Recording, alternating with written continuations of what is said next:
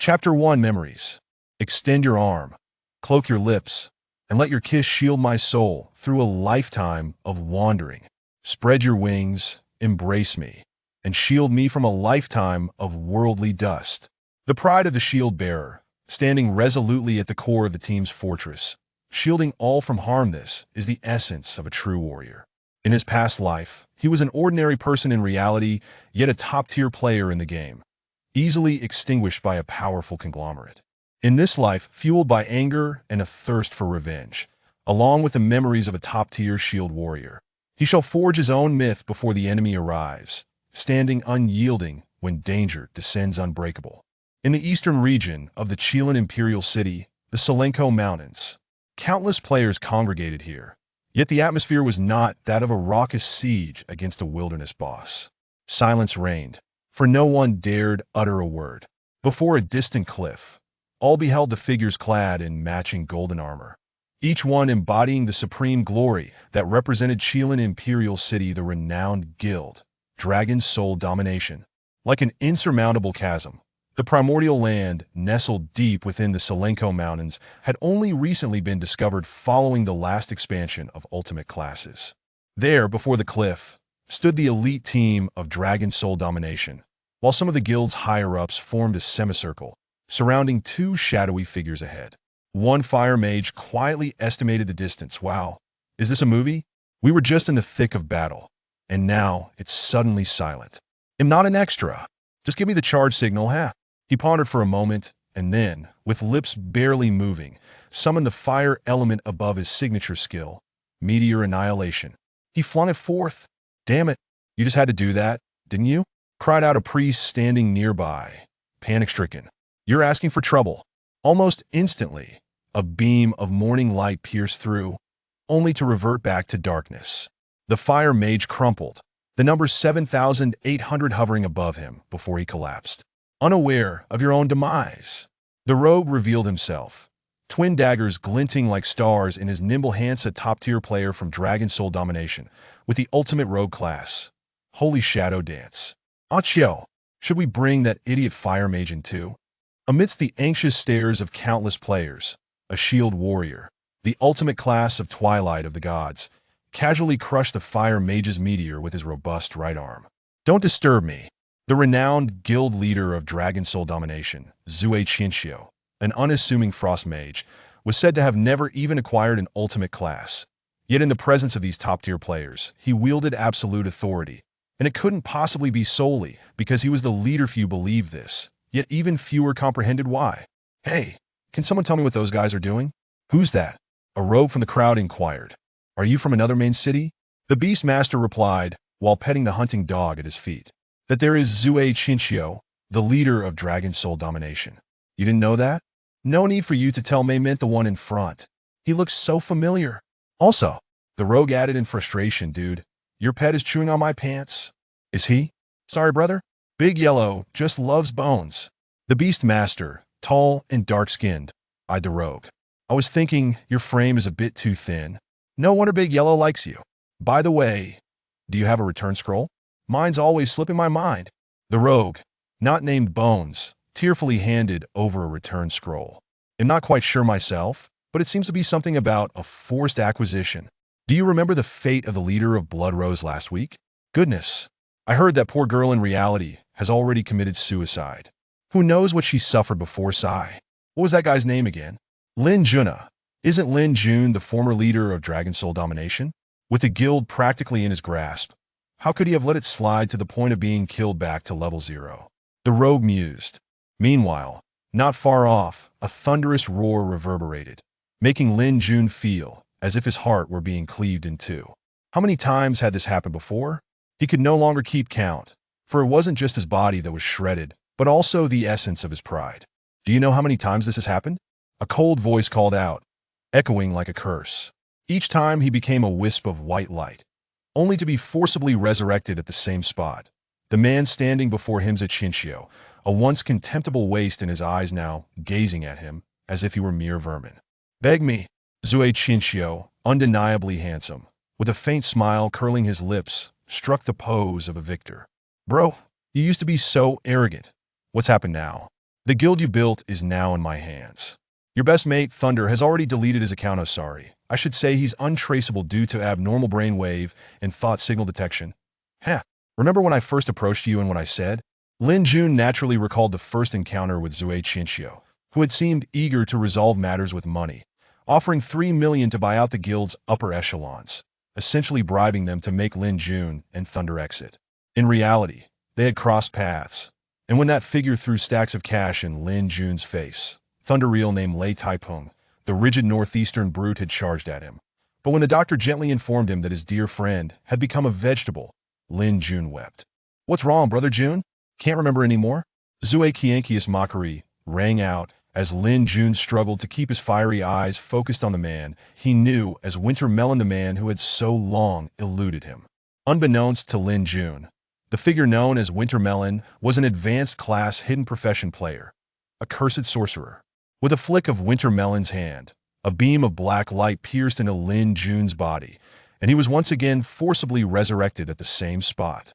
Even after players die, they can opt to revive at the resurrection point or right where they fell, thanks to priest or other class resurrection skills. A devil's scheme, the cursed sorcerer's pinnacle skill, one known only to the top-tier primordial lords, had dropped half a year ago after their guild collectively brought down Stark Fortress. The devil's scheme? The skill book for Cursed Sorcerer requires Lin Jun had forgotten the specifics, as obtaining hidden profession skills is no small feat, especially for top-tier advanced classes. He had dismissed it as useless, tossing it into the guild storage. Yet the skill's effects remained vivid within his memory. Its target would be instantly resurrected on the spot, while the caster would drop 10 of their level's experience and have 1 permanent attribute point randomly reduced. Dropping 10 of experience equates to the ordinary death penalty, and if someone drops below 10, they're pushed back to the previous level. This is the death penalty mechanism of the game. Yet, if this sorcerer was willing to sacrifice, damn, wasn't Lin Jun once a legend? Known as Titan's Wrath, a PK celebrity. "There are some awesome clips of him," exclaimed the rogue beside the dark-skinned Beastmaster. However, Zue Qinxiu hasn't had much reputation. Just because he has money, does that make him this powerful? Have the top-tier players and executives of Dragon Soul Domination turned against him? The Beastmaster remained silent, merely sighing softly. "Do you think it's just about having a bit of money? Do you know, Brother Jun?" Zue Qinxiu smiled, watching Lin Jun gasp for breath. "I possess countless ways to torment you, or even eliminate you instantly. I've told you I'd bring you down to 0, right? I'm a man of my word." Heh. Fan, revive, Winter Melon. The autumn wind mourns the painted Fan, one of the 10 great holy priests within the game. Fan raised his staff that radiated sanctity. Winter Melon, forced back to his feet, bore a bitter smile. "I'm exhausted. Task completed. Now I can return to Sarxes beginner town to chase after novice girls." Once revived by the priest, Winter Melon shrugged. "I told you, Brother Chio. We agreed to level me up in a month." Found him, Brother Chio. A slender figure approached within the elite team, speaking softly. "We've located his position. It appears that the game's helmet isn't so great at pinpointing addresses, but with our Qinxiu Consortium's strength, this search was indeed an unnecessary endeavor. But all thanks to his old classmates. Qinxiu Consortium."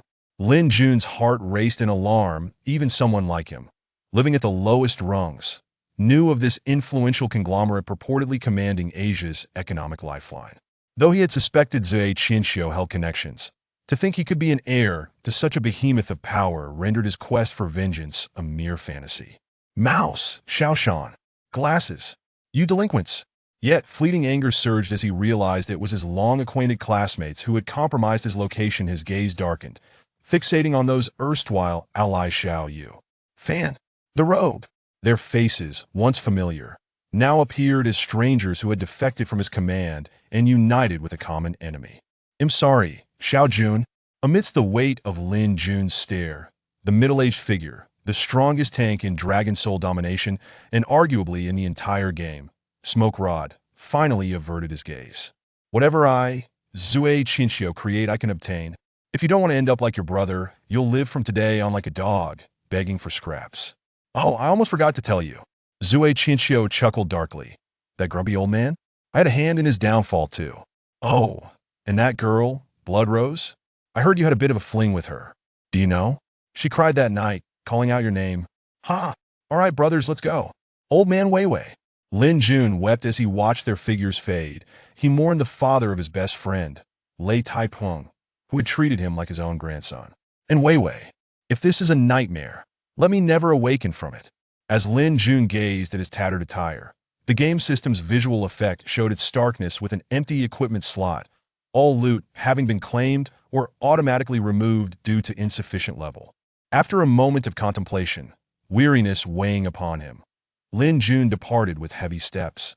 Following the most shocking zero-level incident in the history of the game, it became apparent to all that Lin Jun, once known as Titan's Wrath, would never return. The Qinxiu Consortium had established an unbridgeable chasm. 3 months later, Dragon Soul Domination was officially disbanded.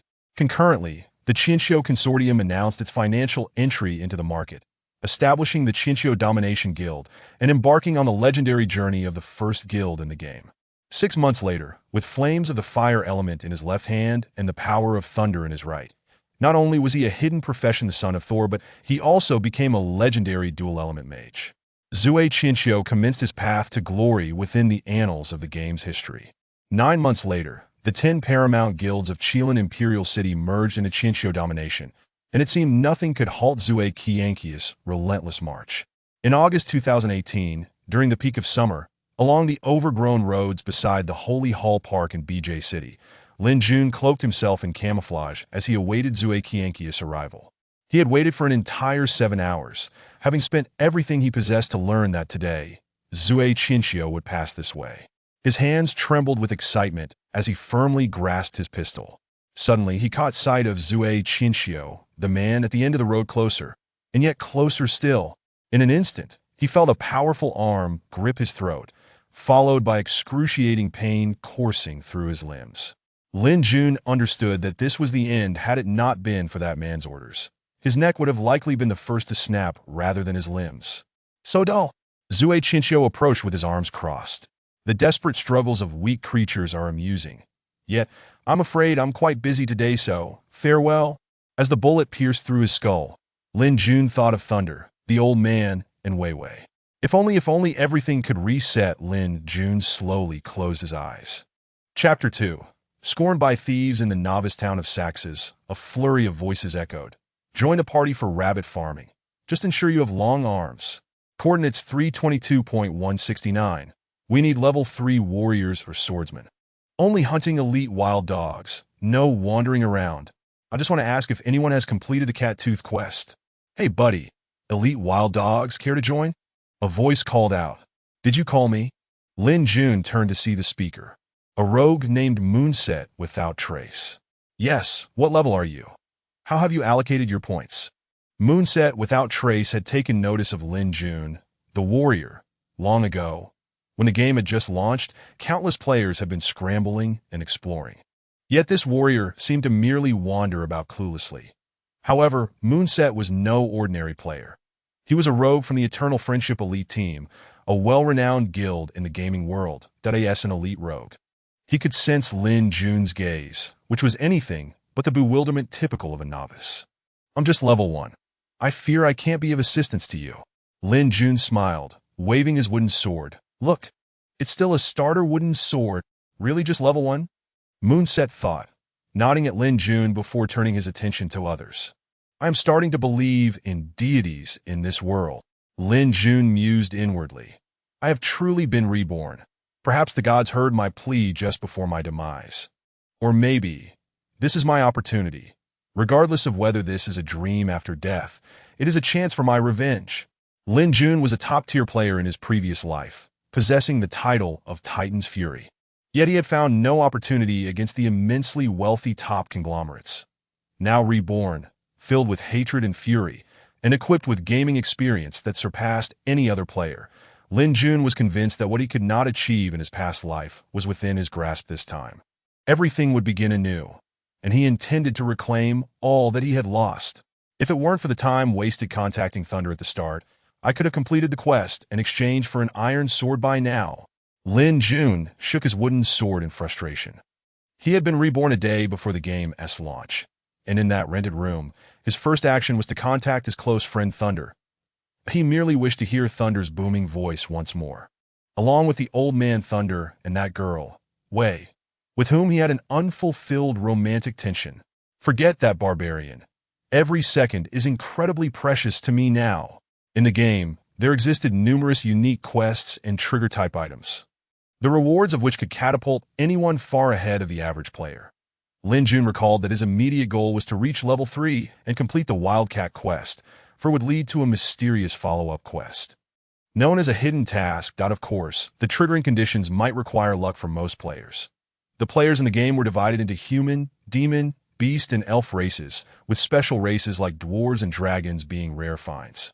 Players mainly aligned with either the Light's Sanctuary faction or the Abyss of Darkness faction, with some neutral factions having very specific joining conditions. Upon entering the game, players first established their race, then their initial profession, and finally chose to align with either the Light's Sanctuary or the Abyss of Darkness, ultimately being placed in the territories of these factions by the system. I end this life.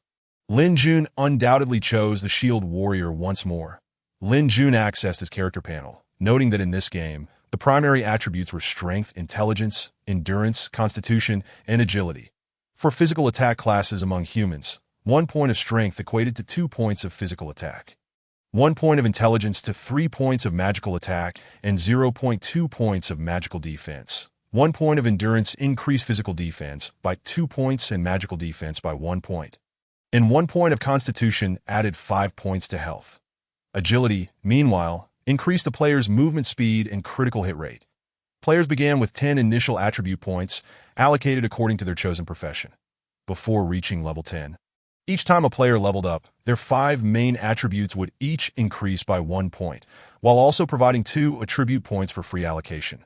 Currently, Lin Jun's profession was swordsman, and the system defaulted his attributes as follows. Name: Lin Jun profession. Apprentice warrior level. 1 strength, 3 intelligence, 1 agility, 1 constitution, 3 endurance, 2 HP, 15 MP, 8 physical attack, 7 magical attack, 3 physical defense. For magical defense, 2 Lin Jun. Having little interest in the remaining data, neglected to examine it further. His health was 15 points due to his 3 points of constitution, while his magic was 8 points. His physical attack, resulting from 3 points of strength, contributed 6 points of physical attack, plus 1 from the system's wooden sword, totaling 7 points. Physical defense stood at 4 points, and magical defense at 2, that the experience required to level from 1 to 2 was 20 points. While the lowest level monsters were the average level 1 wild rabbits. Lin Jun examined the wild rabbit's attributes. Wild rabbit health, 10 attack, for defense, 2 experience. 2 rabbits were merely rabbits. Their attributes were easily manageable. Lin Jun thought that by slaying 10 rabbits, he could reach level 2, feeling a nostalgic thrill wash over him as he charged forward with his wooden sword. The rabbit's defense is 2. I can now deal around 5 points of damage, and its health is 10 points. In his previous life, as the core shield warrior of his team, he was accustomed to recording and analyzing all player and monster data. Lin Jun pondered aloud. In that case, a critical strike could potentially take the rabbit down in 1 blow. The rabbit's critical point. His analysis was correct, but looking at the adorable rabbit before him left Lin Jun speechless that he knew how to solo the Caddis Fortress, understood the divine skills of all professions, and was even aware of the rogue shadow dance and the divine healer's no difference dual healing. Yet he genuinely had no idea where the critical point of the rabbit was. Suddenly, a flurry of red numbers appeared above the rabbit's head. -8, -7, -8, -5, -6. Lin Jun was utterly bewildered. He had forgotten that the game had just launched and that even a single rabbit could deal devastating damage. So much so that even an epic humanoid boss would likely be instantaneously defeated. Lin Jun approached another rabbit, swinging his wooden sword down. 5. A vivid red number emerged, followed by -7, -7, -8, -7. Instantly, the rabbit was overwhelmed by a barrage of damage, granting Lin Jun first point of experience in return. These long-armed frail bones, in Lin Jun's mind, archers and mages with their long reach were always referred to as frail bones. Yet during the early game, the advantage of range was undeniable. While melee classes had to approach monsters, the mages and archers could effortlessly cast spells and shoot from a distance to claim their experience. After much effort, Lin Jun had gained a total of 7 experience points, still needing 13 to reach level 2 for the first time. Lin Jun felt more exhausted than when grinding through hellish dungeons. Meanwhile, that little mage who had just appeared was already level 3, proving that comparisons only served to highlight the disparity between players. Regardless, my goal is to complete the level 3 Cat Tooth quest, Lin Jun thought, deciding it would be wiser to tackle the level 3 Wildcats first. The Wildcat's attributes were as follows. Wildcat health, 30 points attack, 6 defense, 3 experience. For this offered a full doubling of experience compared to the rabbits. And their attributes were slightly stronger as well. Lin Jun made his way to the Sax's grasslands at the western edge of the town, where countless wildcats roamed freely. How strange with so many level 3 players. Why are there so few hunting wildcats? Lin Jun wondered, observing the sparse number of players. Could it be that no one knows this is where wildcats spawn? 4. Lin Jun struck with his sword, instantly dealing 4 points of damage. According to the damage assessment, this was a standard attack that he contemplated his next move and swung once more. Miss! Lin Jun was taken aback, cursing his bad luck as he was struck by the wildcat. When the furry little paws clawed at him, the number -3 appeared. With 4 points of defense against the wildcat's 6 points of attack, the damage dealt was unexpectedly high. Perhaps it was simply Lin Jun's misfortune or the wildcat's good fortune. Miss! Lin Jun turned and struck again, only to receive another miss. He was momentarily dazed, only to see a purple number -5 float from his character. He had been critically hit. This is bad. His health plummeted to 7 points, and panic set in. Having entered the game later in his previous life, Lin Jun often found himself dragged into battles with higher-level monsters by friends, leading to many of his memories being hazy. 2. Just as he momentarily lost focus, Lin Jun suffered another attack from the wildcat. With no other option, he turned and fled until he was out of the aggro range. No wonder so few come to farm wildcats. Lin Jun calmed himself, realizing the crux of the matter. As a level 3 novice monster, the wildcat's attributes were not remarkable, but its innate agility made it a speedy attacker and mover, significantly boosting its critical hit rate compared to ordinary monsters. 12. A rogue nearby executed a precise backstab, inflicting an additional 50 damage. With a few effortless attacks, the rogue easily took down a wildcat. Due to the rogue's attribute points being predominantly allocated to agility, they not only matched the speed of the wildcat, but also gained a certain level of critical hit resistance, making encounters with the wildcat in the early stages remarkably effortless for the rogue. The hidden quest for the level 3 Cat Fong was first discovered by a rogue back in the day. You fool! Warriors should be hunting dogs, the rogue disdainfully remarked, casting a glance at Lin Jun, who was meditating nearby.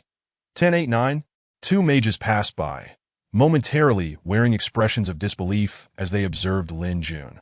What the hell? Having witnessed countless trials and tribulations in his past life, Lin Jun could hardly believe that he was being scorned by a mere rogue and mage.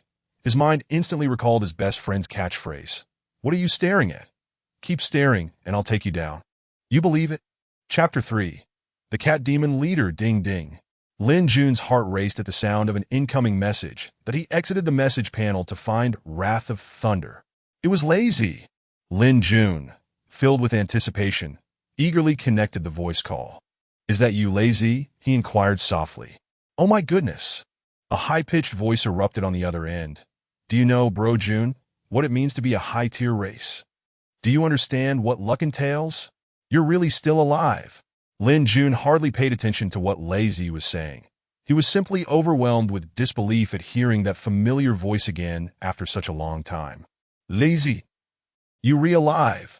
That's wonderful. On the other end, Lazy, initially sharing in Lin Jun's joy, fell silent. 3 seconds later, he retorted, Get lost. Ha ha ha. Lin Jun chuckled, exchanging a few more words with Lazy before ending the call. It turned out that Lazy had been classified as an orc by the system, a race that provided attribute bonuses when selecting the warrior class, along with more violent skills that in his previous life. Lazy was merely an ordinary human berserker. After composing himself, Lin Jun squinted and attacked the wild cat once more. 5. A stroke of good fortune, yielding considerable damage. As the wild cat received the blow, It immediately extended its claws. Lin Jun's mind was razor-sharp, and he swiftly dodged to the side. Miss! The system notification chimed, indicating a 70 success rate in his evasion. That a faint smile graced Lin Jun's lips as he thrust his wooden sword at the wildcat's neck with remarkable speed. In Genesis, these non-targeted attack movements, as well as certain skills, could be evaded through body control, something only skilled players could achieve. If one's attributes were insufficient, executing such maneuvers would be impossible, while experts could swiftly react with appropriate judgments based on their body's instantaneous responses. Critical hit determination completed 80.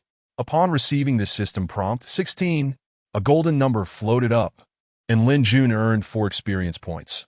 Regaining the initiative, Lin Jun radiated golden light amidst the astonished gazes of several small rogues.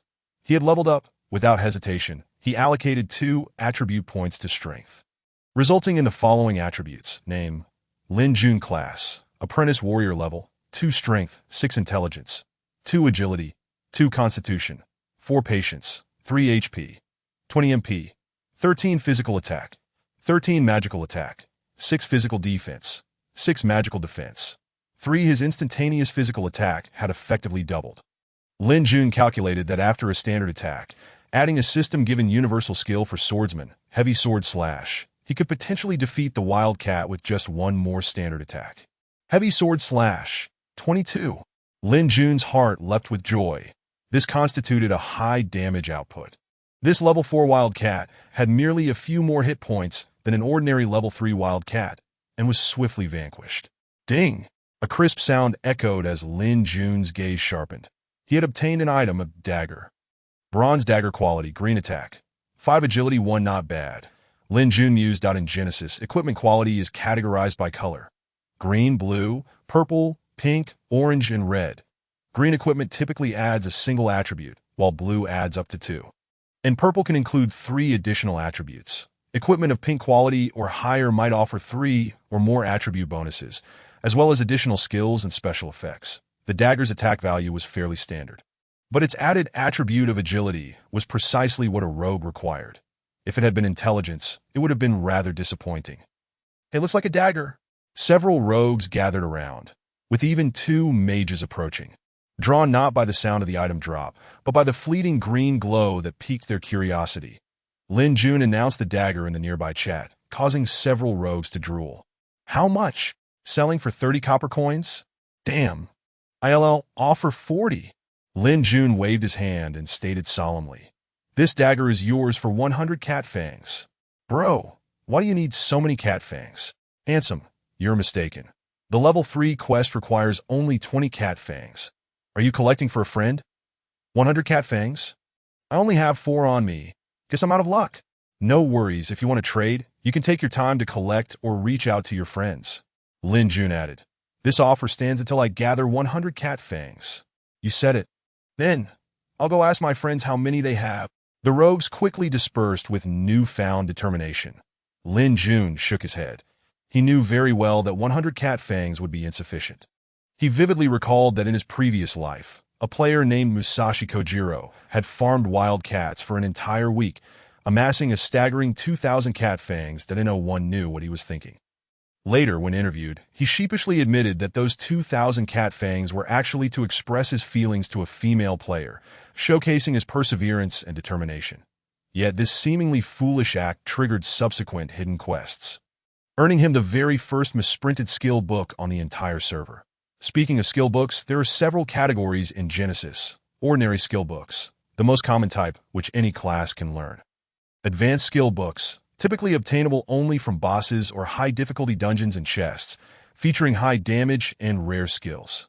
Ultimate skill books, very challenging to acquire, usually only found in ultimate chests or from demonic or primal lords.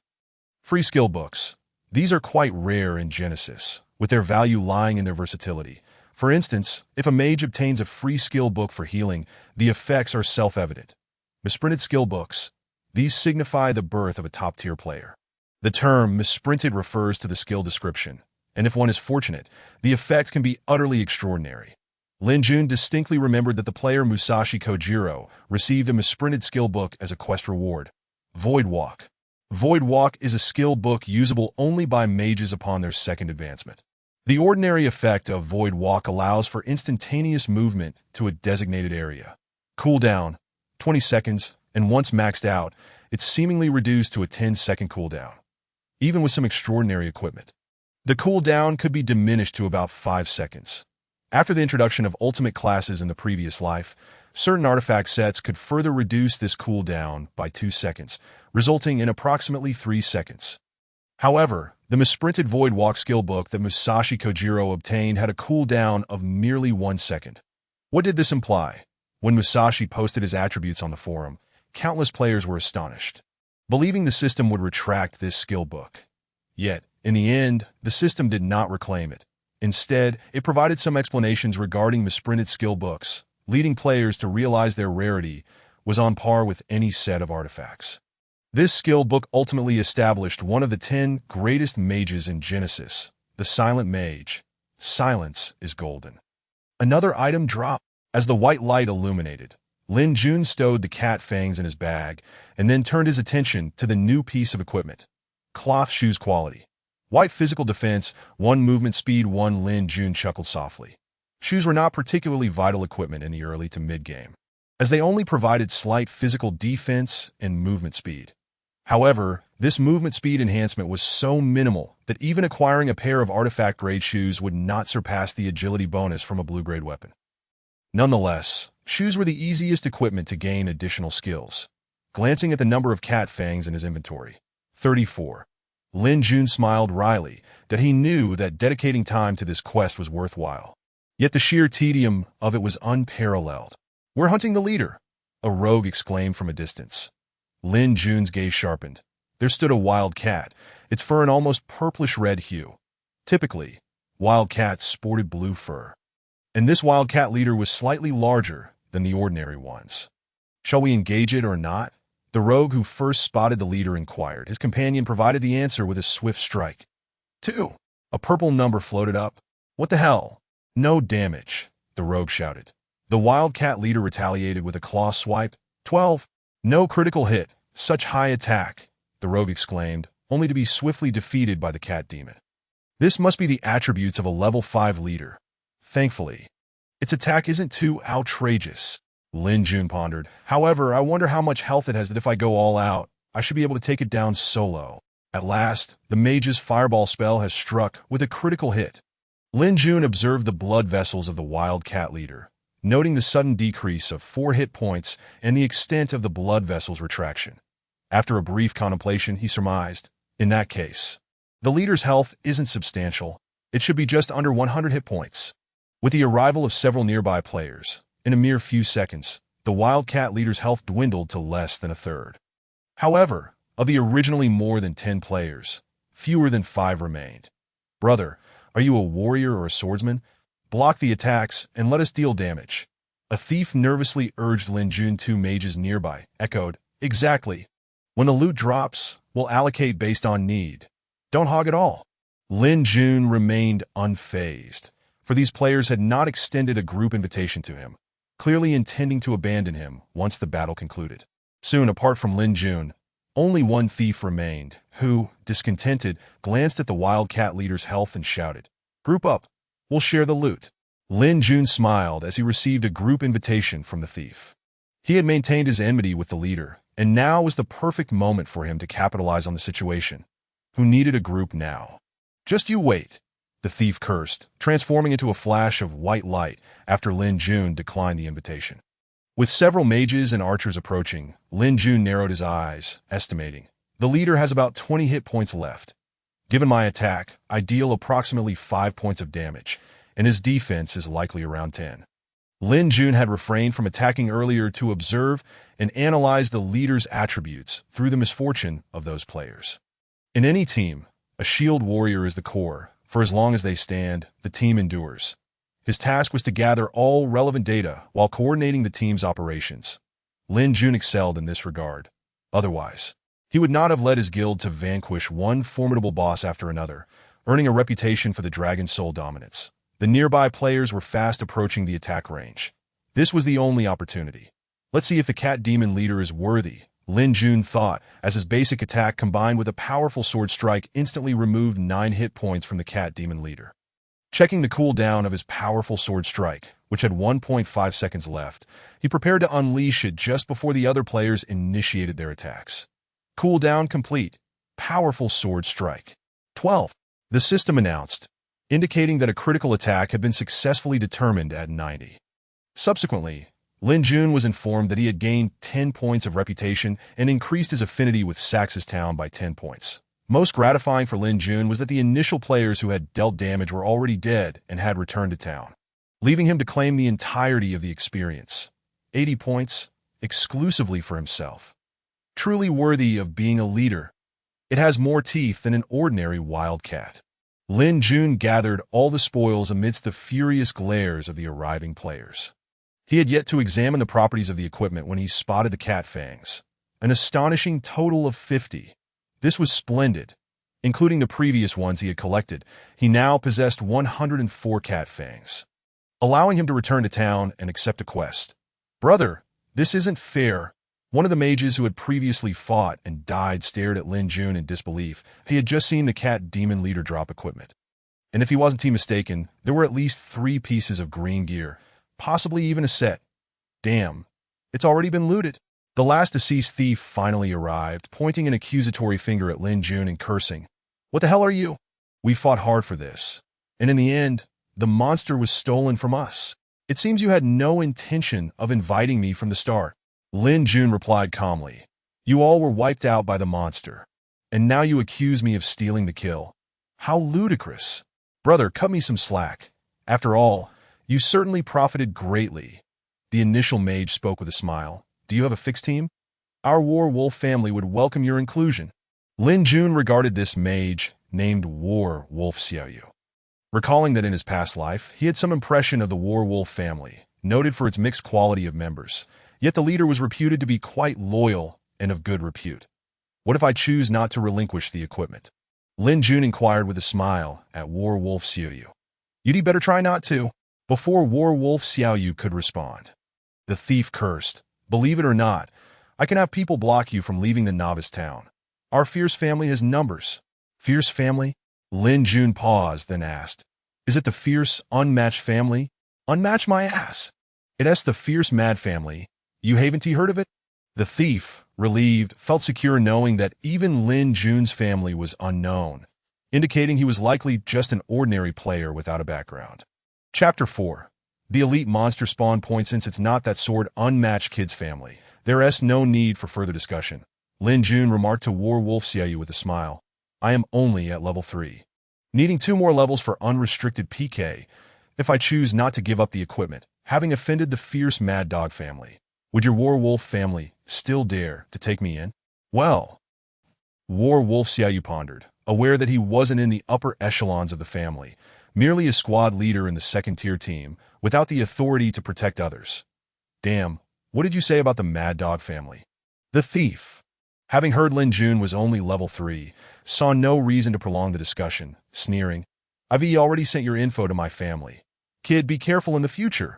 To be honest, I'm not in a position to negotiate, War Wolf Xiaoyu admitted, indicating his inability to guarantee Lin Jun's safety, and turned to leave. However, if I were in a higher position, I would accept you. Your skills are commendable. War Wolf Xiaoyu was the first player to be killed by the leader's critical hit. Upon his arrival, he had witnessed Lin Jun engaged in battle with the cat demon leader, displaying remarkable agility for a warrior, particularly during the crucial attack determination. War Wolf Xiaoyu's instincts told him it was no mere luck. Wait. Lin Jun called out to War Wolf Xiaoyu, then tossed an item in his direction. Cat Fong Pendant, Magical Attack 1, Intelligence 1, Required Level 5. Set effect not activated. War Wolf Xiaoyu gazed in astonishment at the equipment in his hand, recognizing it as a green item, and possibly part of a set, yet notably the most elusive necklace slot. Thank you. War Wolf Xiaoyu accepted the pendant, bewildered as to why Lin Jun would gift him such a valuable item. If I say it was your earlier honesty that moved me, you'd probably find that repulsive, and I would too. Lin Jun waved his hand dismissively. Do you have any cat fangs?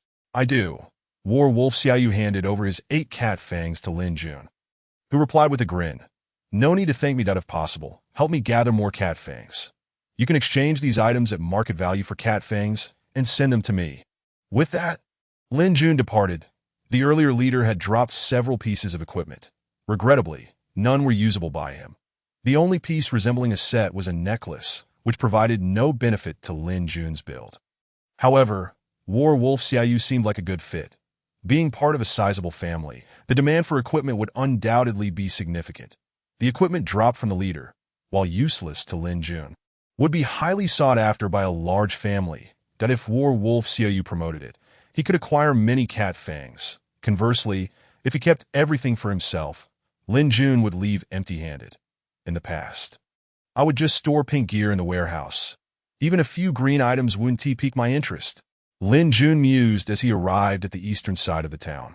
Where a dilapidated hut stood, he pushed the door open and stepped inside, only to find the room in ruins that a middle-aged woman with red, swollen eyes was hunched beside a bed, mourning the figure lying on it.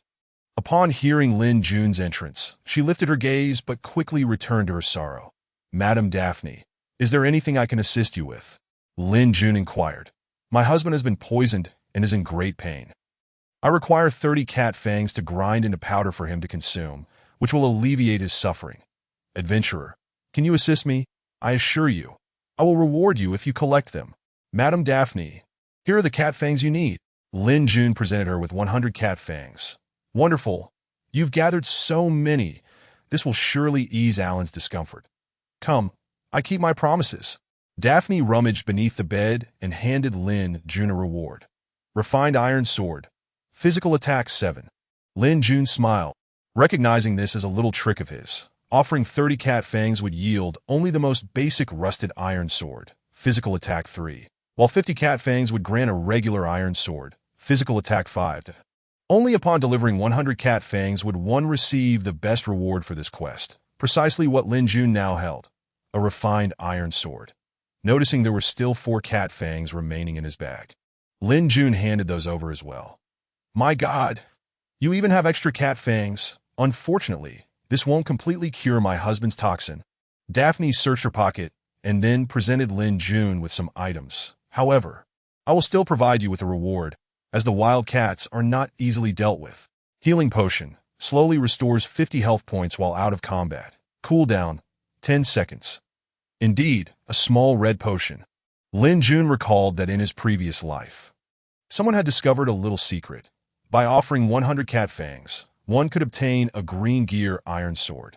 Subsequently, many players began to gather more cat fangs to complete the quest, only to be met with great disappointment. The task that Daphne provided for weapon rewards could only be completed once. Any additional cat fangs given to her would merely yield healing potions, at a rate of 1 for 1. Nevertheless, human curiosity is a formidable force. Some speculated that since the first reward for 100 fangs was green gear, perhaps offering 200 or even 300 fangs would yield something better. Would 500 fangs still result in healing potions? What about 800 or even 1,000? Ultimately, the most ambitious player amassed a total of 1,500 fangs to present to Daphne, only to find himself the next day becoming the largest supplier of minor healing potions in the novice town. As Lin Jun returned to the Wildcat area, he found that with the increase in levels, the agility trait of the Wildcats was somewhat suppressed, making critical hits less frequent. Consequently, more players began to appear to hunt Wildcats. After taking down several Wildcats, Lin Jun, who was just a few experience points shy of leveling up, finally glimmered with golden light. He considered that he did not necessarily have to grind against the level 5 wild dogs like ordinary players. Once he had collected enough cat fangs, Lin Jun planned to hunt the high-attack, low-defense wild bulls, which would require him to invest in vitality to ensure a safer health pool. Thus, he allocated 3 points to vitality, bringing his attributes to name, Lin Jun class, apprentice warrior level, 5 strength, 12 intelligence, 5 agility, 5 vitality, 10 patience, 6 HP, 50 MP, 13 physical attack, 31 magical attack, 15 physical defense, 13 magical defense. 10 Lin Jun was quite satisfied with his current attack power, capable of defeating a wild cat with a single strike, thus accelerating his acquisition of cat fangs. "Wow, this guy's attack power is astonishing," exclaimed one player. "Indeed. And he has been here for half the day without leaving," a frustrated priest, who had been struggling to hunt wildcats, remarked. "I've seen him glow twice already. I can't fathom how long he intends to stay." Due to his level, Lin Jun could only gain 1 point of experience from killing a wildcat. A disheartening situation for him, as he required 300 points to reach level 7, that amidst the countless eyes of lower-level players eager to claim wildcats, Lin Jun calmly continued to eliminate them. Suddenly, a notification sound chimed, and Lin Jun felt a surge of joy. Had Lazy already reached level 10? It turned out to be an email notification. Upon opening his message panel, he saw an email from Battle Wolf Xiuyu. Lin Jun did not delve into the contents of the email, but the item bar at the bottom displayed a neat stack of 1,000 cat fangs. So many! Lin Jun was taken aback. In the wake of the revelation that minor healing potions could be exchanged for cat fangs, the price of the previously 5 copper coin potions had plummeted to 1 copper coin for 2 or even 3, and it seemed unlikely that prices would recover while players remained at lower levels. Conversely, the market price for the equipment Lin Jun had given to Battle Wolf Xiaoyu hovered around 5 silver coins. Given that 1 purple crystal coin equated to 100 gold coins, and 1 gold coin to 10 silver coins, or 1,000 copper coins, Lin Jun was, in fact, at a slight loss. "I truly did not misjudge him," Lin Jun chuckled to himself. "In that case, I can gather a complete set of novice gear here, while exchanging any surplus equipment with Battle Wolf Xiaoyu for cat fangs, that ITS settled." "Brother," a voice called out. Lin Jun turned to see a man clad in a robe, with a faint glow of light elemental energy indicating he was an apprentice priest. "Is there something you need?" Lin Jun inquired, puzzled. "This is for you," the priest, named Milk Volume Higher Than Alcohol Volume, said, tossing over 50 cat fangs. Lin Jun looked at the fangs in surprise. "What is the meaning of this? I heard you were collecting these." Milk Volume Higher Than Alcohol Volume sheepishly scratched his head. "Seeing how quickly you defeat monsters. And since you're already level 5, I assume you aren't doing this for experience. 50 cat fangs for 50 monsters. How about I become your rabbit?" he said, looking at Lin Jun with eager anticipation. The term rabbit referred to someone who would receive payment without actively participating, akin to a boss-level arrangement. "What?" Lin Jun was momentarily taken aback, since priests below level 5 cannot learn healing spells or holy arrow. And considering their low attack power without offensive skills, their leveling rate was indeed slow. However, the incentive of 50 cat fangs was genuinely enticing to Lin Jun. "All right, you've got a deal that I have over 200 fangs left. You do your part, and I'll keep track." Milk Volume Higher Than Alcohol Volume exclaimed excitedly. Lin Jun accepted the group invitation.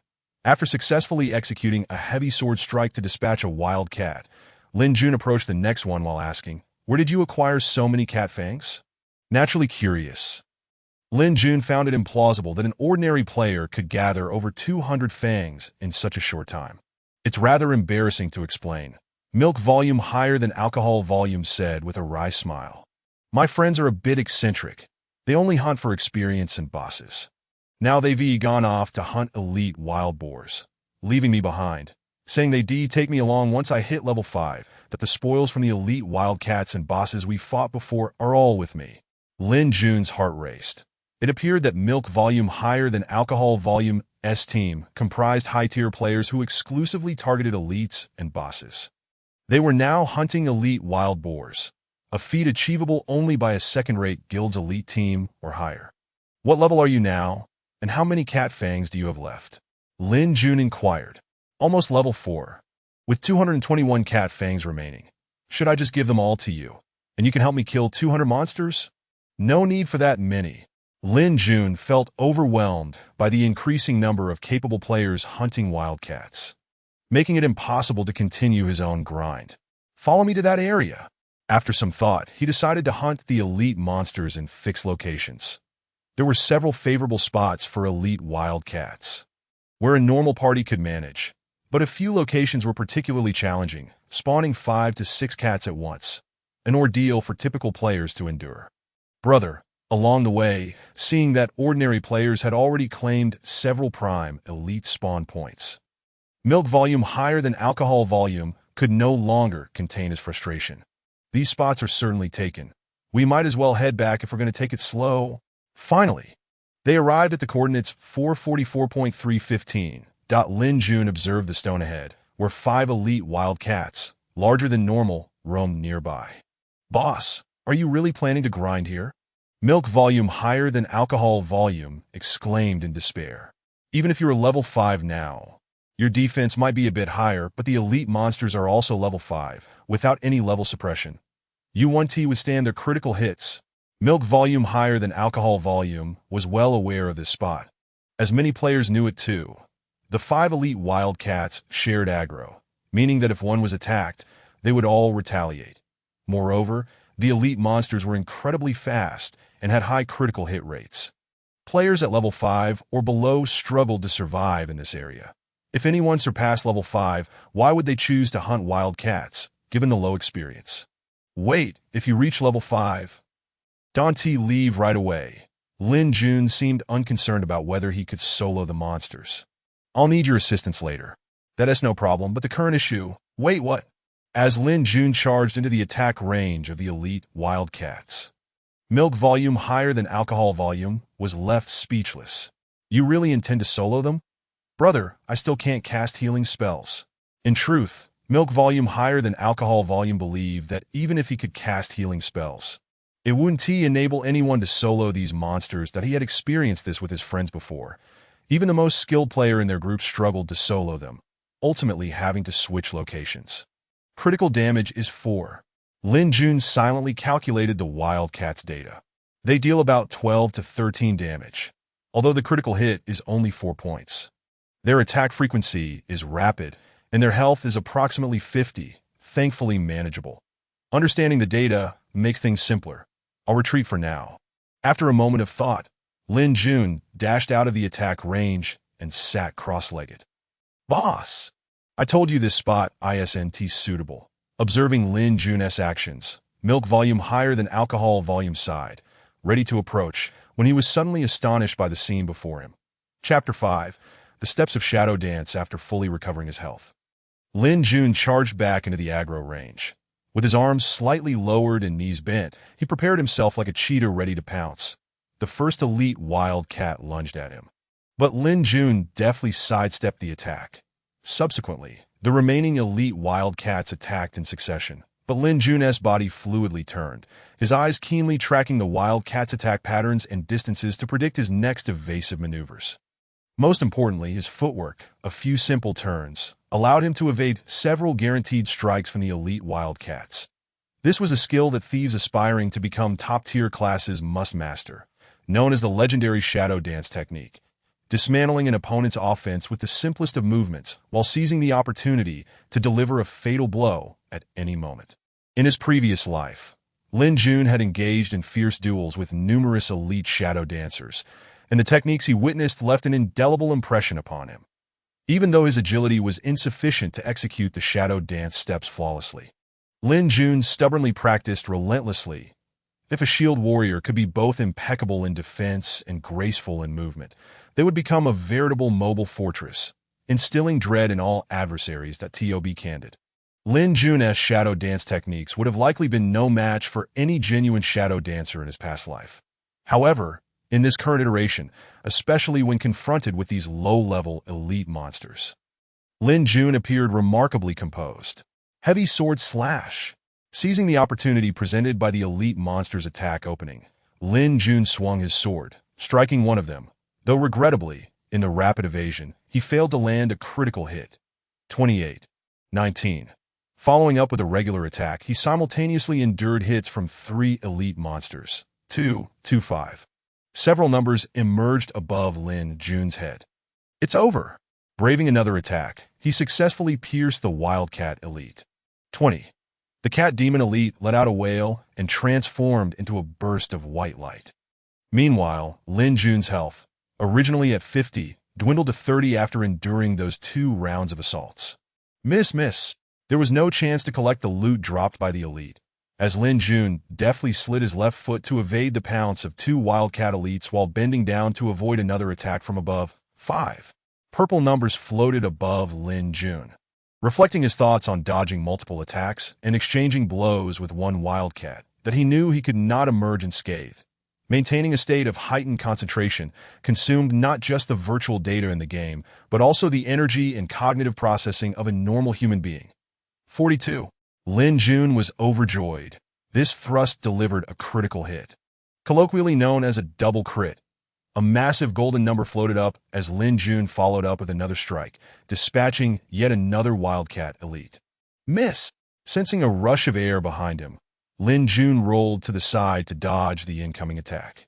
A bead of sweat trickling down his forehead. This cumbersome body is exhausting. Lin Jun silently cursed that on numerous occasions he could predict the attack trajectories of the Wildcats, yet his body could not keep pace with his brain's commands. A reflection of his inadequate attributes. Furthermore, the shadow dance was indeed a tremendous drain on both mental and physical stamina. With 3 Wildcat elites remaining, Lin Jun, disregarding the dizziness in his mind, managed to achieve a flawless kill on one of them. When the last 2 charged at him, Lin Jun was prepared to forego evasion.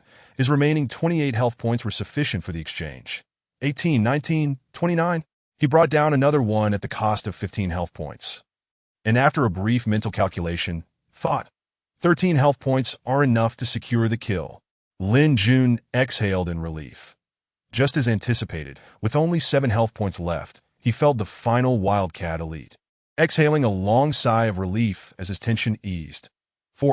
A colossal purple critical damage number soared up, momentarily stunning Lin Jun, just as a fierce claw struck his waist. Damn! I forgot about the monster respawn timer.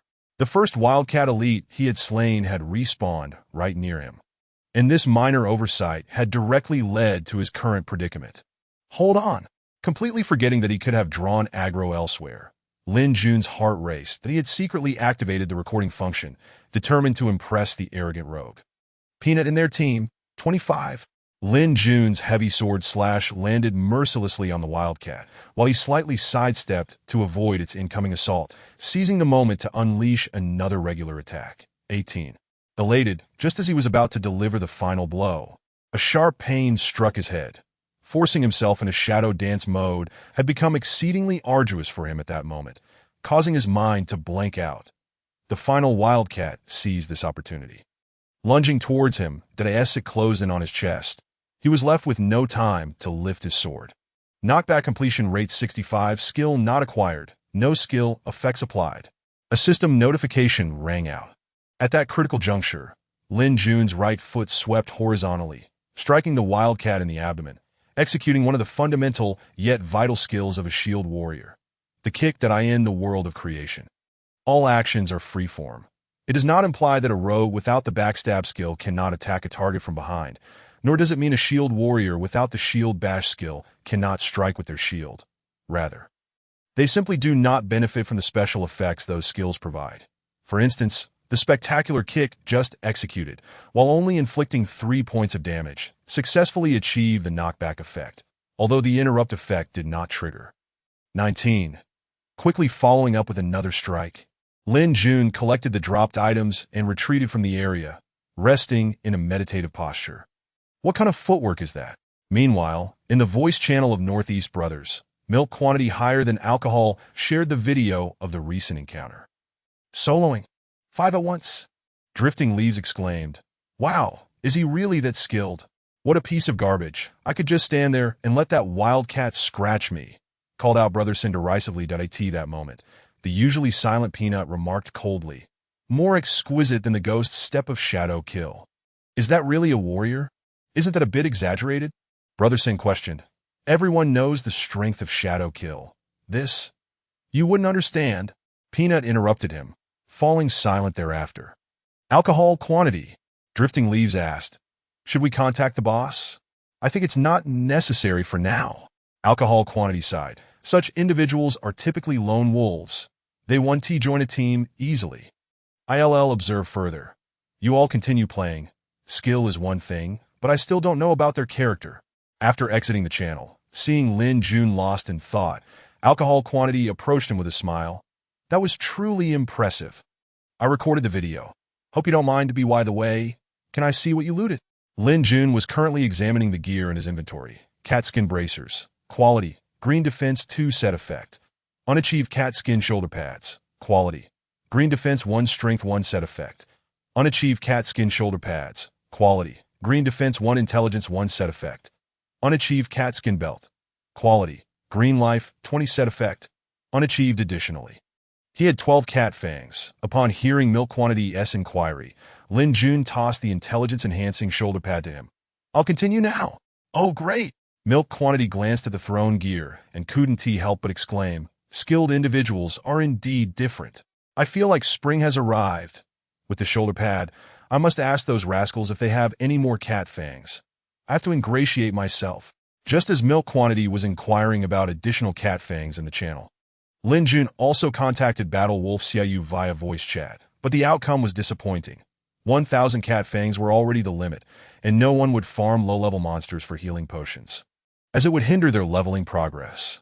At this rate, Milk Quantity exited the channel, saying, after farming at most 4 more waves of monsters, I'll reach level 5. Don't worry. My friends can gather a few more cat fangs. They will all be yours. After reaching level 5, I'll be in a better position. That's quite soon. Lin Jun smiled and re-entered the aggro range of the Wildcat elites in the distance. Several players had also noticed the situation. Is this guy a rogue or a warrior? You fool. He is definitely a rogue. Otherwise, he wouldn't dare play like that. You're the fool. Have you ever seen a rogue wielding a longsword? As long as the attack is high, it doesn't matter. They haven't even class changed yet. Just as those two players conversed, a girl overheard their dialogue and couldn't help but laugh. Ha, brother, these two fools are quite amusing. The girl, named Wu Xiaoying, had a brother named Wu Zhan, whose brow was tightly furrowed. Xiaoying, don't you think the most interesting one is that guy over there? He is just a not-too-bulky warrior. Wu Xiaoying pouted, then excitedly said, he definitely doesn't have skills as good as Brother Yefeng. Wu Zhan was well aware of the guild member known as Mad Rogue, who exclusively played the rogue class in every MMORPG and held a place among the top 10 rogues in the gaming community. Brother, stop watching, Wu Xiaoying insisted. Hurry and help me level up to 5. Oh, by the way, the level 9 dungeon has a difficulty that the elite team says they still can't conquer. Shouldn't you help out first? I don't like those elite team members. Wu Zhan frowned. They have skills, but they're too arrogant. Such individuals will never reach the level of top players, and I don't want to interact with them too much. All right, brother, stop frowning and don't keep staring at that guy named Lin Jun. Wu Xiaoying laughed. If you don't want to go back to tackle the dungeon, just keep leveling me up, you little rascal. Wu Zhan could only chuckle helplessly. 25. The final strike hit the Wildcat's belly and a golden light enveloped Lin Jun, finally elevating him to level 6 throughout the day as farming of elites. He had amassed fewer than 200 cat fangs, while Milk Quantity had given him around 400. Lin Jun furrowed his brows, adding the 100 from Battle Wolf Xiaoyu. That still leaves us 400 short. There is no other option. I must return to exchange my equipment. Lin Jun had reached level 6, and the experience from the level 5 Wildcat elites had dwindled to merely a third of what it once was, given that Wildcats were inherently level 3 monsters. Thus, there was little point in lingering to farm the Wildcat elites any longer. After some contemplation, Lin Jun resolved to head back to the novice town to trade his gear for cat fangs. This was something he had long wished to avoid, as it would undoubtedly attract the attention of others. If someone with ulterior motives were to notice him, completing the subsequent hidden quest would become quite troublesome. However, players had already begun to encroach upon his previous farming spot, making it impossible for him to stay. I'm already at level 5. I'll contact you again after I return to ask my friends for a skill book to learn a new skill, he said, recalling what Lin Jun had mentioned earlier. With a brief farewell, Nai Liang took his leave. Chapter 6. The elite team farming Wildcats. Lin Jun nodded and rose to depart as well. Hey buddy, with your skills, why leave? Keep farming, a mage chuckled. We're just helping to lighten your burden. Several players nearby laughed and joined in the mockery. Do you not trust your team, warrior? How dull! As these players engaged with him and the 5 elite monsters, they dealt damage with their skills, their smug demeanor irking Lin Jun. He scoffed coldly before making his exit. Hey brother, that warrior has left. What should we do? A rogue inquired. The mage who had spoken earlier, known as not eating egg yolk, disdainfully curled his lip. Tiger, go ahead and engage the monsters if that fool hadn't given up his spot. I would have stolen the kills. Oh! The warrior called Tiger charged forward a minute later. Tiger, what are you doing? Not eating egg yolk, exclaimed angrily. Because of your blunder, we've wiped you, idiot. Boss, I couldn't hold on. That warrior was definitely a pro. Tiger lamented. These elite monsters don't have high damage, but their attack frequency and critical hits are too much. Our team doesn't have a priest. I can't withstand it. That jerk was soloing earlier. How could he manage? We all level 5 warriors. Not eating egg yolk, shouted. Even if you can't hold on, you must. That's an order. 10 minutes later, not far away, Wu Xiaoying finally chuckled. Brother, that warrior is quite pitiful. Sigh. A bunch of fools who don't know their limits. Wu Zhan sighed that I in the center of Success Town. The layout resembled a well, with the center serving as a marketplace for players to trade equipment. +1 strength long sword. +1 intelligence gloves. Come take a look. Green gear, only selling green gear. Absolutely the lowest price. Full sets of white gear for all classes. 5 pieces for just 1 silver coin. 3 pieces for only 2 silver coins. No individual sales. Hearing this announcement, Lin Jun paused slightly. The so-called 5-piece set refers to the 5 equipment slots players wear. Helmet, armor, chest piece, and 2 glove slots, collectively known as upper 5. The lower 3 consists of pants, belt, and shoes, with the belt being the most difficult to obtain. The belt adds health attributes, which significantly enhances early game players who lack attribute points. Lin Jun approached the stall, noting the vendor's amusing name. Qian Shirshin, a homophone for money is divine. Qian Shirshin was a stout man who, upon seeing potential business, immediately donned a smile. What can I get for you, my friend? We have upper 5 and lower 3 sets for all classes, but no individual sales. Lower 3 set for warriors, Lin Jun replied with a smile as he initiated a trade.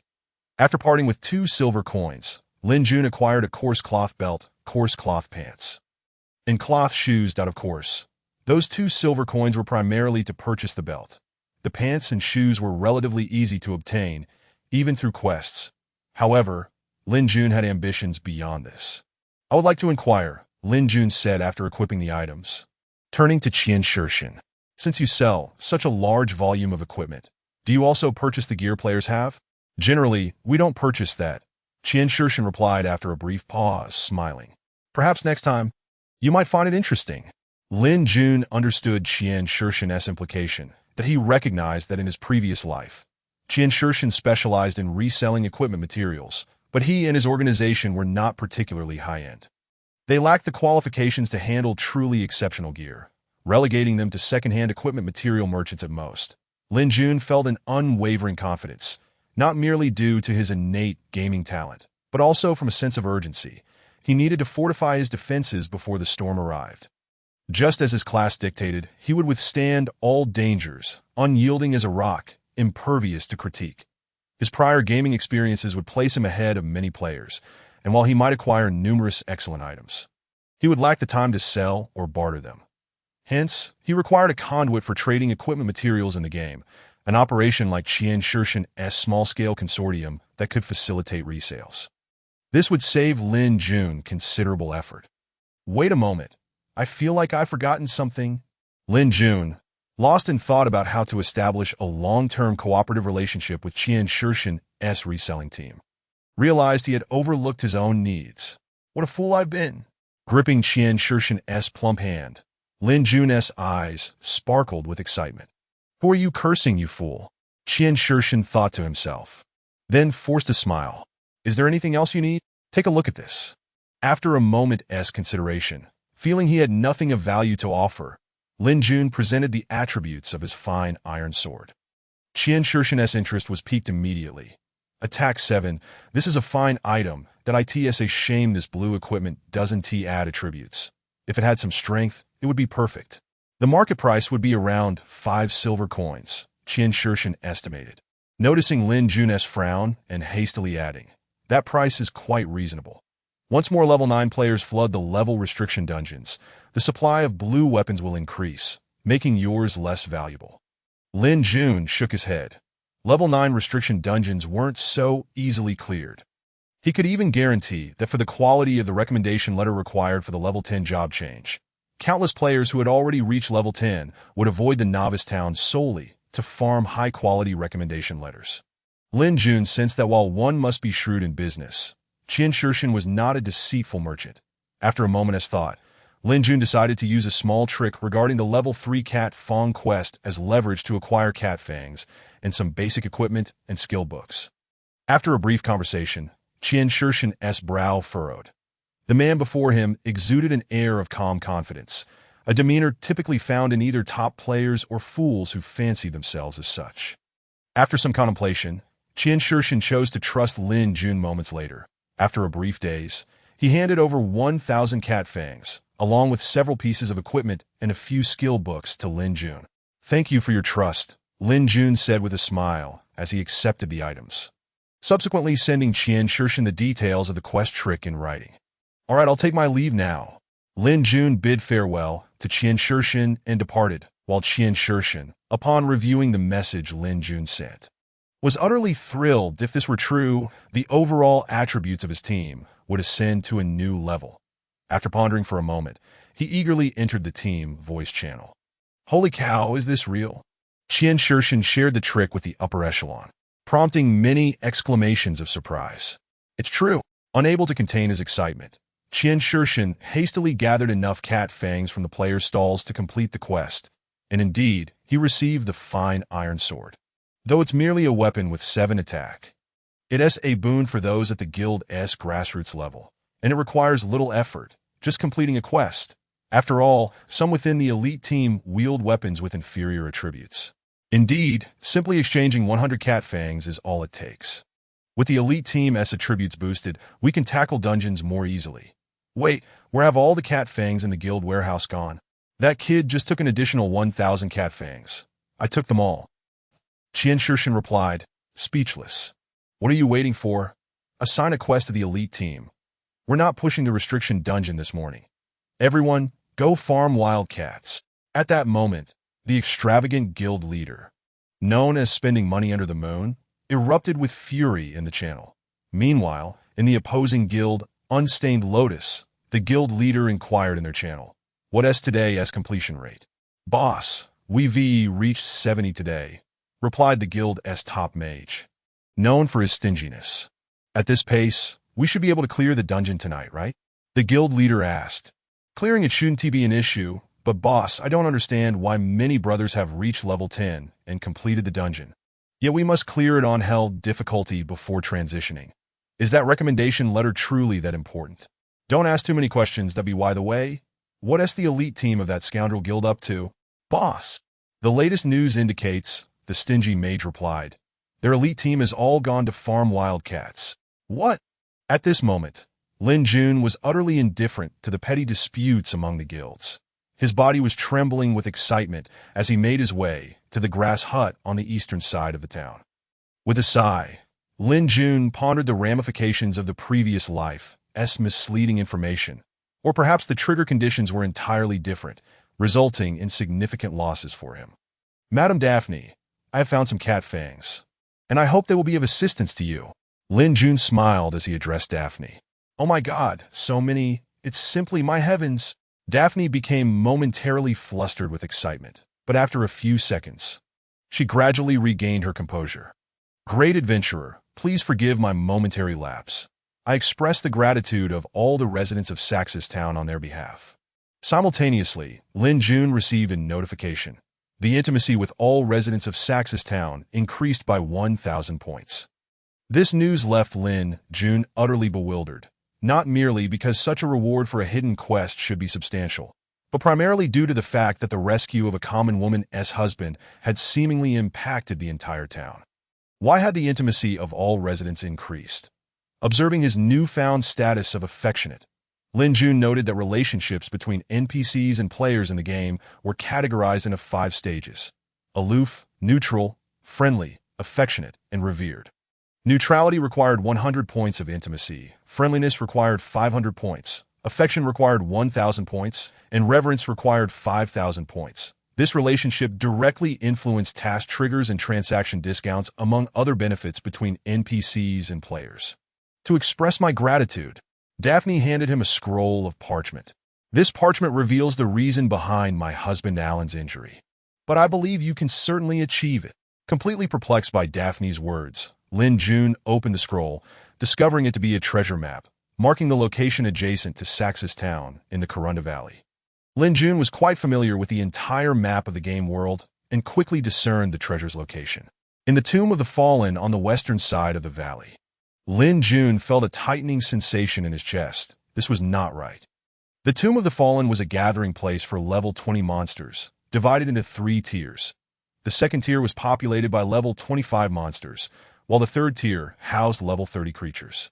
If the treasure, this hidden quest S reward, were located on the third tier, Lin Jun would undoubtedly curse the heavens. Chapter 7. Erroneous Skill Book Block. Oh, right, adventurer. There is one more thing that is also your reward. Just as Lin Jun was about to explode with frustration, Daphne smiled and handed him a skill book. This is outrageous. Lin Jun mentally berated the designer of this quest, but the pressing matter at hand was to discern which profession this skill book pertained to.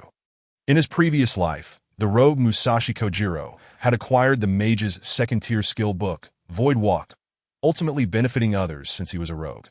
I hope it's a skill book for shield warriors. Lin Jun trembled with anticipation as he examined the skill book. Shield Guard Block, usable by warriors, swordsmen, and their corresponding subclass professions. Required level 5. Skill description. Absorbs a portion of incoming damage and its associated effects while in the shield guard block stance. Enjoy skill completion. Cooldown 3 seconds. To his astonishment, it was this skill. Without a shield, it was simply called block, but the variant for shield warriors included the term shield guard. Nonetheless, Lin Jun preferred the simpler designation of block.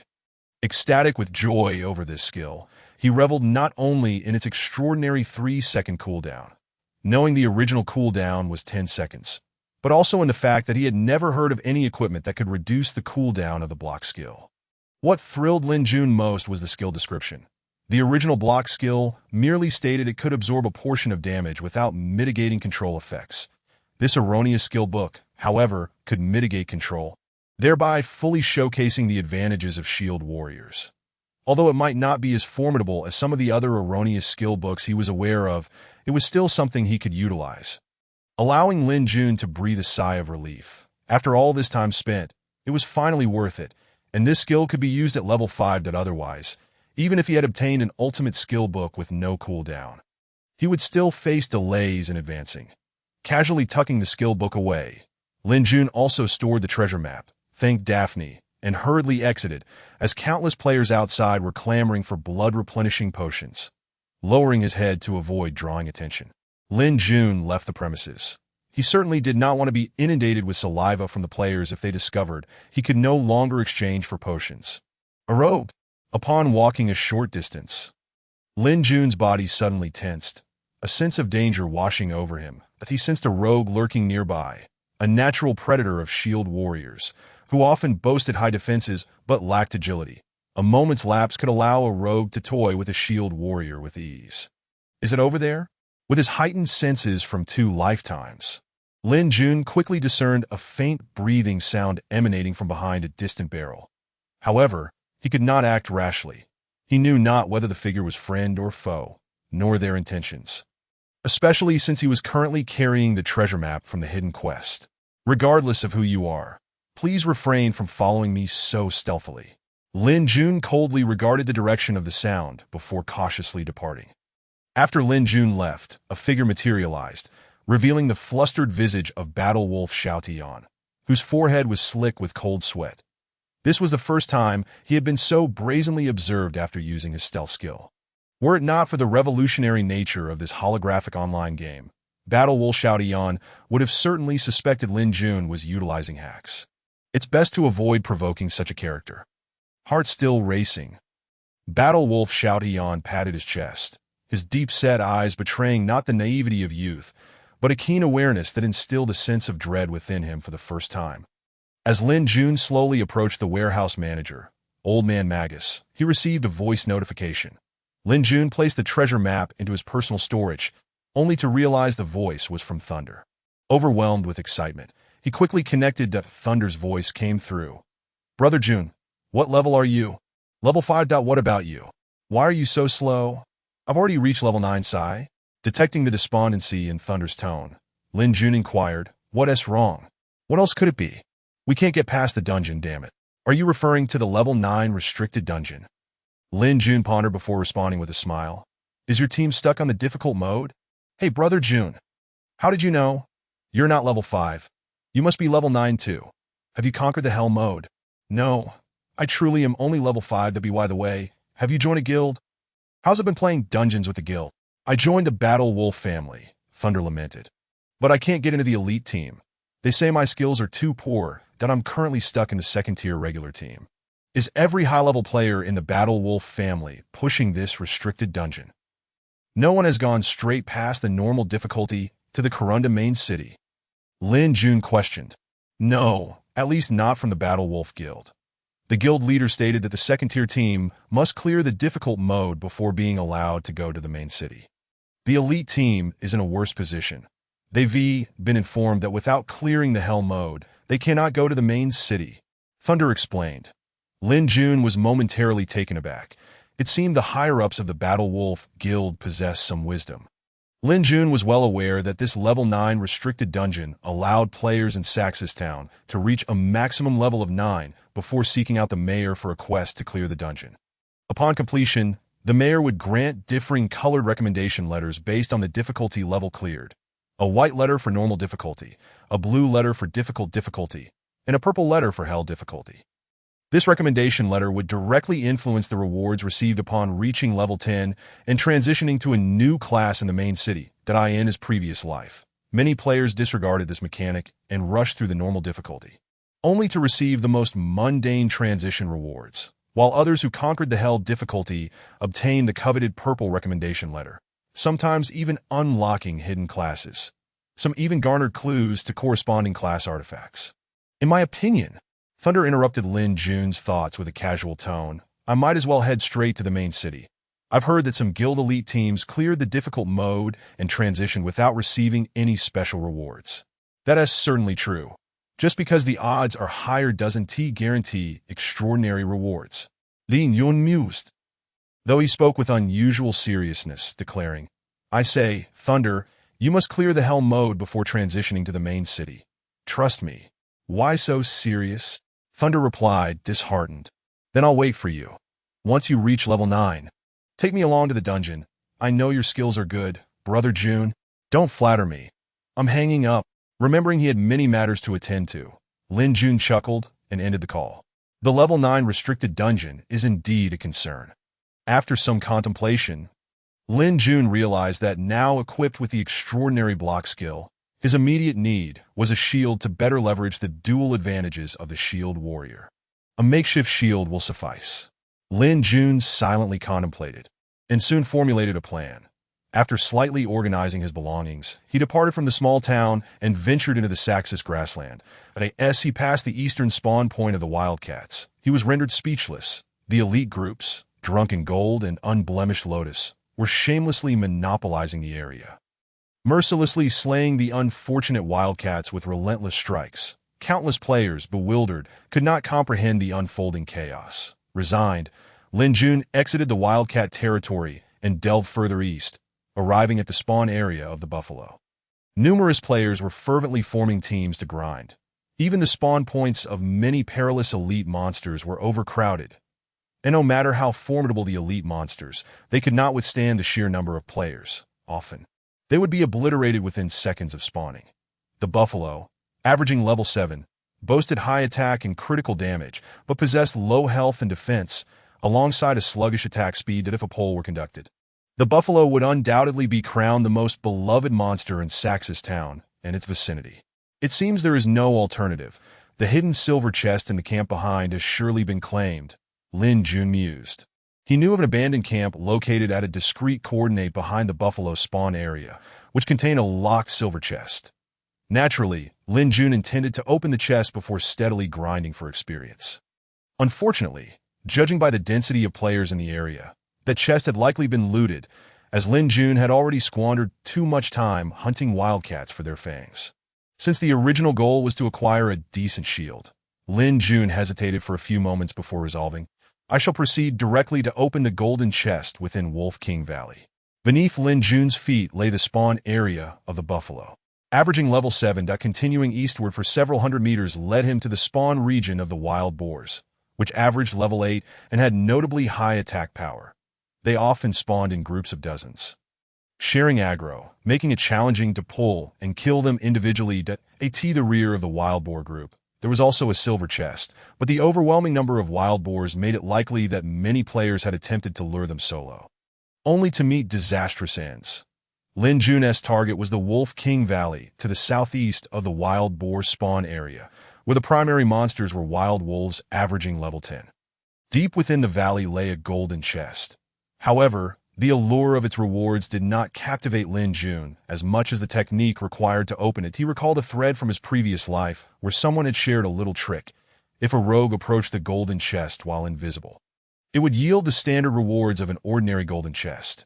Yet if one accepted the quest from the NPC, injured Reinhardt, located at the center of Wolf King Valley, and successfully eliminated a certain number of wild wolves, the golden chest would invariably yield the quest item sought by Reinhardt, the ring he had lost. Players could then receive substantial rewards from Reinhardt, with the coveted Wolf King set being the ultimate prize.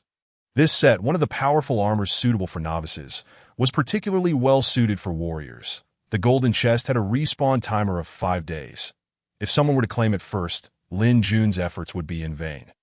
However, he felt confident, for the wild wolves, as level 10 monsters, possessed high attack, evasion, and speed, making them quite formidable. It was unlikely that many players could reach the chest. Chapter 8. The woman who faces the Wolf King. Lin Jun arrived at the entrance of Wolf King Valley, where he indeed found some players teaming up to hunt down solitary wild wolves. After all, ordinary wild wolves dropped wolfskin gear, which had decent attributes. He skillfully navigated around those players, taking great care to avoid entering the wild wolves' attack range. Finally, after 2 minutes, he reached the center of Wolf King Valley. This area was a barren expanse, teeming with wild wolves roaming in packs, occasionally interspersed with elite wild wolves. In the very center of this land lay a middle-aged man in samurai attire. Lin Jun glanced at his name, injured Reinhardt. Joy surged within him. It appeared that the quest had not been claimed by anyone else, for if it had, Reinhardt would not remain there. I must first ascertain the attributes of the wild wolves, Lin Jun thought. Equipping the coarse cloth belt and coarse cloth leggings he had purchased from the merchant, the attributes of the two pieces were as follows. Coarse cloth belt, HP 10, grade, white, equipment level, 3 coarse cloth leggings, physical defense 1, grade, white, equipment level 3. He then allocated the 2 attribute points earned from leveling up from 5 to 6 into strength. Thus, Lin Jun's attributes transformed into name, Lin Jun class, apprentice warrior level, 6 strength, 15 intelligence, 6 agility, 6 constitution, 11 patience, 7 HP, 65 MP, 16 physical attack, 37 magical attack, 18 physical defense, 16 magical defense, 11 inch-awa. A wild wolf emitted a warning howl, but upon realizing Lin Jun's reluctance to retreat, it charged forward, swiftly closing the distance before unleashing its sharp claws. 15. A number floated above Lin Jun's head. His heart sank. Such high attack damage. If it were a critical hit, it could potentially take away nearly half his health in an instant. 28. However, Lin Jun was exhilarated to discover that the wild wolf's defense was genuinely low. Based on the drastic reduction in health he had just witnessed, Lin Jun estimated that the wild wolf had around 60 health points, an attack of approximately 30, and a defense likely ranging from 10 to 15. Thus, the wild wolf was indeed a creature characterized by high offense and low defense. 16. After enduring another attack, Lin Jun retaliated with a powerful sword strike that landed squarely on the wild wolf. 38. The wild wolf was promptly slain, and the system notified Lin Jun that he had gained 25 experience points. If it were for the fact that wild wolves operate in packs, this valley would have surely been monopolized long ago, Lin Jun reflected. After all, the wild wolf's attributes made it a veritable fountain of experience for players with long-range attacks. Lin Jun adjusted his stance. Ahead, there appeared to be several more waves of wolves, each wave consisting of at least 4 creatures, with some containing elite monsters, making them particularly challenging to defeat. Whoa! As expected, Lin Jun cautiously advanced a small step, and 4 wild wolves promptly lunged towards him. He thrust his sword at the foremost wolf, dealing 18 damage. He quickly followed up with a heavy sword strike, a skill he had automatically learned at level 2, which dealt 130 physical damage and had a 10 critical hit chance, proving immensely useful for novice players. 42. Fortune favored Lin Jun, as his attack registered a substantial damage output, nearly on par with a critical hit, and he gained another 25 experience points. 15. 14. 2 numbers appeared above Lin Jun's head as he swiftly retreated a step, evading the final wild wolf's assault. If only I had some healing potions, Lin Jun lamented. Then I could stand my ground and trade blows with the wild wolves. 3 wild wolves charged at Lin Jun, who deftly sidestepped, his foot tracing an arc as he adopted a combat stance that heightened his focus. Seizing an opportunity, he executed 2 normal attacks followed by a heavy sword strike, dispatching the second wild wolf. However, he also endured another attack, leaving him with only 20 health points. Yet a smile graced Lin Jun's face, for the attack patterns of the 2 remaining wild wolves posed no threat. As anticipated, he effortlessly defeated the last 2 wild wolves without sustaining damage. If only there were a place to position myself, Lin Jun mused. In a face-to-face confrontation, he felt 90 confident in his ability to single-handedly take on 2 wild wolves, a prideful reflection of his former life as a top-tier shield warrior. With a triumphant smile, Lin Jun dispatched the final 2 wild wolves, gaining increasingly refined control over his new body. Yet the primary goal remained to enhance his virtual panel data, making it easier to navigate the many situations he currently found daunting. Kneeling on the ground, Lin Jun meticulously scrutinized his surroundings, soon fixating on a pair of towering boulders. The narrow gap between them was just wide enough for an average person to squeeze through. After pondering for a moment, he decided to take action. 15. The second wave of wolves, provoked, charged toward him. Lin Jun positioned himself between the 2 boulders, hoping to obstruct the advance of the pack and create an opportunity for a one-on-one battle. However, reality proved harsh. 2 wild wolves circumvented the boulders and lunged at him from either side. Left with no choice, Lin Jun sprinted to escape their aggro range. These novice monsters aren't as dim-witted as I thought, Lin Jun sighed. With no choice but to call for assistance, he realized that 4 wild wolves were his limit. Facing 5, especially with an elite among them, was beyond his capabilities to handle alone. Send me your coordinates. I'll arrive in about 10 minutes. The amount of healing surpasses the capacity for drinking, and at this moment, I am diligently accompanying the team to vanquish the elite wild boars. Upon seeing Lin Jun's message, I hastily replied, "What is the matter, Dad?" Brother San, in the midst of incapacitating a wild boar elite, inquired, "Once we finish this wave, I must take my leave." With a chuckle, I responded, "At last, the expert remembers me. I must go indulge in some food and drink." "What is up? Is it that one from the last video?" Zhu Rose Stewed Noodles, a robust warrior, had just slain the final wild boar elite. "Do you need our assistance?" "I should be fine." I contemplated briefly. "If anything arises, I will reach out to you."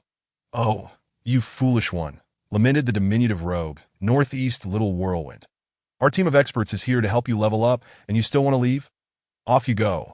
But if you don't bring that expert back, I swear I will have your head." "Apologies, Brother Wind." I laughed. "You needn't worry about me. Go ahead and tackle the restricted dungeon. Leveling up is quite manageable, and I can handle it myself without delaying your progress." After exchanging farewells with the team, I ventured forth alone to Wolf King Valley, gradually approaching the designated coordinates. Let me clarify, my healing capabilities are currently limited, as I have only just acquired the skill. Upon encountering Lin Jun seated on the ground, I strolled over with a smile. "No worries in the early stages. Your healing output is inconsequential, considering the cooldown is 5 seconds. Lin Jun chuckled. "At this point, you are akin to an upgraded version of a minor instant recovery potion." "I am glad you understand," I replied with a smug expression. However, observing the situation around us, I helplessly remarked, Are you preparing for another mass hunt? Handsome. Shared aggro. It's unavoidable. Lin Jun shrugged, stepping directly into the aggro range. Basic attacks, sidesteps, heavy sword strikes, and kicks. All executed with a grace akin to an intelligent assistant, often seeming to predict the monster's attack trajectories. In awe, I watched as Lin Jun delivered a devastating heavy sword strike to slay the last elite. After methodically dispatching another wave of wolves, Lin Jun sighed, noting our increasing proximity to Reynard. Although the shadow dance was effective, it consumed energy, and the momentary lapse in concentration could pose significant danger. Just moments ago, with 2 wild wolves remaining, Lin Jun's brief lapse had nearly resulted in disaster. Though my timely healing spell had averted calamity, at last, Lin Jun and I reached the central position, where he approached the injured Reynard and inquired, "How may I assist you?" "Indeed, I witnessed your valiant efforts from afar." The wounded Reynard slowly rose, his gaze growing profound. "I trust you possess the capability to fulfill this task." With that, he raised his right hand, pointing towards a distant direction. "Could you retrieve the items from that chest and deliver them to me? It is of utmost importance to me. Of course. Should you also eliminate some bothersome beasts thereafter, your reward shall be substantial." "I am willing to serve you." Lin Jun bowed slightly in respect, but he then turned to me and asked, "I have shared the quest. Do you see any task prompts?" I paused briefly before accessing the quest panel. After a few seconds, I replied, "Nothing appears. It seems to be your exclusive quest." "That would be the case." Lin Jun nodded, examining the quest requirements. A total of 20 ordinary wild wolves, 5 elite wild wolves, and most crucially, the defeat of 1 wild wolf king. Let us proceed in that direction. If memory serves me right, heading southwest would lead us to a massive wild wolf king lurking behind the watchtower. 10 minutes later, having developed a seamless synergy with Lin Jun, we successfully eliminated 4 waves of monsters and arrived beneath the watchtower, where I was momentarily taken aback. 22. In the clearing before us, a graceful figure was engaged in combat with the wild wolf king. Seizing an opening, the female player struck with a basic attack. What a high attack! I gaped at the sight. She was a strikingly beautiful and youthful player, possessing an intriguing name, Shenyang. Chapter 9. The Wolf King's Shield Acquired. Unlike the prolonged howls of ordinary wild wolves, the wild wolf king emitted a sudden, sharp roar in response to the attack. Yet Shenyang stood as if petrified, making no move. Seizing the opportunity, the wild wolf king prepared to strike down with a ferocious claw. War Goddess Will. For large characters appeared above Shenyang's head, and her entire form radiated a blood-red glow. 10, 18, 30. Shenyang swung her massive sword thrice, striking the wild wolf king and causing its health to plummet significantly. This is astounding. I understood the general attributes of the wild wolf king. Our elite team had previously defeated it, and although our current gear was superior, it was still implausible for anyone to single-handedly challenge the Wild Wolf King. The critical point, however, was that this female player, Shenyang, had already utilized 3 skills. Where could she possibly have acquired such abilities? As I pondered, Lin Jun recollected Shenyang's class, which, if I recalled correctly, was a hidden profession, Dragon Blood Holy Warrior. High attack, ample health, numerous skill immunities, with the sole drawback being low defense. Lin Jun remembered that in the previous life, the first guild in Qinglong City, Dragon Morning, had a Dragon Blood Holy Warrior, whose Dragon Break skill had left a lasting impression during the second PK tournament with its 3 high-damage combos. If such a class were paired with a dedicated healing team, it would become a formidable killing machine in siege warfare. "It seems the Wolf King is hers," I muttered softly. "It all hinges on whether she can seize that opportunity." Lin Jun sighed, aware that the Wild Wolf King would call for nearby wolves when its health dropped to 50, temporarily enhancing its life restoration, which would increase further based on the surrounding wild wolves. The optimal strategy would involve precisely controlling its health to unleash concentrated damage for a swift kill or having others distract the incoming wolf pack. Instant recovery potion. Observing the green numbers appearing around Shenyang, I remarked in disbelief, "She must be wealthy. I know how difficult it is to procure these items at the start, relying solely on boss drops without a secondary profession. This girl is impressive, wealthy, skilled, and attractive. though her name is rather peculiar. 28. Lin Jun's initial suspicion was confirmed. Shenyang did not grasp the strategy for controlling the Wolf King's health point. 2 seconds later, the Wild Wolf King let out a prolonged howl, while green numbers continuously emerged. 111. How could this happen?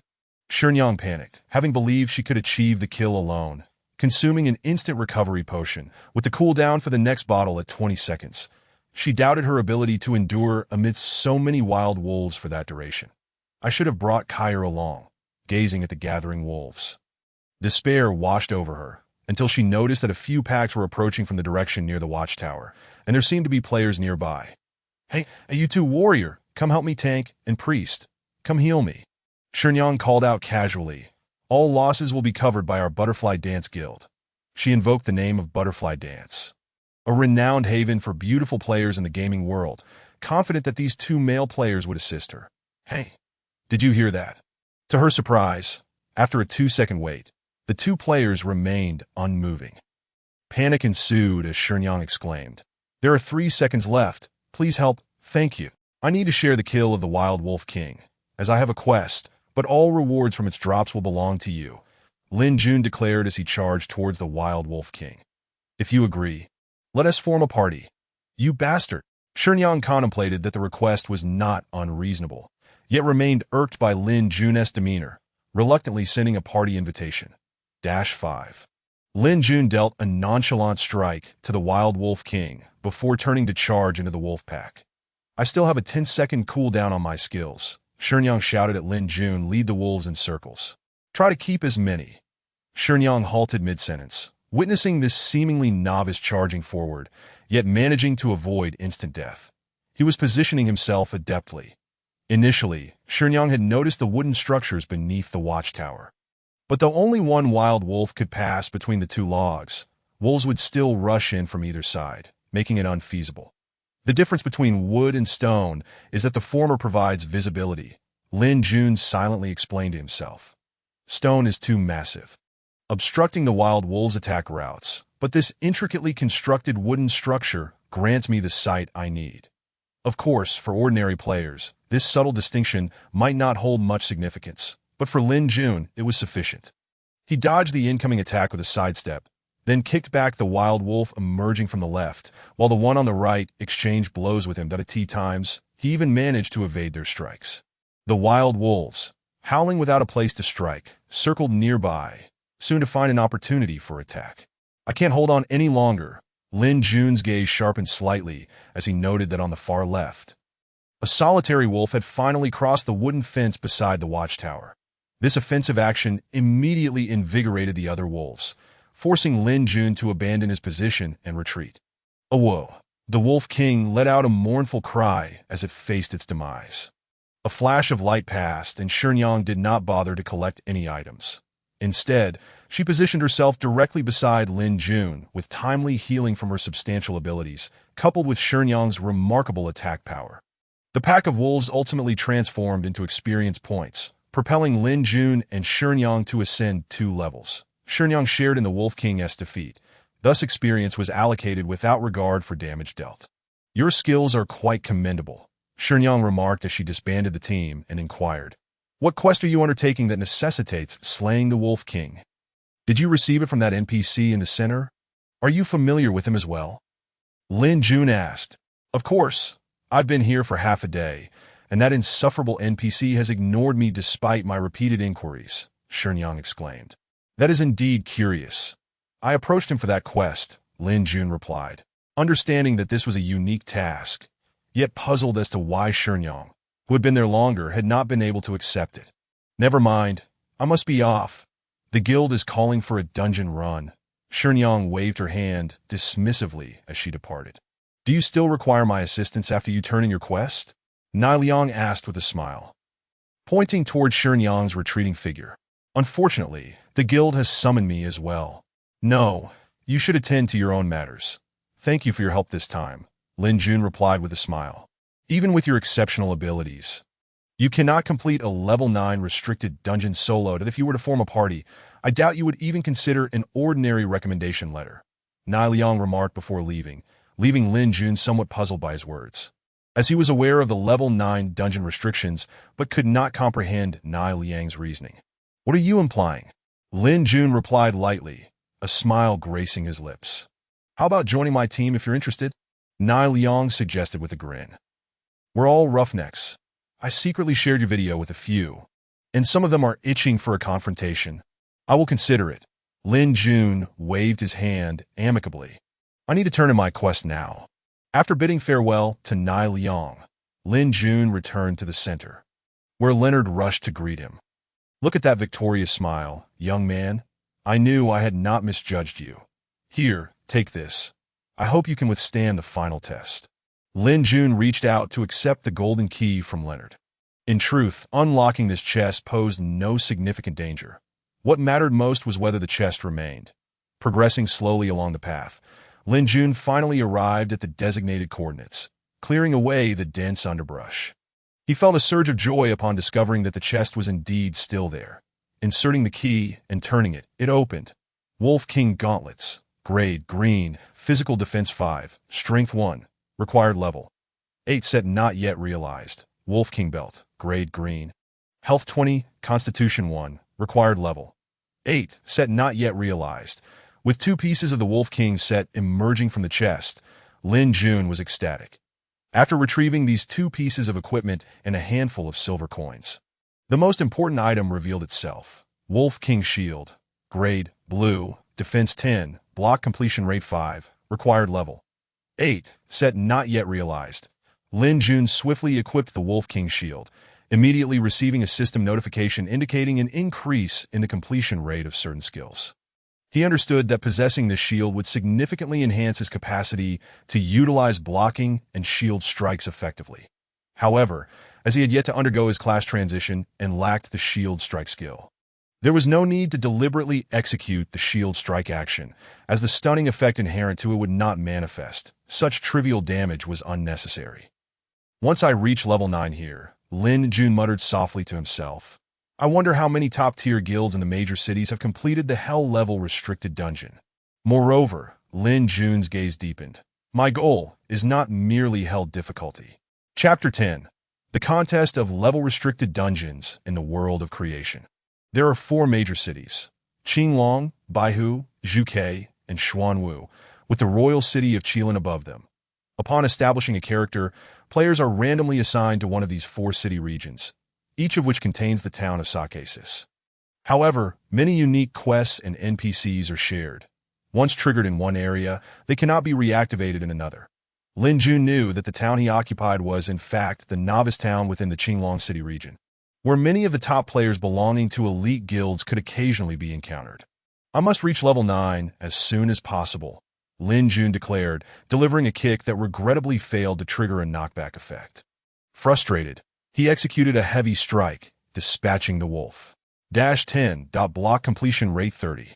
Observing the system prompt, Lin Jun sighed in resignation. However, he remained unfazed, confident that his proficiency would improve with practice. He was simply still acclimating to the attributes of this body.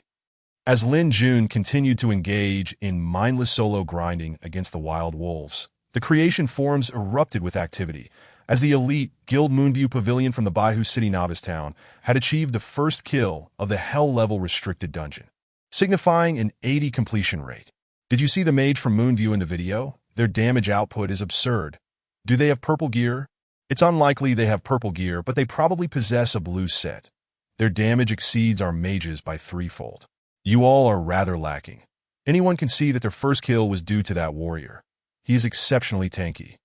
Didn't you notice that the boss's critical hits couldn't even take him down?" The entire forum buzzed with discussions regarding Moonview Pavilion's first completion of the Hell-level dungeon, with players from the Baihu City region openly mocking those from the other 3 cities. How could this happen? Eternal Heart, the president of the Guild Eternity, roared angrily in the guild channel. "We were just 3 away from the first kill. We were so close." Moonlight without trace, a rogue from the elite team, sighed deeply. Had they focused on leveling sooner, they might have reached level 15 by now. However, in pursuit of a strong start, all members of the elite team had diligently farmed this level-restricted dungeon. And the feeling of being outpaced at the last moment was disheartening, in contrast to Eternity's dismay. The equally prestigious Guild Warwolf remained calm, the voice channel of the Warwolf elite team, the Guild's chief rogue. Warwolf Wuhua calmly inquired, "Boss, have you noticed?" The Guild leader, Xiaoye, reputed to be a formidable player yet rarely seen in action, pondered for a moment before responding. "Are you suggesting that the Shield Warrior is exceptionally strong?" "Indeed, but it's not solely due to him," Warwolf Wuhua replied coolly. "The rogue's contribution is crucial. He orchestrated the entire encounter, and there was only one mistake throughout the dungeon. This dungeon cannot be delayed any further," Xiaoye stated solemnly. "By midnight tonight, we must aim for 90 completion, then we will share the technical video with the secondary team." As if in unison, all the top guilds in the major cities chose to undertake their endeavors at this hour, recognizing that the degree of completion would influence quest rewards, and no one wished to fall behind at the starting line. "Brother, are you really not going to assist Foam?" At that moment, in the mountains west of Sakesa's town, a towering peak loomed, and below, amidst the rubble, an unknown portal lay open. This marked the entrance to the level 9 restricted dungeon, Sealed Memories. "Isn't your Foam the strongest?" the burly warrior, Wu Zhan, teased with crossed arms. "Why would he need my help? You're so mean." "Brother," Wuxiang exclaimed, raising her staff high, "do you believe I will resort to force to resolve this? Ah, if you have a talent for healing, little Wuxia, I could nurture your potential." Wu Zhan chuckled, patting his chest. "Go ahead and strike. Don't hold back. For our little Wuxia's future, I wouldn't mind being a punching bag." "Foam!" Just as Wuxiang was about to engage Wu Zhan, she spotted a figure and dashed forward. Yi Feng, the chief rogue of Warwolf, was renowned for his skills across all previous online games, consistently ranked among the top 10 rogues. Yet his solitary nature often made him seem aloof, which could be described as the loneliness of a master. Clad in a fitted blue outfit, Yi Feng cast a brief glance at Wu Zhan before stepping aside. Silent. "Look, it's Xiaoye, the leader of Warwolf." Many players gasped in astonishment as he appeared. Xiaoye was a well-proportioned middle-aged man who lingered his gaze on Yi Feng and Wu Zhan for a moment before quietly stating, "Had you two collaborated sooner, the first kill of the hell difficulty would not have fallen into the hands of those fools in Baihu." "Let me take command," Wu Zhan said, fixing his gaze on Yi Feng. "If you're agreeable, let us form a party." Yi Feng's eyes flared with anger. Under Wuxiang's hopeful gaze, the tightly clenched fists of the rogue loosened, while Wu Zhan smiled slightly, accepting Yi Feng's invitation to party up. "Well, while they are indeed formidable, Warwolf is no slouch either." Xiao Yu turned back to glance at the elite team behind him and proclaimed loudly, "In the final half-hour of discussion, review the technical videos a few more times, and we will go over them one last time in 30 minutes. At that moment, Zhang Tian, the president of the Battle Soul Guild, finally arrived, and he noticed that Wu Zhan and Yi Feng had already formed a team. But it was Xiao Yu who spoke first. "I say, Brother Tian, if it weren't for my provocation tactics, your two generals would probably still be at odds." "Thank you, Brother Xiao Yu," Zhang Tian replied, his figure somewhat portly. This man in his 40s suddenly smiled. "Tonight marks the final push for all the main city guilds." "Thank you." In reality, Zhang Tian was the chairman of a trading company. After investing into the creation of the world, he had attracted many technically skilled players through his personal charisma. However, the two best players had always been insubordinate. This first collaboration was hoped to secure the honor of achieving the highest completion rate in 4 main cities. Look, the elite teams from the guilds such as Dominance, Eternal Friendship, and Prophecy have all arrived. Many players sense the gravity of the situation. Tonight was destined to be a fierce battle for virtual honor among all guilds. This was also crucial for the development of guild members, that if they cleared the dungeon ahead of time and discovered strategies for high completion rates, the rewards of purple recommendation letters and substantial completion bonuses would undoubtedly place them ahead of ordinary players. Meanwhile, in Wolf King Valley, Lin Jun returned the ring found in the treasure chest to Reinhardt, who obtained another piece of the Wolf King set, the Wolf King Shoulder Guard. Wolf King Shoulder Guard, Grade Green.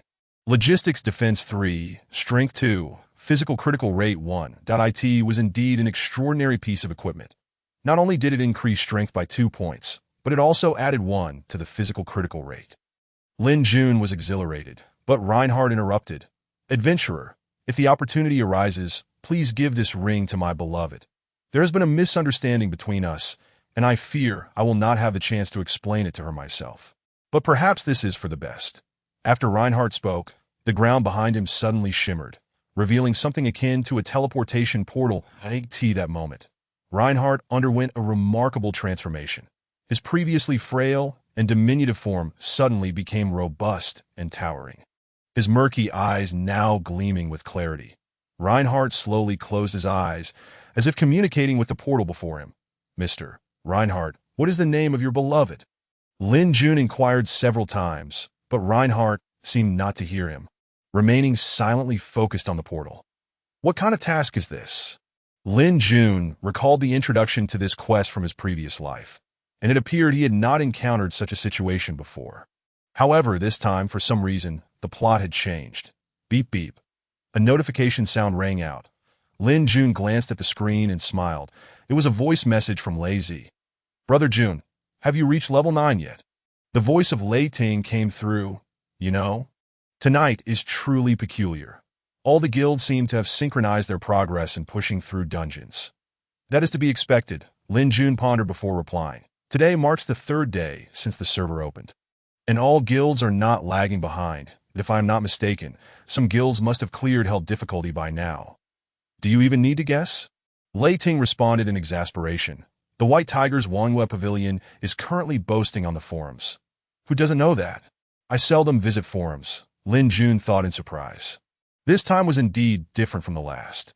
In the previous life, the first guild to clear hell difficulty was the Zhuchu's top-tier alliance, while the first to achieve 95 completion was the Qinglong's Battle Soul Guild.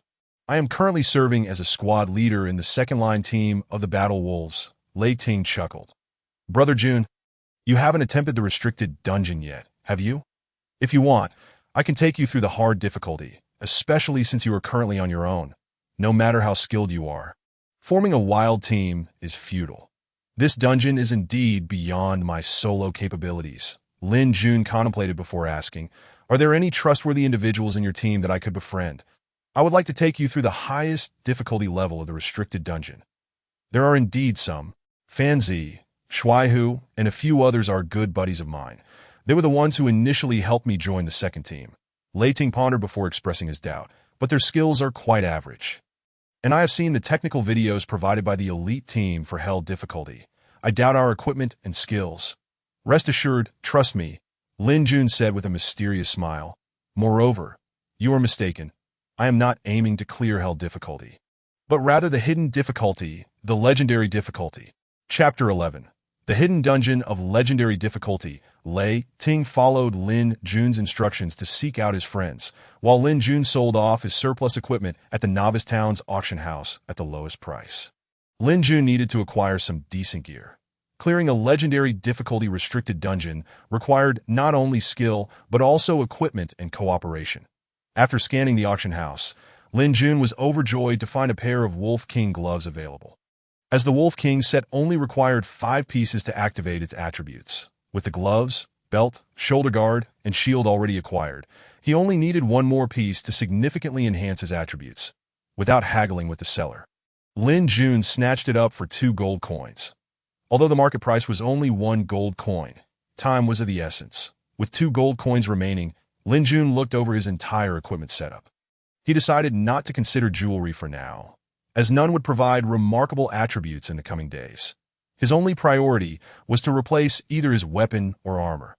However, upon seeing the prices of several decent weapons at the auction house, he was left speechless. 1 Green Bull Fury Sword, with a physical attack of 8, was selling for a staggering 10 gold coins, only slightly better than his free weapon. Fortunately, armor prices were more reasonable. After a few minutes of selection, Lin Jun finally purchased a green wild boar skin vest for 2 gold coins. It provided 5 physical defense, which was decent, but it also added 1 to strength. Lin Jun donned all the equipment and allocated all his attribute points to strength. His current attributes were as follows. Name: Lin Jun. Class: Apprentice Warrior. Level: 9 Strength, 28 Intelligence, 9 Agility, 12 Constitution, 15 Endurance, 10 HP, 95 MP, 16 Physical Attack, 73 Magical Attack, 37 physical defense, 56 magical defense. 42 Lin Jun's attributes surged significantly. And with 5 pieces of the Wolf King set equipped, he successfully triggered the set effect. Wolf King gloves, grade, green, physical defense 5, strength 1, required level 8, set triggered, 2 Wolf King belt, grade green, HP 20, constitution 1, required level 8, set triggered, Wolf King shoulder guard, grade green, logistics defense 3, strength 2, physical critical rate 1, Wolf King shield, grade blue, defense 10, block completion rate 5, required level 8, set triggered, fine iron sword, grade blue. Physical attack 7, bronze gloves, grade green, physical defense 2, cloth shoes, grade white, physical defense 1, Wolf King set effect. Physical defense 10, magical defense 10, physical attack 10, magical attack 10. Agility 3. This Wolf King set truly deserved its reputation as one of the strongest sets for early-stage novices. An increase of 3 points in agility was also immensely beneficial. Lin Jun estimated that unless he fortuitously collected other sets, he would not need to replace the Wolf King set before reaching level 20. Reflecting on his situation, Lin Jun realized he also needed some low-level healing potions, as he required a large quantity of ordinary healing potions to exchange for instant recovery potions suitable for combat at Catherine's clinic. However, the exchange rate was absurdly steep, 100 ordinary potions for just 1 instant recovery potion.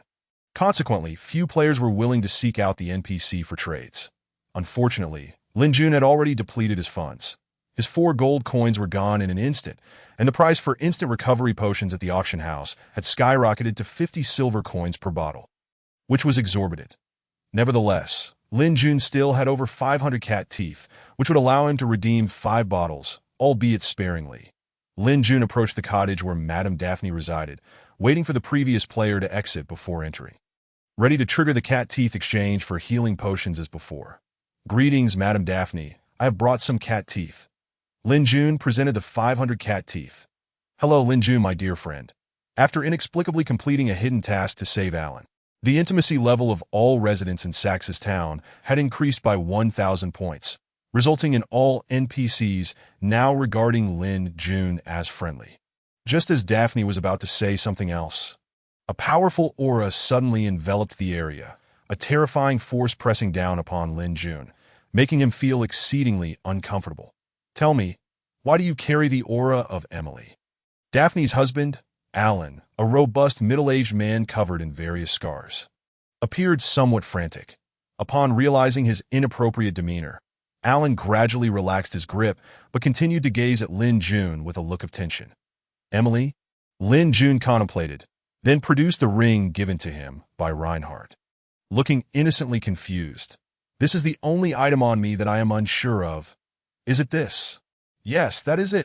Alan seized it with a swift motion, examining it closely in his hands. "This belongs to Emily." "Indeed, I cannot be mistaken. Could you enlighten me on what transpired?" Lin Jun inquired from the side. That a few minutes later, Lin Jun emerged with 5 vials of bound instant recovery potions that he found the situation increasingly intriguing. Alan was the mightiest warrior of Sax's town, cursed by the avatar of the malevolent deity Sru during a battle to protect the town. Thus, as the guardian of the town, Lin Jun had garnered such a high level of intimacy only after completing his tasks. Furthermore, Alan had a sister who was the second boss in the level-restricted dungeon sealed memories, known as Mad Emily. Renard, who had been guarding something in Wolf King Valley, was indeed Emily's lover, and for some reason, the two seemed to have fallen into an inexplicable misunderstanding.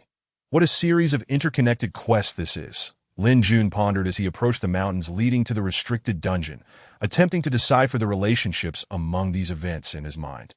Just moments ago, Alan had entrusted Lin Jun with an envelope, the condition for opening it being the resolution of the enmity between Emily and Renard, that if the dungeon's completion went smoothly, the contents of this envelope remained a mystery. However, the rewards from Renard would undoubtedly be substantial. The last time he had found a ring, it had granted him the Wolf King set. This time, if he could resolve the misunderstanding, Renard would likely offer himself in gratitude. Brother Jun lost in thought. Lin Jun had already located the vicinity of the dungeon's teleportation point, and Thunder instantly spotted him. "This is Fancy. This is Handsome, Who Little Pig and Smiley, And this lovely lady is Jelly, as Thunder introduced everyone. He counted them off, and after finishing, he wore a pained expression, saying, "Alas, Brother June, with you included, we are only 6. This makes our chances even slimmer. Having more people in this dungeon might actually complicate matters." Lin Jun waved his hand dismissively. Glancing at Thunder's companions, Fanzi, known as the Ordinary One, was a swordsman. Handsome Who, whose name meant handsome, who with a straight flush, was a mage. Little Pig, called Little Pig, Run Fast, was also a mage, and Smiley, named Laughing to Death, was a rogue. Jelly was a priest or healer, possessing a truly pure and beautiful appearance, who smiled gently at Lin Jun, nodding in acknowledgement. Are all these guilds present? Lin Jun surveyed the surroundings, noting that all major guilds had sent their elite teams. Tonight was the final push for dungeon completion at this moment. Lin Jun also recognized a few familiar faces from his previous life. Wolf King Xiaoye, whom Lin Jun had encountered before, seemed to be a man of loyalty and honor, though the fate of his guild, the War Wolf Guild, had not been favorable, ultimately succumbing to betrayal and chaos until its dissolution. Xiaoye could be considered a tragic figure. The leader of the War Soul Guild, Zhang Tian, a slightly overweight middle-aged man whom Lin Jun had rarely met, was known to be exceptionally kind-hearted, despite his wealth. He treated his guild members very well, making him one of the few individuals with an excellent reputation. At this point, Jean Wolf Xiaoyu also noticed Lin Jun's presence, and upon meeting his gaze, smiled and nodded, though he was quite puzzled as to why such an expert was mingling in a random team. Perhaps he should consider recruiting him. The chief rogue of Eternal Affection, Moonfall Without Trace, also spotted Lin Jun. He vaguely remembered having invited him to grind elite monsters in the past. However, now Lin Jun appeared somewhat pitiful, struggling to gather enough members for a random team, especially since this dungeon could accommodate 12 players, while Lin Jun's 6 seemed rather meager. All right, Thunder's friends are my friends. We are about to commence the battle. However, I have a few points to clarify first. Lin Jun turned to address the group. I will take the role of team leader, and my requirement is absolute obedience. Does anyone have anything to say? The others shook their heads in unison, and Lin Jun smiled. Let's not be so pessimistic. As long as we cooperate well, we will undoubtedly conquer this hellish difficulty. Exactly, I have faith in Brother Jun, Thunder shouted, though we may have missed the first kill. Our completion rate will surely be the highest. At that moment, players from nearby guilds overheard their conversation and could no longer contain their laughter. These fools think they can clear the hell difficulty. In my opinion, they should be grateful to pass the normal level. After all, it's hard to form a random team with only 7 people. Chapter 12. Steady progress. What are you saying? Little Pig, Run Fast, overheard the ridicule and retorted angrily. Say that again if you dare. Morons. It's the same even if you repeat it. What audacity to be arrogant in a random team. Instantly, a barrage of venomous remarks ensued. Lin Jun frowned slightly and swiftly intervened to stop Little Pig's actions, waving his hand coolly. Let us enter the dungeon. In a moment of disorientation, the group was teleported into the sealed memories dungeon. Lin Jun surveyed his surroundings, an indescribable feeling washing over him. In his previous life, he had merely observed this restricted dungeon while friends assisted him. Thus, he was particularly familiar with the environment. Now, back in this immersive setting, Lin Jun cast aside all thoughts as they found themselves within a closed cavern, occasionally accompanied by the sound of wind, the chilling atmosphere adding an air of mystery to the place. Listen to me. Lin Jun turned to face them. We are 7. I am the Shield Warrior, responsible for aggro and reconnaissance. Smiley, please do not take offense. I will inform you of your duties shortly. As for you, Thunder, you will take my place in managing unexpected situations. Lin Jun's intent was clear, as the main tank. He designated Thunder as the off-tank. Little Pig and Handsome Who, you need not worry about aggro. Unleash your full firepower, unless I issue special orders.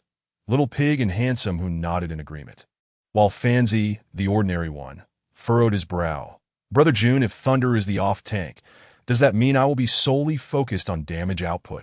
As a swordsman, Fanzi's health and defense were relatively inferior to the warriors, given the differing stat allocations. Nonetheless, disregarding other factors, swordsmen could still output significant damage, and an 8th level swordsman possessed an area attack skill that if the main tank maintained good aggro control, then Fanzi felt confident in his damage output. No, Lin Jun shook his head, pointing towards Jelly. During the boss fight, the main boss's skills will be detrimental to the priest. My instruction is for you to protect the priest during that phase. Brother Jun, have you cleared this dungeon before? Although reluctant, Fanzi eventually nodded. One would think you've run this dungeon several times. I suppose I have no further requirements. Jelly, the only female in the team, smiled gently. At this point, when healing output is not very high, I should not be overly concerned about aggro shifting. No, Lin Jun waved his hand dismissively at Jelly. The healing threshold for everyone else is 70, while mine is 30. The group was taken aback, and Thunder directly questioned, "What is up, Brother Jun? Have you acquired some divine artifact? Healing you at 30 is risky. What if a critical hit lands and you fall?" "Trust me." Lin Jun disregarded their skeptical gazes and turned his attention forward. "I am preparing to engage the enemies. Everyone, get into position." 30? As Lin Jun charged towards the first wave of dungeon monsters, Jelly's heart was coldly mocking. If it were for Thunder, I would have left the team by now. What an arrogant fool. Jelly had her reasons for being upset. Any player knew how outrageous the attack power of the dungeon monsters was, especially at the hell difficulty. The audacity of this shield warrior, Lin Jun, to maintain a healing threshold of 30 was astonishing. Behind Jelly stood a formidable team, and she had joined the Werewolf Guild solely because of Thunder. Jelly recognized that a random team of 7 would inevitably face annihilation, yet she felt unable to voice her objections, as she could see Thunder's genuine admiration and acknowledgement of Lin Jun, which puzzled her. Meanwhile, Lin Jun was assessing the situation around him. The first wave of monsters was an old acquaintance of all players, the Wild Cat. However, these were enraged wild cats, their blood-red eyes vigilantly scanning their surroundings. There were 6 of them in this wave. Let us test the waters, Lin Jun thought as he charged into the aggro range of the enraged wild cats, instantly drawing the attention of several blood-red gazes. The enraged wild cats lunged at him with fervor. -40. Lin Jun's basic attack dealt significant damage, instantly reducing the health of an enraged wild cat by nearly half, while the wild cat's attack landed on Lin Jun, causing a mere 3 points of damage. The group was astonished, and Jelly calculated in her mind. No wonder he was so confident before. His gear is quite decent. This appetizer is certainly easy to digest, Lin Jun chuckled. Using his Wolf King shield to block an attack from one of the enraged wild cats, he swiftly pivoted, his iron sword accurately piercing the body of another enraged wild cat, executing a heavy sword slash. In an instant, he dispatched one enraged wild cat. No time to waste here. Lin Jun quickened his pace, and amidst the astonished gazes of his companions, he absorbed 3 normal attacks and perfectly blocked 4. Already having eliminated this wave of monsters as he dashed into the cavern. Your friend is indeed formidable. Xiao Xiao's previously sour mood began to ease, for Lin Jun's initial distribution had felt rather insulting to her. However, at this moment, she found herself without words. The equipment is decent, and the skill level is passable. Guodong had encountered top-tier players before and was not so easily awed by Lin Jun's display.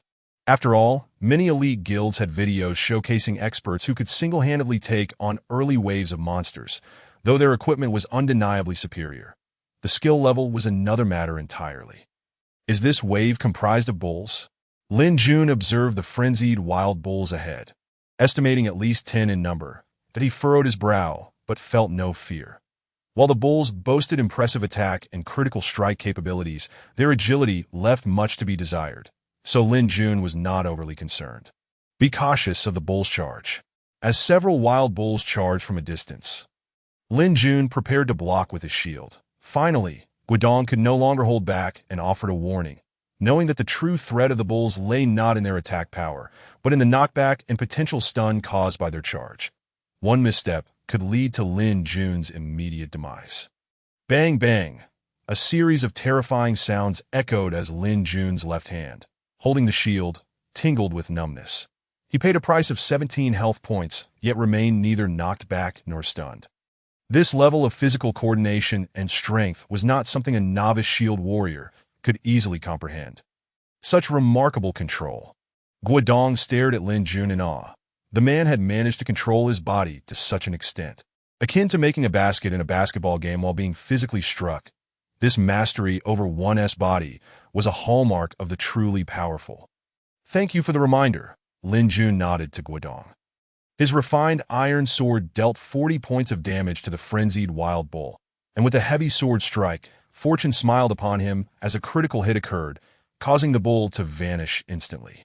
Little Pig and Handsome, who continuously waved their wands, as mages could learn the Flame Storm skill upon reaching level 8, that this high damage area attack, coupled with a burning effect, enabled mages to maintain a significant advantage in DPS output during dungeons. Explosive Fireball. The skill intuitively learned at level 3 could unleash its full potential under the burning state inflicted by Flame Storm. Both Little Pig and Handsome, who shared similar equipment attributes and followed the Fire Mage path. Meanwhile, Fanzi, the swordsman, was equally exhilarated, realizing that no matter how aggressively he attacked, even utilizing his level 8 skill, Blade Storm, against the frenzied wild bulls, he was seldom targeted. Fanzi's gaze fell upon Lin Jun, who was constantly on the move, blocking and kicking. A myriad of simple actions coalesced into a solid defense. Just as the high-damage bulls prepared to act, Lin Jun used a skill to halt them, redirecting their attention once more. -22, -13, -33, -18. Countless numbers floated amidst the herd of bulls, and in mere seconds, this wave of frenzied wild bulls was vanquished. Lin Jun picked up the solitary piece of equipment glowing with blue light and inspected it in his hand. Memory gauntlets. Grade. Blue defense 5 strength 2. Set not completed here. The 5 defense did not specify whether it was physical or magical defense.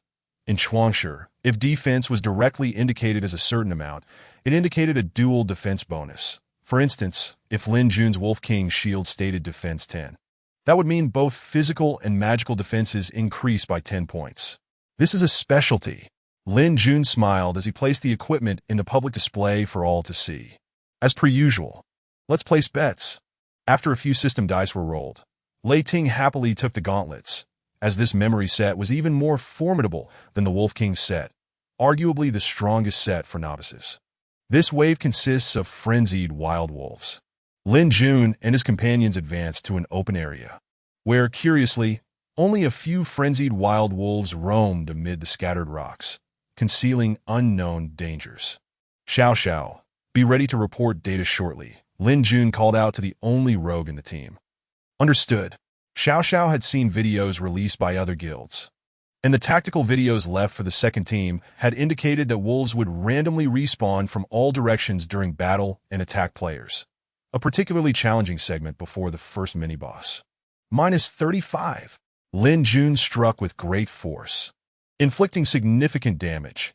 The frenzied wild wolf howled in pain, and in an instant, numerous wolves emerged from behind the scattered rocks, charging wildly. 3 at 7 o'clock, 5 at 4 o'clock. Xiao Xiao calmly assessed the surroundings and charged toward the 3 frenzied wild wolves at 7 o'clock. Priests and swordsmen. Rally to Xiao Xiao, Lin Jun commanded. Lazy, fall back and form a fan-shaped formation. The team responded adequately. After a brief moment of confusion, Lin Jun positioned himself at the forefront of the formation, with at least a dozen frenzied wild wolves charging toward them. Chapter 13. Terrifying Advanced Speed, -5, -9, -8. Lin Jun could not evade every attack. As several numbers floated up, he calculated the damage. Another wave of attacks would leave him with less than 30 health points. Precisely the 30 healing threshold he had mentioned to Guodong. However, Guodong was currently focused on ensuring Xiao Xiao's safety, as rogues were quite fragile. Meanwhile, swordsman Fanzi was engaged in a solo battle with 2 frenzied wild wolves. And Lei Ting, as the secondary tank, could not stray far from Lin Jun's side, even if he himself was not in danger. There's no choice now. Lin Jun sighed. As he raised his head again, his eyes transformed into an eerie light blue, a manifestation of intense concentration, mimicking the rogue's shadow dance. Lin Jun sought not to kill, but merely to delay as long as possible, granting his teammates a chance to join the fray. Damn! Lei Ting cursed vehemently. How did 3 more spawn? Minutes later, Lin Jun was alone, collecting drop materials and equipment. Guodong looked at him in confusion. Can one person really hold out for so long? Xiao Xiao, on the other hand, was exceptionally excited, being a talented rogue. He recognized that Lin Jun's movements reflected a top-tier rogue's agility, now displayed by a shield warrior. How much time has passed? After collaboratively clearing nearby waves of monsters, Lin Jun gazed toward the first boss visible in the distance. About 5 minutes, Xiao Xiao replied. Too slow. Lin Jun shook his head. The third wave of frenzied wild wolves had consumed a substantial portion of their time, which displeased him. So fast. Guodong was taken aback, having never expected to reach the first boss in just 5 minutes during their first run of the Hell Dungeon. The first boss is nothing to worry about. Let's engage. Lin Jun grinned and charged forward. -22. Lin Jun's physical attack of 73 was considered above average among players. Yet he found the damage inflicted to be rather disappointing. Another group of humans attempting to disturb the great evil god.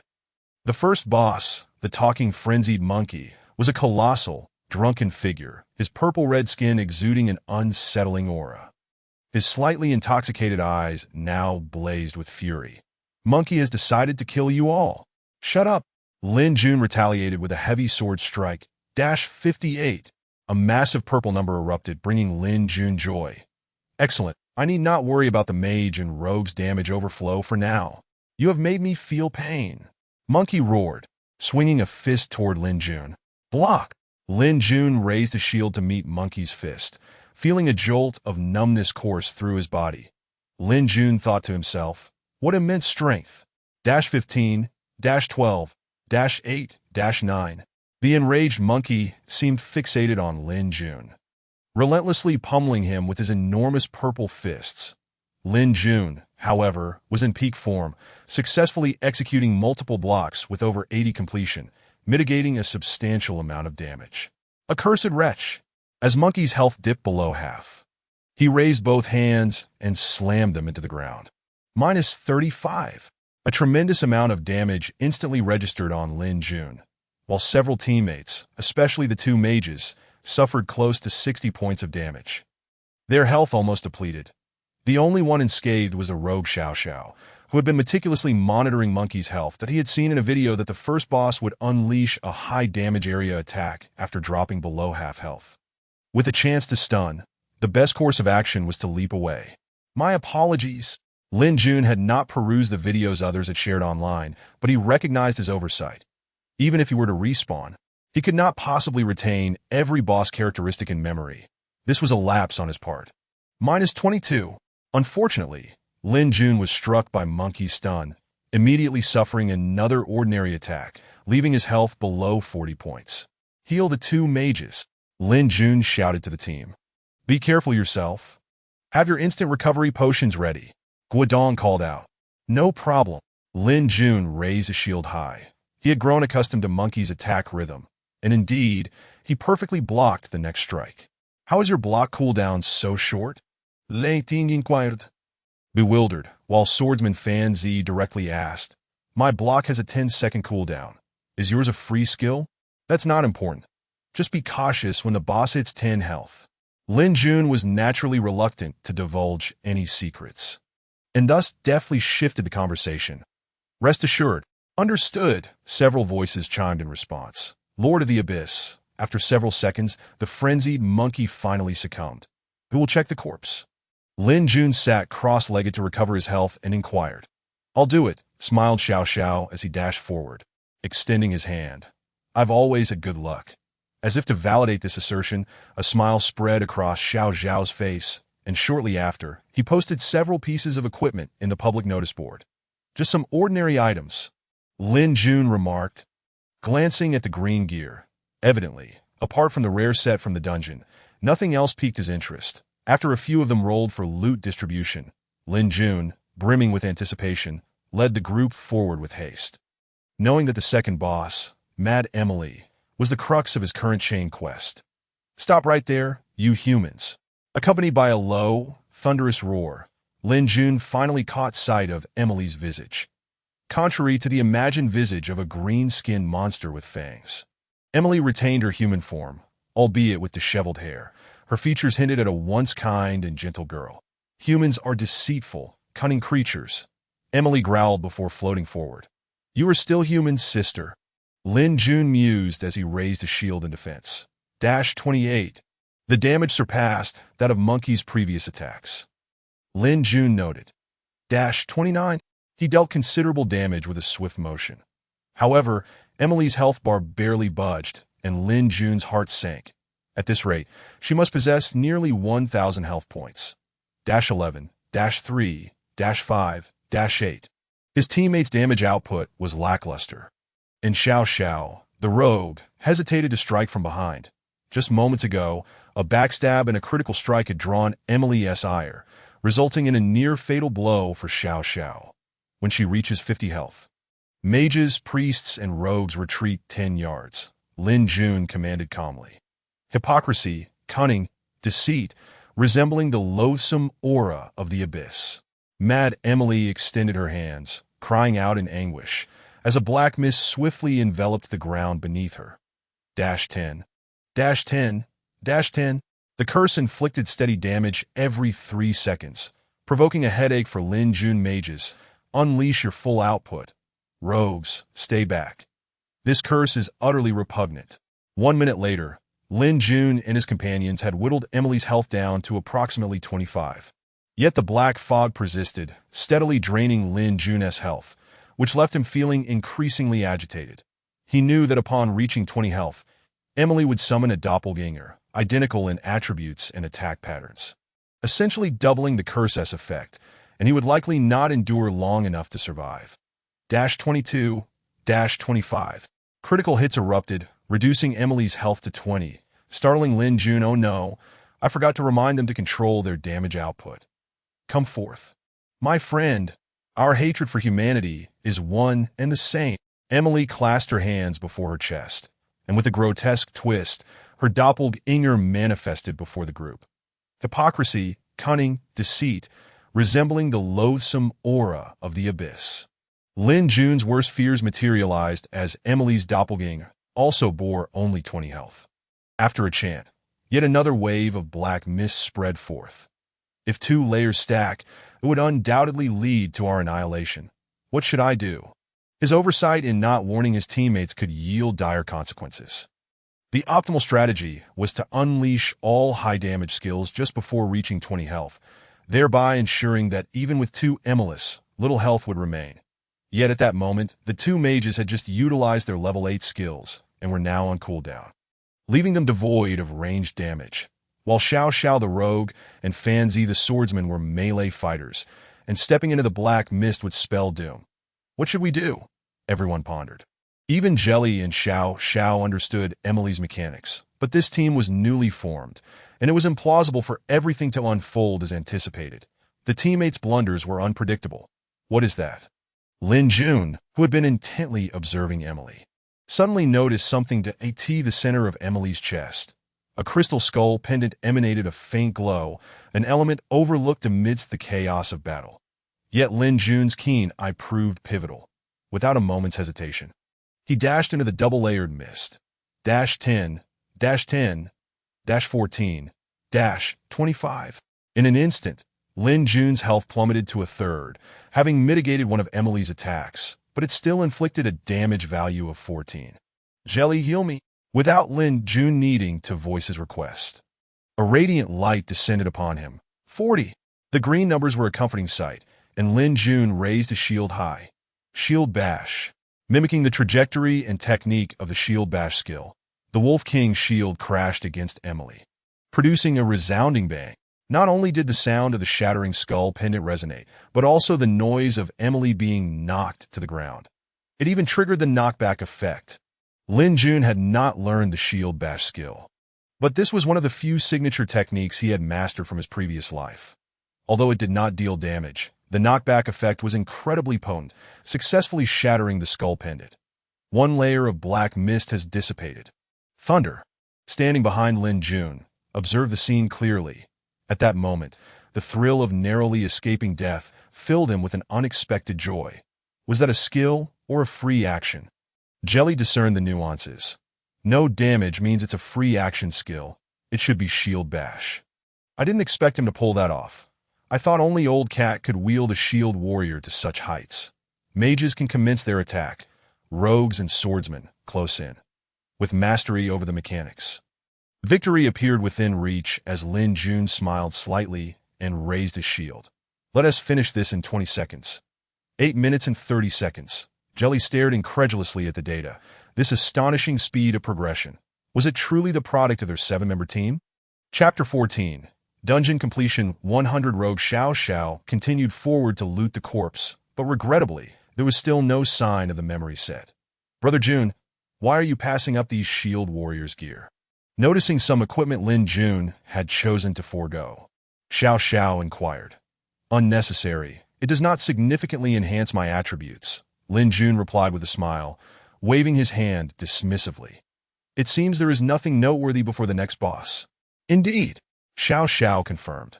Only 2 waves of monsters remain before the final boss. Nothing special. Very well. Wait a moment. Lin Jun approached the fallen Mad Emily, or rather, the now ordinary and sorrowful girl, who was weeping quietly.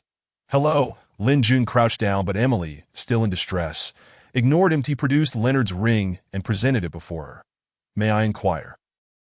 That ring. Emily stared blankly at the ring in Lin Jun's hand. This is... Instantly, Lin Jun found himself immersed in a narrative sequence. Within mere seconds, he grasped the entirety of the situation. The guardian of Sax's town. The brave hero Alan had been threatened by the evil god Suru, who used his sister, Emily, as leverage. When Alan refused to yield, Emily fell victim to Sara's minions, cursed and ultimately transformed into a denizen of this demonic cavern. Is he well? After hearing Lin Jun's account, Emily clutched the ring tightly, murmuring softly, There is no misunderstanding between us. It is merely that the power of the evil god Suru is too overwhelming that I will not allow him to fall into this vortex either.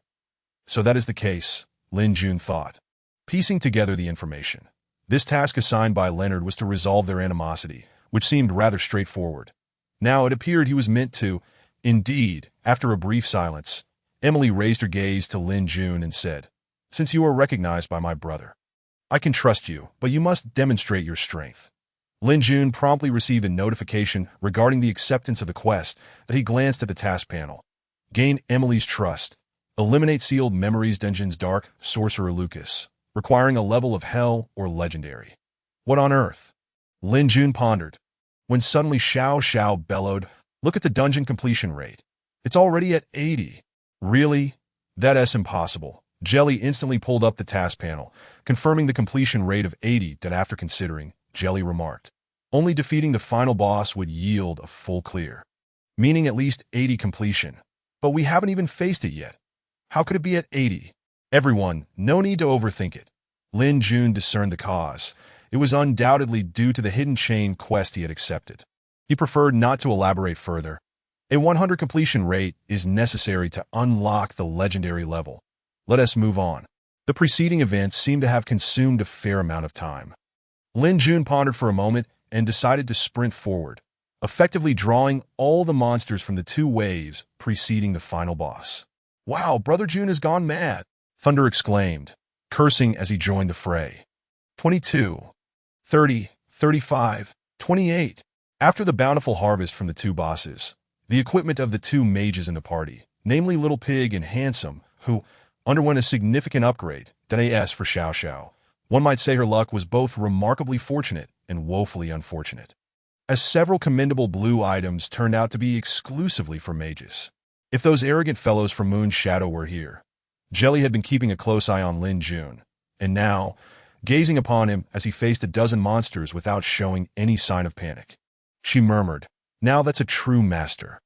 A fleeting minute later, precisely at the 9-minute and 50 seconds mark into the dungeon, the group finally arrived at the lair of the final boss. The dark sorcerer Lucas.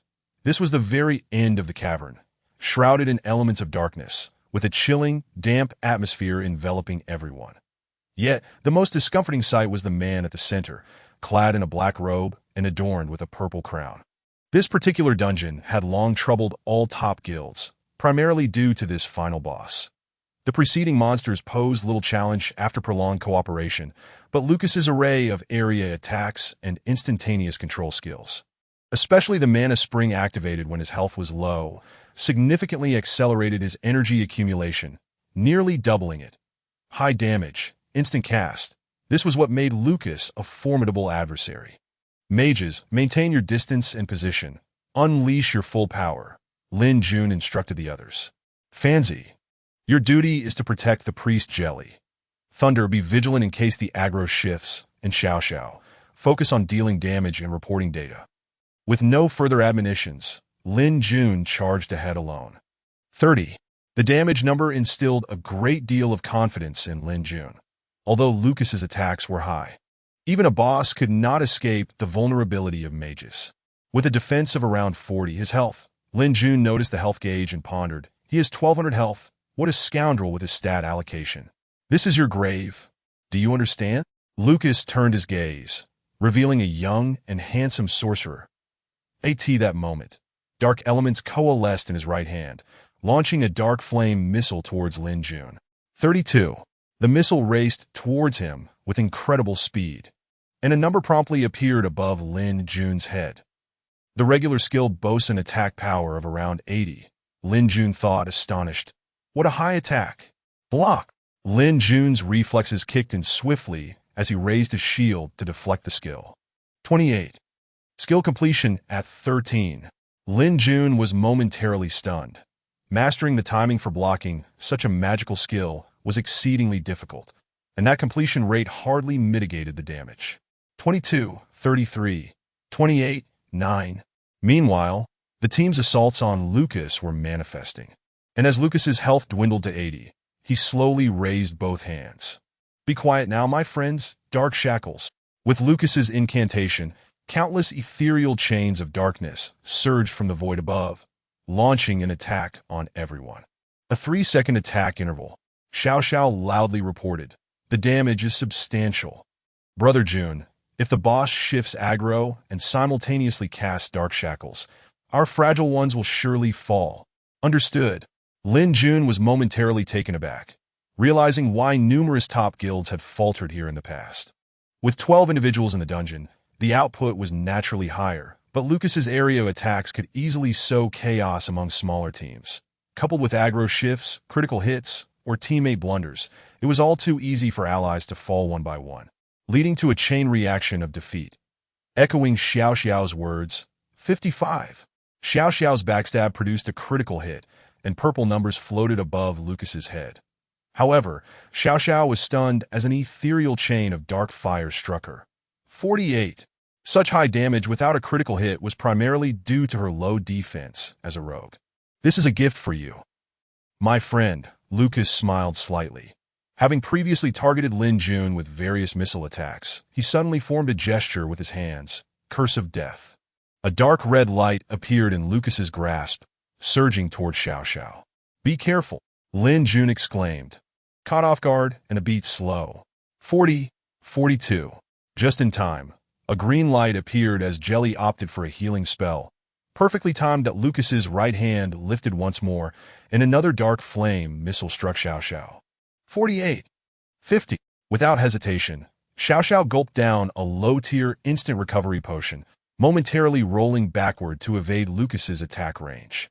My mistake, my apologies, Lin Jun shouted, immediately following up with a heavy sword strike that landed squarely on Lucas.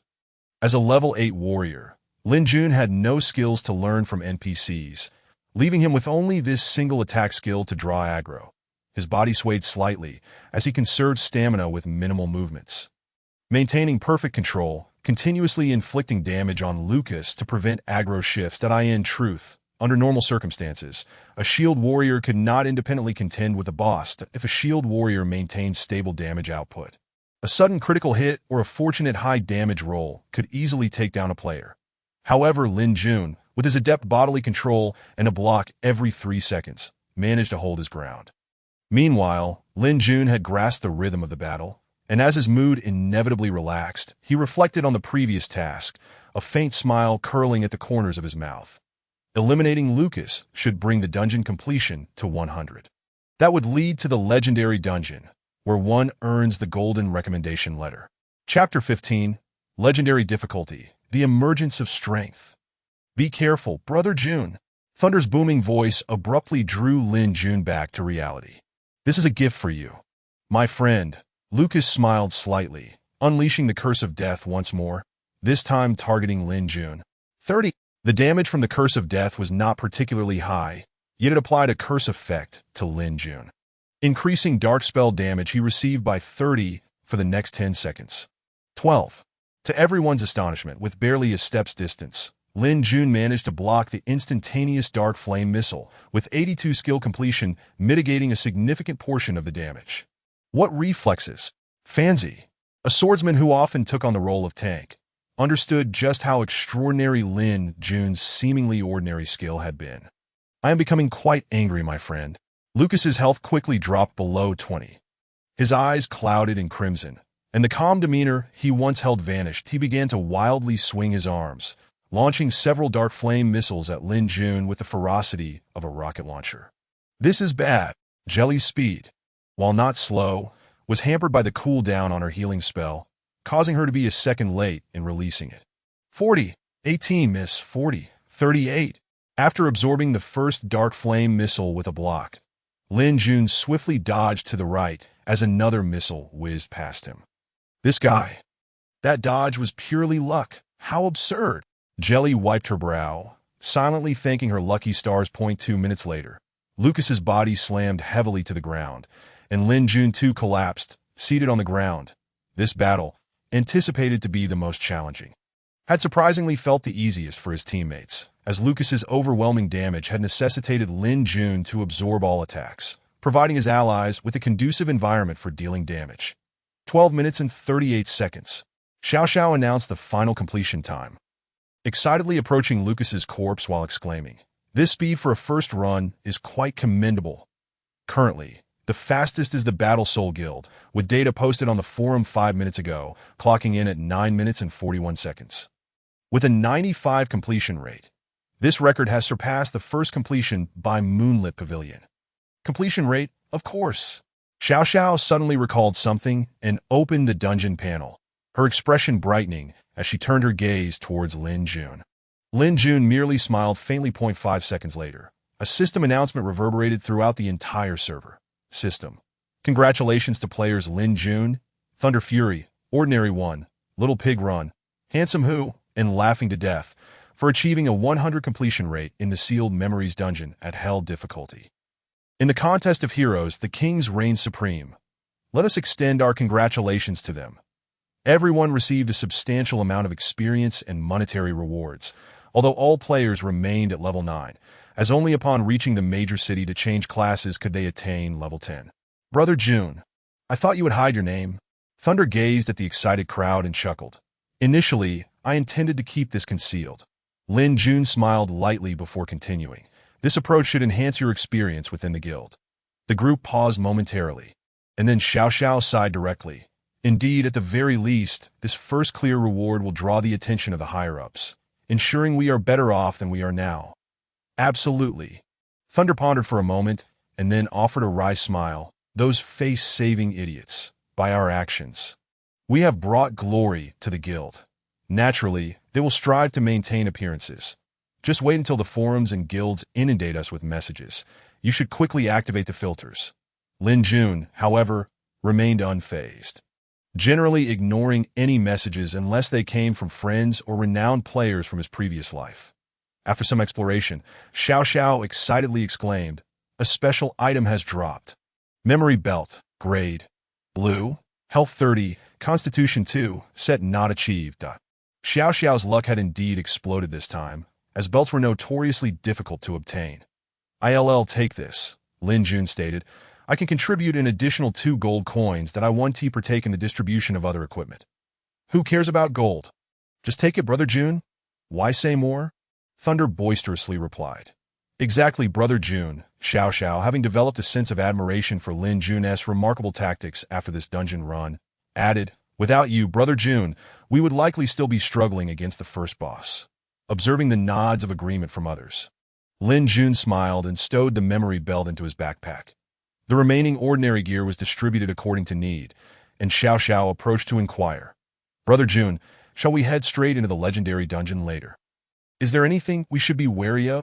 Yes. Once everyone is prepared, we will proceed directly into the dungeon.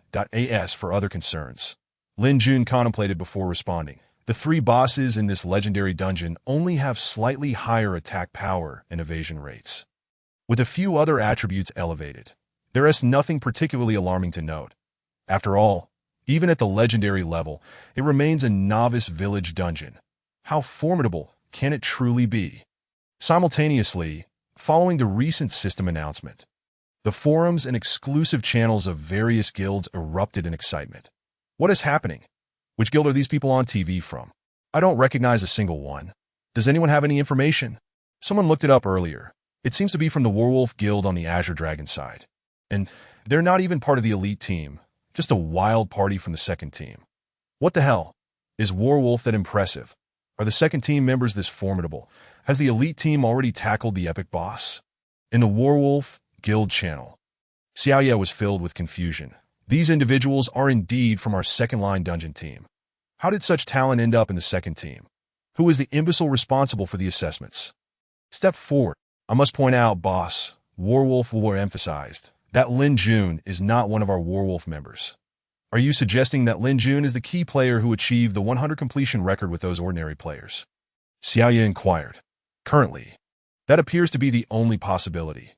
The others I've interacted with lack the equipment and skills to attain such a record that I was the one responsible for the assessments at that time. Wu Hua replied calmly. Boss Xiaoye. Boss Wu Hua.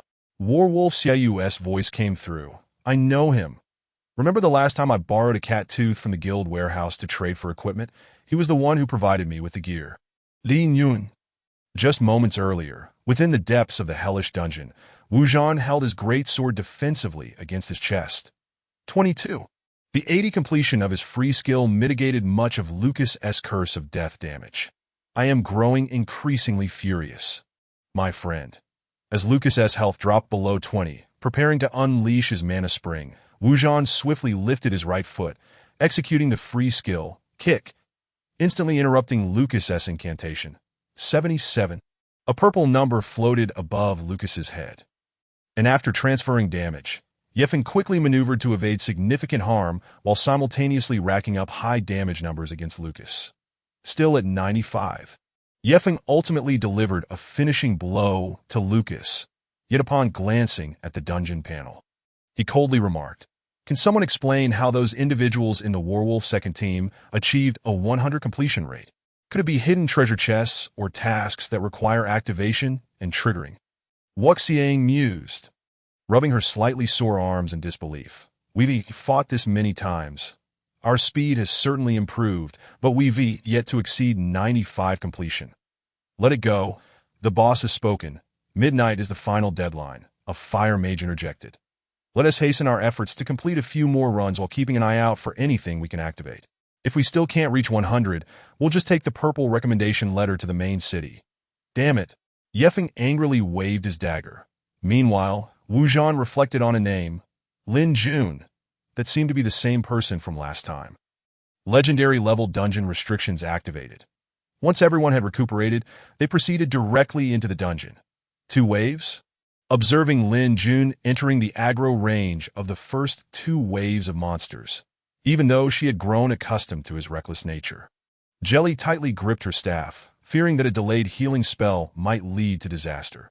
Lin Jun, however, navigated through the throng of monsters with ease, executing kicks, blocks, and shield strikes, numerous free skills, yet to be mastered, unfolded one after another in his hands. Though the damage was modest, he skillfully deflected many of the monster's assaults. If only I could achieve such a short block cooldown like Brother Jun. Throughout this journey, Thunder felt nothing but joy at Lin Jun's prowess. But as a fellow tank, the swordsman Fanzi remained speechless, finally sighing. All right, I admit I can't match that. Everyone, be cautious of Monkey's ground smash when his health drops to half. Lin Jun disregarded Xiao Xiao, who was still collecting equipment, and charged directly toward the enraged monkey. 15. Lin Jun's basic attack inflicted minimal damage. 28. After taking Monkey's strike without blocking, A slight smile graced Lin Jun's lips. A critical hit combined with substantial instant damage cannot fell me. This makes things much simpler. You've managed to inflict pain upon me. The enraged monkey retaliated with a powerful punch. Bang! Lin Jun's Wolf King shield held firm against the massive fist, not yielding an inch. Compared to the primalized lord, you were still far from my league. In that moment, Lin Jun felt transported back to his previous life, where Titan's fury thrived. No matter how formidable the top-tier conglomerates appeared, he would never relinquish his shield. Did I end this life, nothing would halt Lin Jun's ascent. You wretched fiend! As Monkey's health plummeted to 50, he raised both fists to smash the ground. Get out of my way! Lin Jun, in the throes of battle and feeling exceptional, forcefully struck Monkey's chest with the Wolf King's shield, precisely targeting the structural weak point of the body, just as one must extend their arms backward to throw something far. 130. A golden number floated up. Chapter 16. Divine Shield State, Flawless, a critical hit combined with a vital strike. This damage was utterly astonishing. The appearance of the fearsome damage number of 130 left everyone astounded. Jelly stared blankly at the golden figure, mumbling, well now, with this video, the idiots from Moonshadow can't even compare damage anymore. This is not something achievable with mere purple gear. Heavy sword slash. As Lin Jun moved, he unleashed another skill. The enraged monkey, eyes ablaze, sent forth his purplish-red fists once more. 15. A perfect block, yielding at least a 90 completion rate. Fanzi gazed in awe at the damage value. A dog without a home. Lin Yun spit, delivering relentless strikes with his refined iron sword. Without question, the enraged monkey fell. Have you all gone mad alongside Brother Jun? Observing even the priest Jelly rushing toward the second boss, Xiao Xiao, preparing to loot the corpse, immediately felt overwhelmed. Watching her teammates, she swiftly gathered the equipment and dashed away. The shorter the first clear time in the legendary dungeon, the better the rewards from the final chest. Lin Jun explained, so everyone, Dante, wait for skill cooldowns. Unleash all skills as soon as they are ready. Jelly, save your healing spells for me. His commanding order didn't irk anyone, for the figure ahead, alongside Thunder, or rather, single-handedly, was withstanding the relentless attacks of numerous enraged monsters while maintaining health above 50. We're engaging the monsters directly. Everyone focus on output.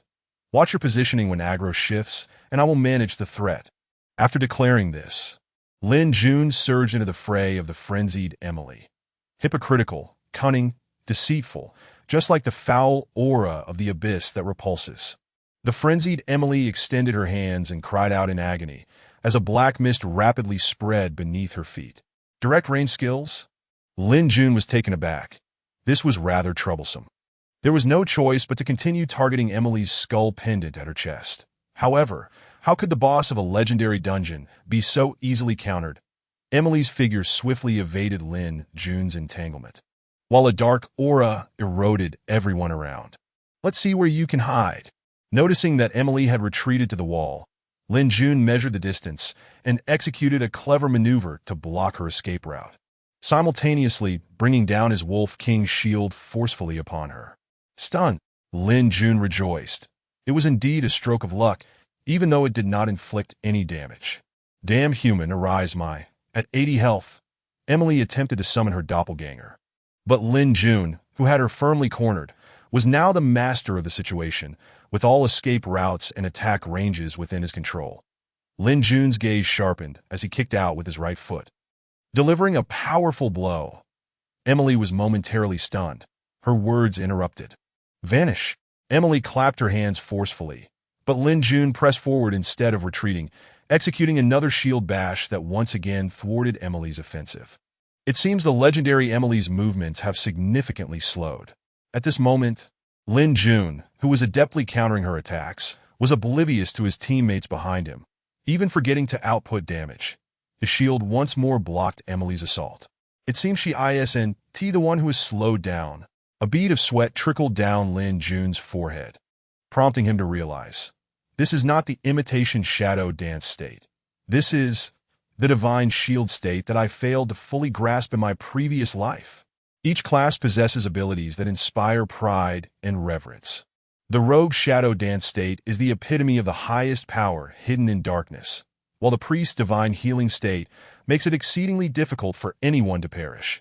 The Warrior's Divine Battle state is akin to a relentless killing machine. And the pinnacle of the Shield Warrior's capabilities manifests as the so-called Divine Shield state, perfectly negating any offensive, rendering it flawless. I never expected to achieve the skill I had tirelessly pursued in my previous life. Wiping the sweat from his brow, Lin Jun chuckled. In this life, despite this clumsy body, I have managed it. Sometimes a catalyst is truly necessary. Vanish. With only a sliver of health remaining, Emily attempted once more to summon her doppelganger, and Lin Jun seized the opportunity during her moment of vulnerability, plunging his iron sword deep into her chest. 80. Golden numbers floated up as the frenzied Emily slowly collapsed. Directly to Lucas. Lin Jun glanced at the dungeon timer. It had barely been 5 minutes. Even faster than the hellish difficulty level. And before Lucas, 2 waves of monsters had only delayed the team slightly. Everyone stood before the legendary Lucas. Engage the monsters, Lin Jun declared without hesitation, charging in. Welcome, my friends. Lucas's presence was even more imposing than that of the hellish level, with dark elements swirling around him more thickly that Lucas's handsome visage bore a smile, one of disdain. Look, Lucas raised his right hand with a grin. At the sound of Lucas's voice, Lin Jun, who was at the forefront, was suddenly taken aback. It was too swift. Even in the Divine Shield state, Lin Jun was momentarily caught off guard. 70. The number floated above him, sending a chill through everyone's hearts. Although they understood that the key to the dungeon lay with the final boss, no one anticipated that the legendary Lucas would deal such high damage. With Lin Jun's formidable 42 points of magical defense, Lucas's normal attack inflicted a staggering 70 points of damage. If this wasn't considered a high damage threshold, then the battle held no suspense. A total party wipe was inevitable. What to do, Brother Jun? Thunder rushed to Lin Jun's side, and Jelly's healing spell timely restored some of Lin Jun's health. 45. Lin Jun's health returned to 70 points. Let us see if we can withstand another hit. If that wasn't a high damage threshold, we'll retreat from the dungeon. Lin Jun too began to feel the tension. Under absolute attack, all else was meaningless. He certainly did not believe that his loud shouts would bestow him with an invincible protagonist's halo. Dance upon my fingertips. My friend, the legendary Lucas showed no signs of preparing for an attack. With a casual flick of his right hand, a beam of black light struck Lin Jun once again. 59. A number floated up. That was indeed a high damage threshold. There is still hope. Lin Jun sighed in relief, quickly consuming a recovery potion that restored 50 health points. Just as Lin Jun was about to strike Lucas with his iron sword, he noticed the corners of Lucas's mouth curling upward. Be more graceful. My friend, magical resistance. Lucas's body emanated an overwhelming dark aura, forcing Lin Jun, who was approaching, to retreat 5 paces. It's impossible to resist indefinitely. Lin Jun smiled slightly, having understood the damage, defense, and skills well enough. It was time for his personal showcase. Block. Lin Jun advanced, raising his Wolf King shield, sustaining only 20 points of damage as he interrupted Lucas's incantation with a shield bash, sending his great sword flying forth, directly striking Lucas. This is a gift for you, Lucas casually pointed, and the previously injured Xiao Xiao, who had received damage from the backstab, froze momentarily. 80. A critical hit. With barely 60 health points left, Xiao Xiao was instantly eliminated. Xiao Xiao, recover your health, and others be mindful of your positioning. Lin Jun was taken aback to discover that they had suffered casualties. Be quiet now. My friends, Dark Chains. With only 20 health remaining, Lucas unleashed his signature skill once more. Shield Bash. Lin Jun struck Lucas fiercely, inflicting 8 points of damage, but was momentarily shocked when no effect was triggered. This was dire, as Lady Luck had not favored them this time. 55, 68, 49, 47. Several numbers floated above everyone's heads, with only the priest Jelly remaining unscathed, as the swordsman Fancy, who had been protecting her, stood in front. instantly absorbing 2 hits and being killed. Fortunately, the 2 mages, though low on health, survived. Lin Jun furrowed his brow. The absence of damage output signaled the beginning of a total party wipe, stealing his resolve. Lin Jun bellowed, all-out damage. With 20 health left, we can finish him off. Jelly, give me your healing spell. Shuaihu and Xiaozhu, watch your positioning. The dark chains can be evaded. 22. Lin Jun blocked one of Lucas's normal attacks. But with a momentary lapse, Lucas's curse of death struck Thunder from behind. Luckily, Thunder's health had just been full, so he was not instantly killed. Be quiet now, my friends, dark chains. Lucas's skill was unleashed once more. This is bad. Lin Jun's kick failed to trigger a knockback or interruption. The group's ultimate move was released once again. Shuaihu, sluggish in his movements, was instantly eliminated, while Xiaozhu rolled away to evade. Unfortunately, Thunder, having been struck by Curse of Death earlier, hesitated to consume a recovery potion, leading to his demise from dark chains.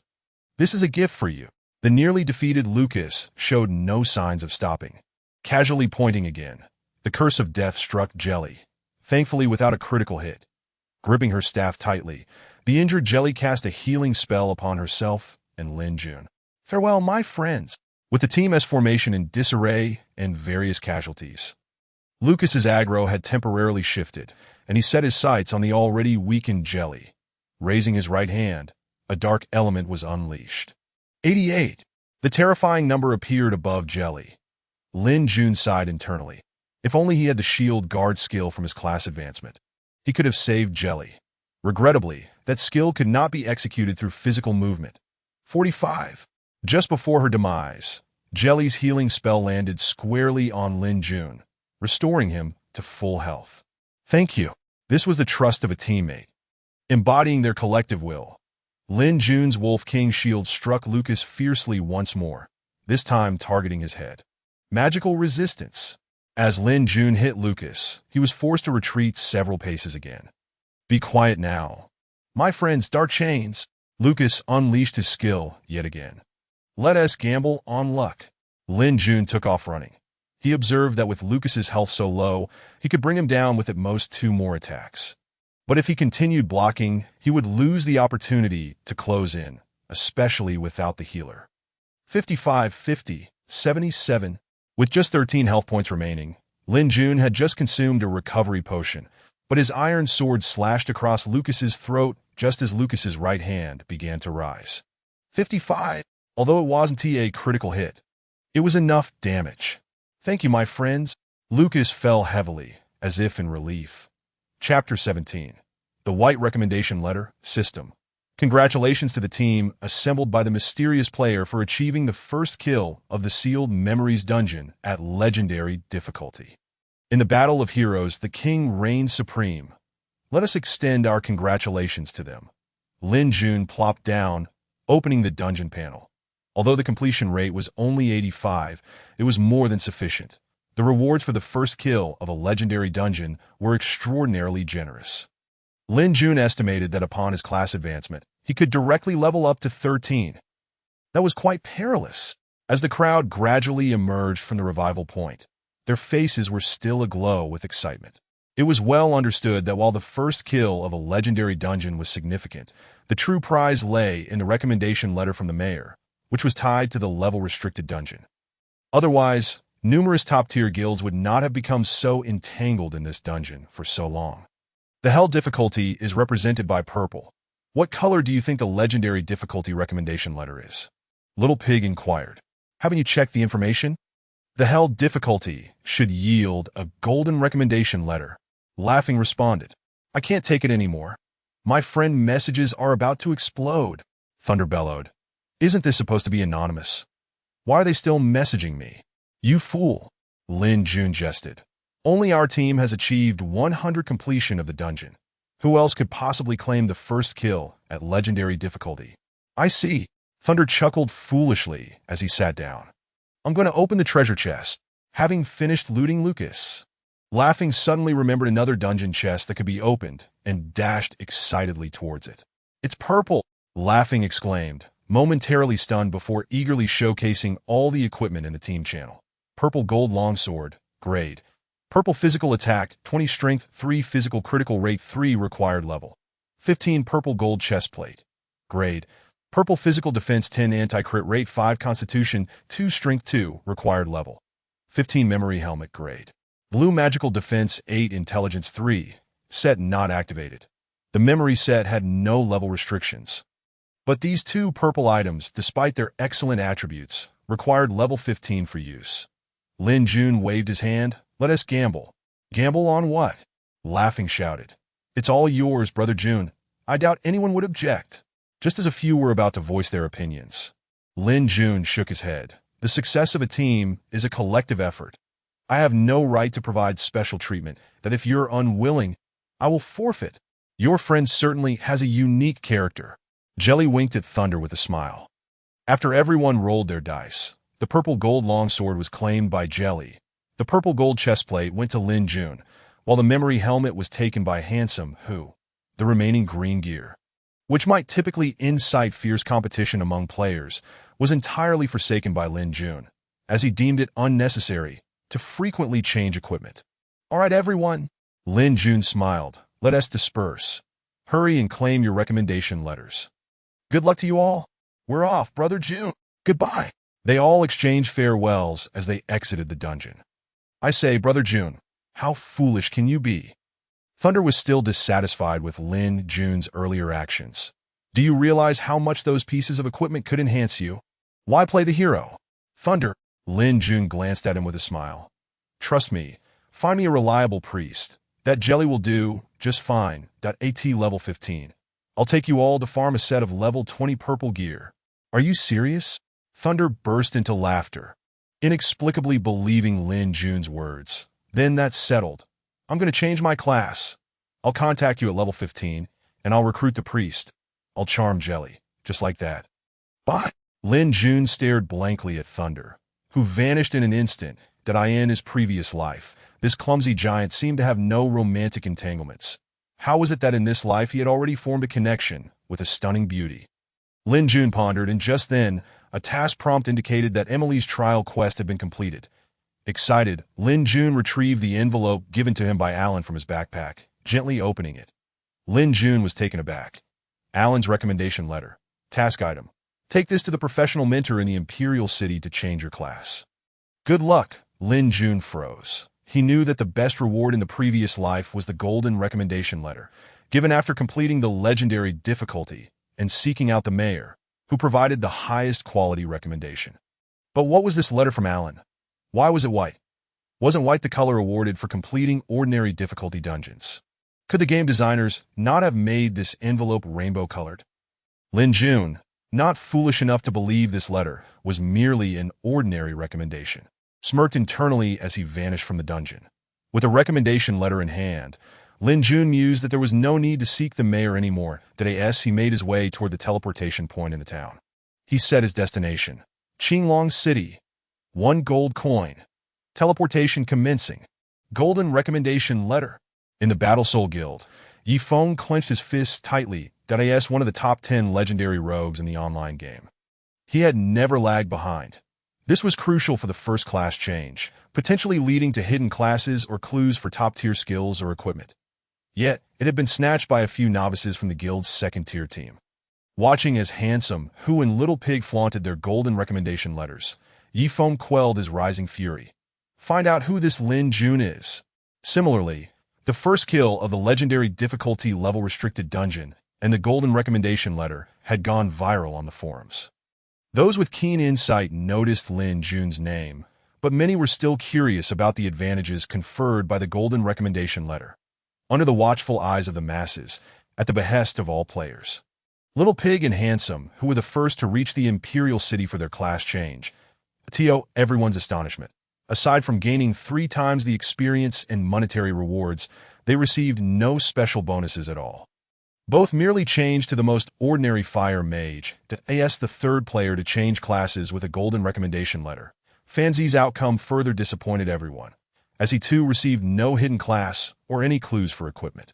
Thunder, on the other hand, had directly vanished, just like Lin Jun, turning off voice and message notifications. Jelly also refrained from disclosing his rewards, until Laughing finally shared his class change reward. Clue to the Holy Shadow Dance. All players were left in shock. This was a clue for a top-tier class. It implied that if Laughing were strong enough, while others were still mechanically searching for NPCs for their ordinary first, second, and third-class quests, he could already ascend to the most powerful top-tier class. The entire forum erupted with excitement. When Lin Jun entered, he was similarly astonished by the forum's fervor, with countless discussions about the golden recommendation letter and the might of top-tier classes. Lin Jun and these players belonged to the Light God Palace faction, and some even posted images on the Dark Abyss faction's forum, leading to a flurry of heated exchanges and boasting among players. Finally, a player from the Dark Abyss faction posted a collage of over a dozen golden recommendation letters, leaving all players, including Lin Jun, dumbfounded that it became evident that fairness reigned in this world, as other experts had also achieved 100 dungeon completion and successfully claimed the first kill of the level-restricted legendary dungeon. This player from the Dark Abyss faction only shared the image. Whether those with golden recommendation letters ultimately received special rewards remained unknown. Insiders revealed that it was a group of prodigies from the legendary Starfall Guild who had completed the feat. All players were well acquainted with the Starfall Guild, yet none expected them to join the Dark Abyss faction in this new creation, sending waves of despair through the Light God Palace players. Each member of the Starfall Guild was a legend in the gaming realm, which nearly condemned the Light God Palace players to a future of bullying once faction teleportation was enabled. Regarding the strength of Starfall, if in his previous life Lin Jun might have felt apprehensive, in this life with his unparalleled rebirth advantage, if he were to still lose to others, what could he possibly say about revenge and growth? I wonder if any of those prodigies from Starfall received a white special recommendation letter like mine, Lin Jun pondered. At the Mentor Guild in Xinglong City, countless players hurriedly entered and exited. Currently, all mainstream players had just concluded their competition in the level-restricted dungeon, and the color of their recommendation letters was solely determined by their strength. Of course, the misfortunes of Little Pig, Handsome Who, and Fanzi on the forum also proved that color was not paramount. Luck remained the most reliable, merely a matter of probability. Lin Jun waited calmly as a player behind him nudged him, smiling. "Hey, what color did you get?" "White." Lin Jun thought for a moment before answering honestly. "Don't you want to find friends to help you farm?" "White is too poor. Are you confident in your luck?" "No worries. I believe in my luck," Lin Jun replied with a faint smile. "Fool!" A warrior in front of Lin Jun turned around with a cold laugh. Lin Jun shrugged in silence, while the player behind him whispered, "This guy is from the Sword Mourning Guild. What's he so proud of?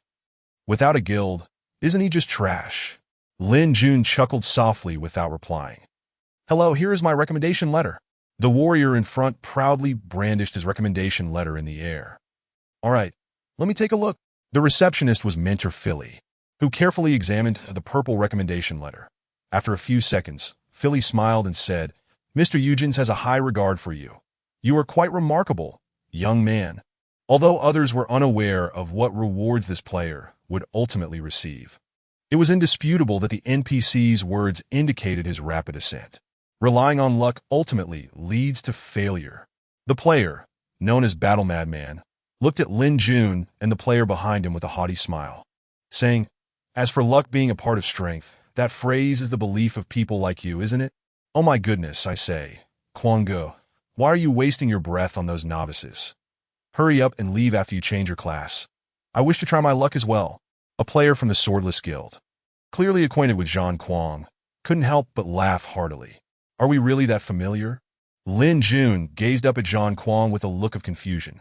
Such individuals were all too common, wielding the authority of their guild to intimidate others while shirking responsibility for their own misdeeds. "Greetings, here is my letter of recommendation." Lin Jun presented Alan's white recommendation letter. "Oh wow, it truly is white." Zhang Kuang laughed uproariously, pointing at Lin Jun's letter. Chapter 18. Clue to the legendary artifact. The courage of Nozaris.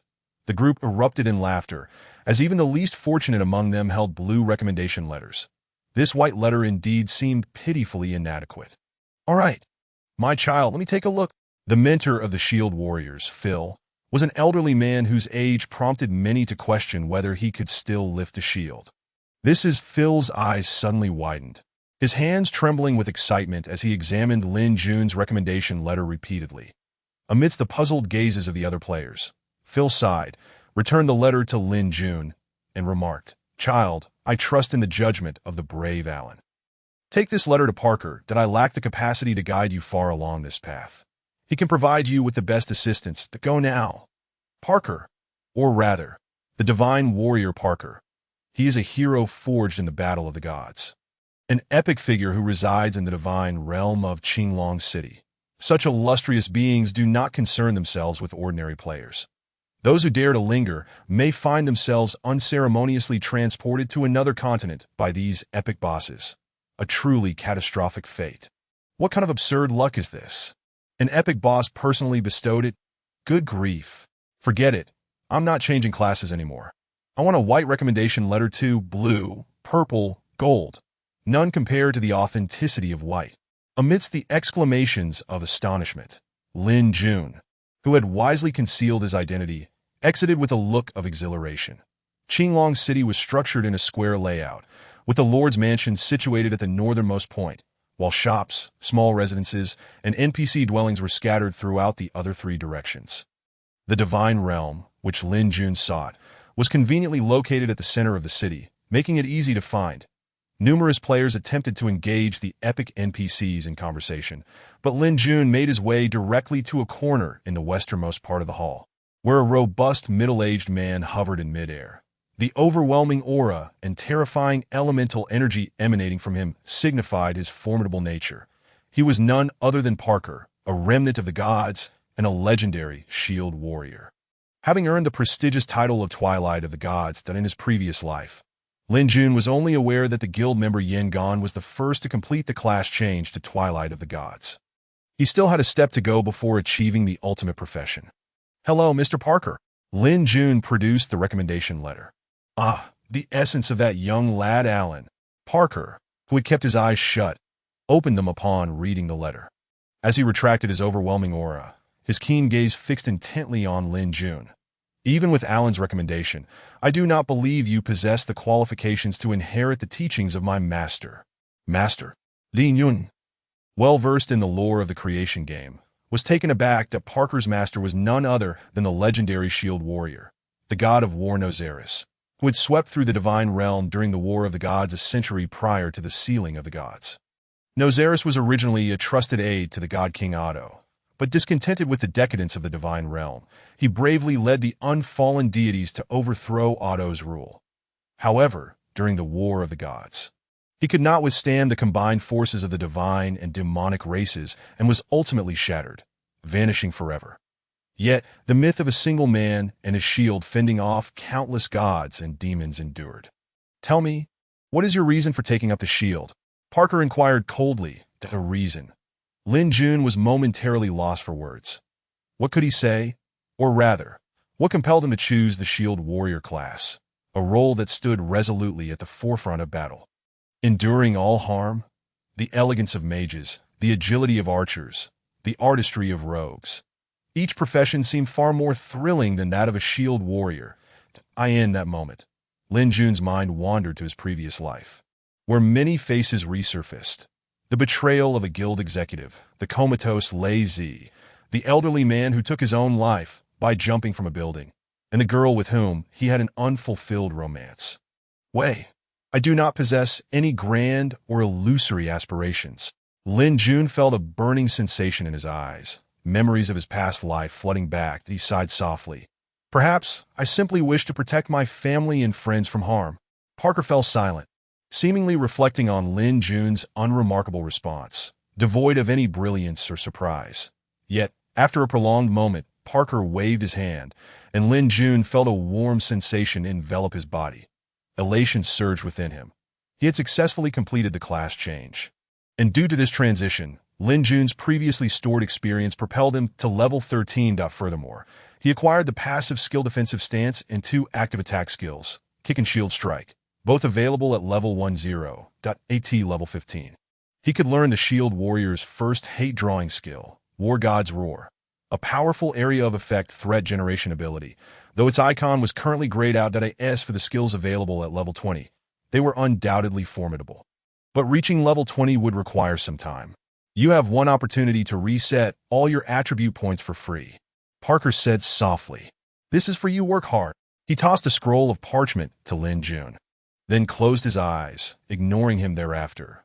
Lin Jun, filled with excitement, unfurled the parchment, revealing the words, Clue to the legendary artifact.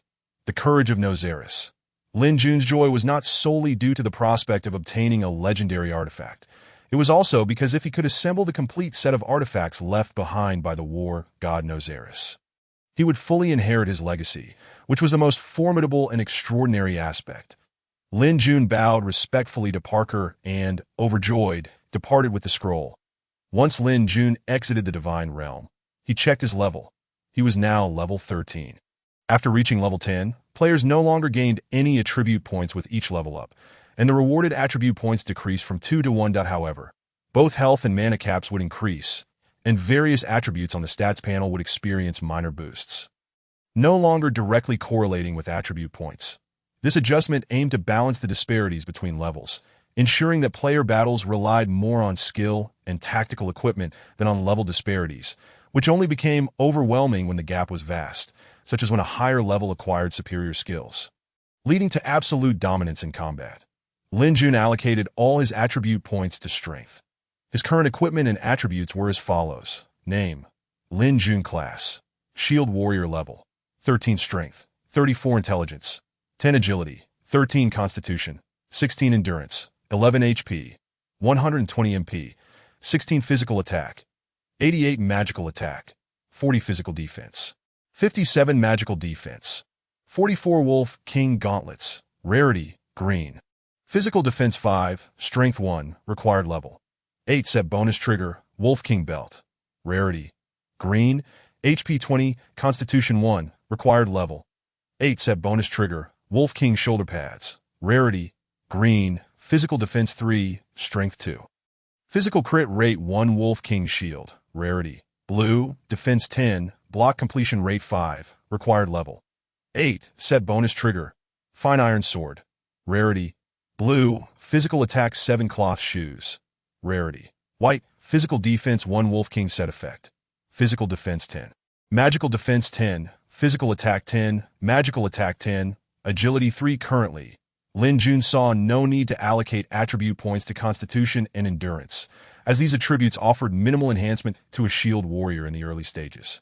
It was only upon reaching level 20, when all requisite skills for a shield warrior would be accessible, that he could implement a professional allocation of points. Conveniently, Parker the Mentor had granted him one opportunity to reset his attribute points for free. Lin Jun wandered around Qinglong City, noticing several vacant stalls and buildings along the major thoroughfares. However, players could only engage in stall rentals, property purchases, and, most importantly, the creation of guilds after reaching level 20. As Lin Jun envisioned a previous life where top-tier factions monopolized these prime locations, he recalled that the Qinqiu Consortium was undoubtedly a colossal presence. Lin Jun had never been naive enough to believe that mere skill and equipment could rival the importance of networks and financial resources.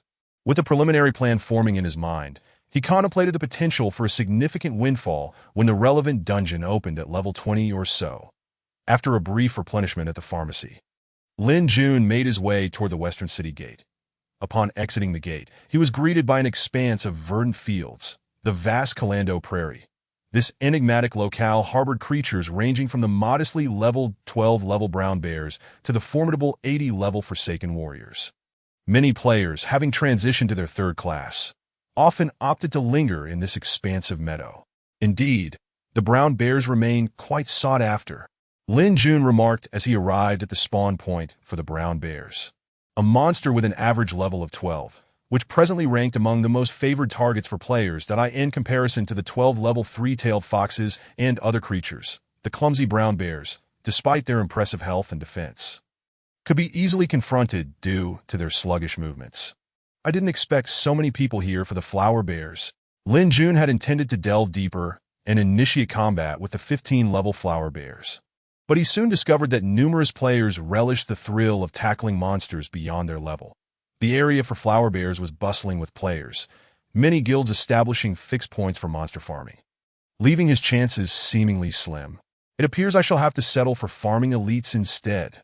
After some contemplation, Lin Jun proceeded to the spawn point for the flower bear elites. Chapter 19.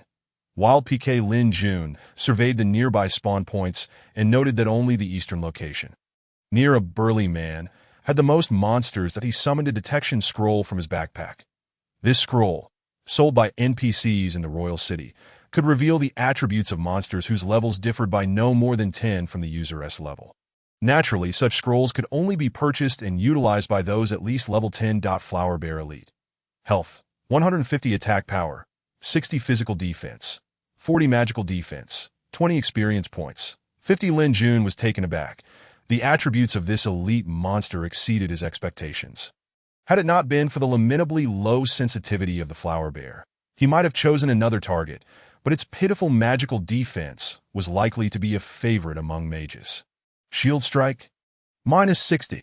The Shield Strike's panel attributes boasted an additional 130 physical attack power, alongside effects of stun and knockback based on skill completion.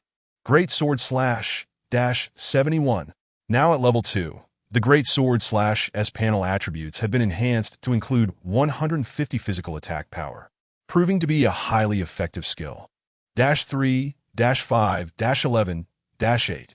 Several numbers floated above Lin Jun, signaling a critical hit. Foot Kick -18. The panel attributes only added a meager 60 attack power, a skill often forgotten by novices, yet in the eyes of true experts. Shield Strike, Foot Kick, and Shield Guard were merely aspects of blocking, representing the pinnacle of a shield warrior's prowess. Though simple, they serve as a benchmark for gauging a shield warrior's strength. The level 1 defensive stance doesn't seem to confer much additional defense. Lin Jun glanced at the description of defensive stance. Defensive stance. Passive skill that increases the defense of the shield warrior and the completion of their defensive skills. This additional attribute was not displayed on the panel, and Lin Jun realized that the increment was barely significant. As for the skill completion, that remained exceedingly useful.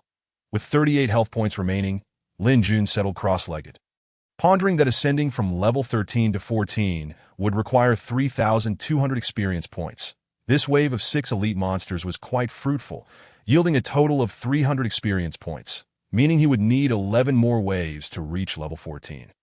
Now, all he could do was wait for the respawn, which varied in speed and was unpredictable. Perhaps the next wave would appear before he even finished the first. Other coordinates have guilds beginning to form teams as well. The influx of players would only lead to a situation of scarcity. And Lin Jun could not fathom how protagonists in the online novels he had previously read managed to monopolize a farming spot for half a year without encountering anyone. That moment, he furrowed his brow as several unexpected guests appeared before him. "Friend, you should farm over there." A red-robed mage approached, speaking in a nonchalant manner. "This spot isn't suitable for you to solo. It's slow and perilous." Lin Jun glanced up at the mage and gently shook his head. "This place suits me just fine. Why waste words?" A voice emerged from behind the red-robed mage, and a swordsman stepped forward. "The Swords Mourning Guild has claimed this area. You'd best move along." At this, Lin Jun's brow furrowed in irritation. Another encounter with the Swords Mourning? Was this guild comprised entirely of troublemakers? "Friend, this spot is indeed not suited for you." The red-robed mage, clearly acting as a negotiator, noticed the 6 elite monsters that had just spawned behind Lin Jun and added with a smile, "If you had friends, this would be an ideal spot for you. However, you are alone, and that is quite inefficient." Lin Jun pondered for a moment. He had no reason to engage with this rabble. The worst outcome would simply be a wild PK, which held no significance. That he held himself with pride, believing they were not worth his time. As he contemplated leaving, he decided to venture to the spawn area for the 20-level centaurs, where he presumed players would be scarce. "Damn it, what are you pretending to be a gentleman for?" Old Bird, the previously loud swordsman, known as 3, has arrived, waved his hand and laughed. "In this game, it's all about fists. Besides, does that trash even have friends?" Lin Jun's brows knitted tightly at the remark, and after a moment's contemplation, he slowly departed. "What's with the attitude? Several onlookers murmured discontentedly. If you're so capable, let us have a one-on-one. I'll show you I can defeat you with one hand and no weapon. Just as Lin Jun prepared to leave, a quarrel erupted from another elite spawn point in the distance. Why should we be the ones to leave? We were here first, a girl's voice rang out. This was a small team of 6, led by a slender man whose dagger revealed him to be an assassin, known as Little Pudding. The girl who had spoken was an archer named Little Cream, and it was evident they were either a couple or siblings. In front of this 6-member team stood a group of players, led by a burly man who bellowed, "The Brotherhood of Loyalty Guild has claimed this area. You should farm over there." I'll say it one last time. Forget it, Captain. Let us change locations. A mage from the 6-member team murmured. We can't afford to offend the Brotherhood of Loyalty. Besides, we're not making much progress here. Yes. Captain, let us relocate, another archer chimed in. How can you allow this? The team's captain, Little Cream, a girl who appeared barely of age, flushed with anger and exclaimed, "How can you have so little backbone? Why should we leave just because they tell us to? Damn it, idiot. Crazy. Can you even handle them?" Several members of the team began to curse. Then, Little Cream shouted, "Why did you all leave the team?" Watching her former teammates walk away in discontent, Little Pudding gently placed a hand on his sister's shoulder and whispered, "Let us go over there." Lin Jun silently observed this scene, a commonplace occurrence in the game that stirred many memories within him. Once, he too had friends and teammates, each one betraying and departing, much like the girl who now wept quietly. Sometimes, when faced with enemies, the most daunting aspect is not their power, but the helplessness one feels. This is so annoying. A hunter from the Brotherhood of Loyalty cursed, then shot a crossbow bolt toward Little Cream in the distance. Damn! The thief Little Pudding, now enraged, was incensed that they would not only drive them away, but also initiate combat. -22. -30. 2 mages casually struck Little Cream, reducing the fragile archer to critical health. 38-45. A ranger and another priest healed Little Cream's health back up. Huh. Several players laughed, relishing the sensation of wielding control over another's life and death. -33. One thief in the party was startled, having noticed Little Pudding's figure suddenly become ethereal. The thief activated stealth, intending to warn his teammates, but the first hunter to attack was swiftly met with retaliation. -40. Little Pudding moved with slight precision, arriving behind the hunter and delivering a clean backstab, eliminating the reckless attacker. How intriguing, Lin Jun thought, noting Little Pudding's agile movements. His attacks were swift and unencumbered, showcasing an adept mastery of skill application. Little Pudding. Wait a moment. Lin Jun suddenly recalled an important detail. Could this Little Pudding be the esteemed shadow thief from his previous life's guild? Had it not been for that impressive display of assassination, he would not have recognized him. Although this Little Pudding might not be the absolute best thief, he certainly ranked among the elite. Most importantly, in his past life, this Little Pudding had been a member of his guild, the Dragon Soul Dominants, and had once held great potential to advance to the ultimate class. Alas, he never transitioned to the ultimate profession of Shadow Dancer. There is no helping it. Even if you don't remember me now, as your former leader, I cannot remain indifferent. Lin Jun, still simmering from being asked to leave, felt a surge of indignation. While he feigned nonchalance, no one could endure such treatment. Shield Strike. -28. One of the mages from the Brotherhood of Loyalty, caught off guard, was stunned by Lin Jun's assault. With a smile, Lin Jun regarded the fire mage. Great sword slash -70. There was no doubt. The fragile mage was swiftly dispatched by Lin Jun. What the hell? Someone else attacking. The scene witnessed by a priest left him astonished as he exclaimed, "How is this shield warrior dealing such high damage? This fool must have allocated all his points into attack. He has been taken out in an instant." A mage with a standard allocation of points, assuming decent equipment, should possess around 100 magic attack at this stage. After all, investing solely in intelligence renders one exceedingly fragile. Even a mage must allocate a modicum of vitality. Lin Jun's magic defense stood at 42 points. And a fireball struck him fiercely, inflicting -50, which instantly halved his health.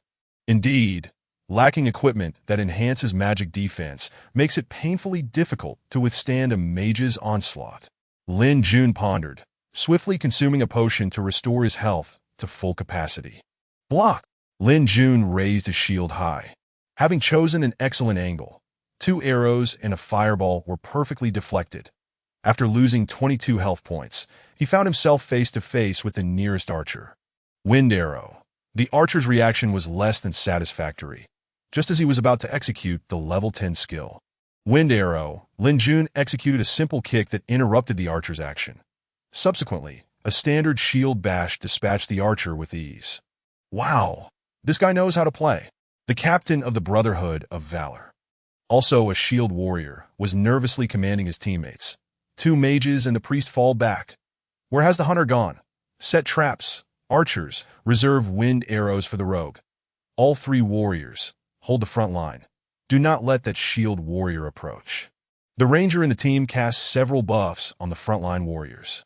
The original 12-member team now consisted of only 9, while the rogue, Little Pudding, once again faded into invisibility, entering stealth mode.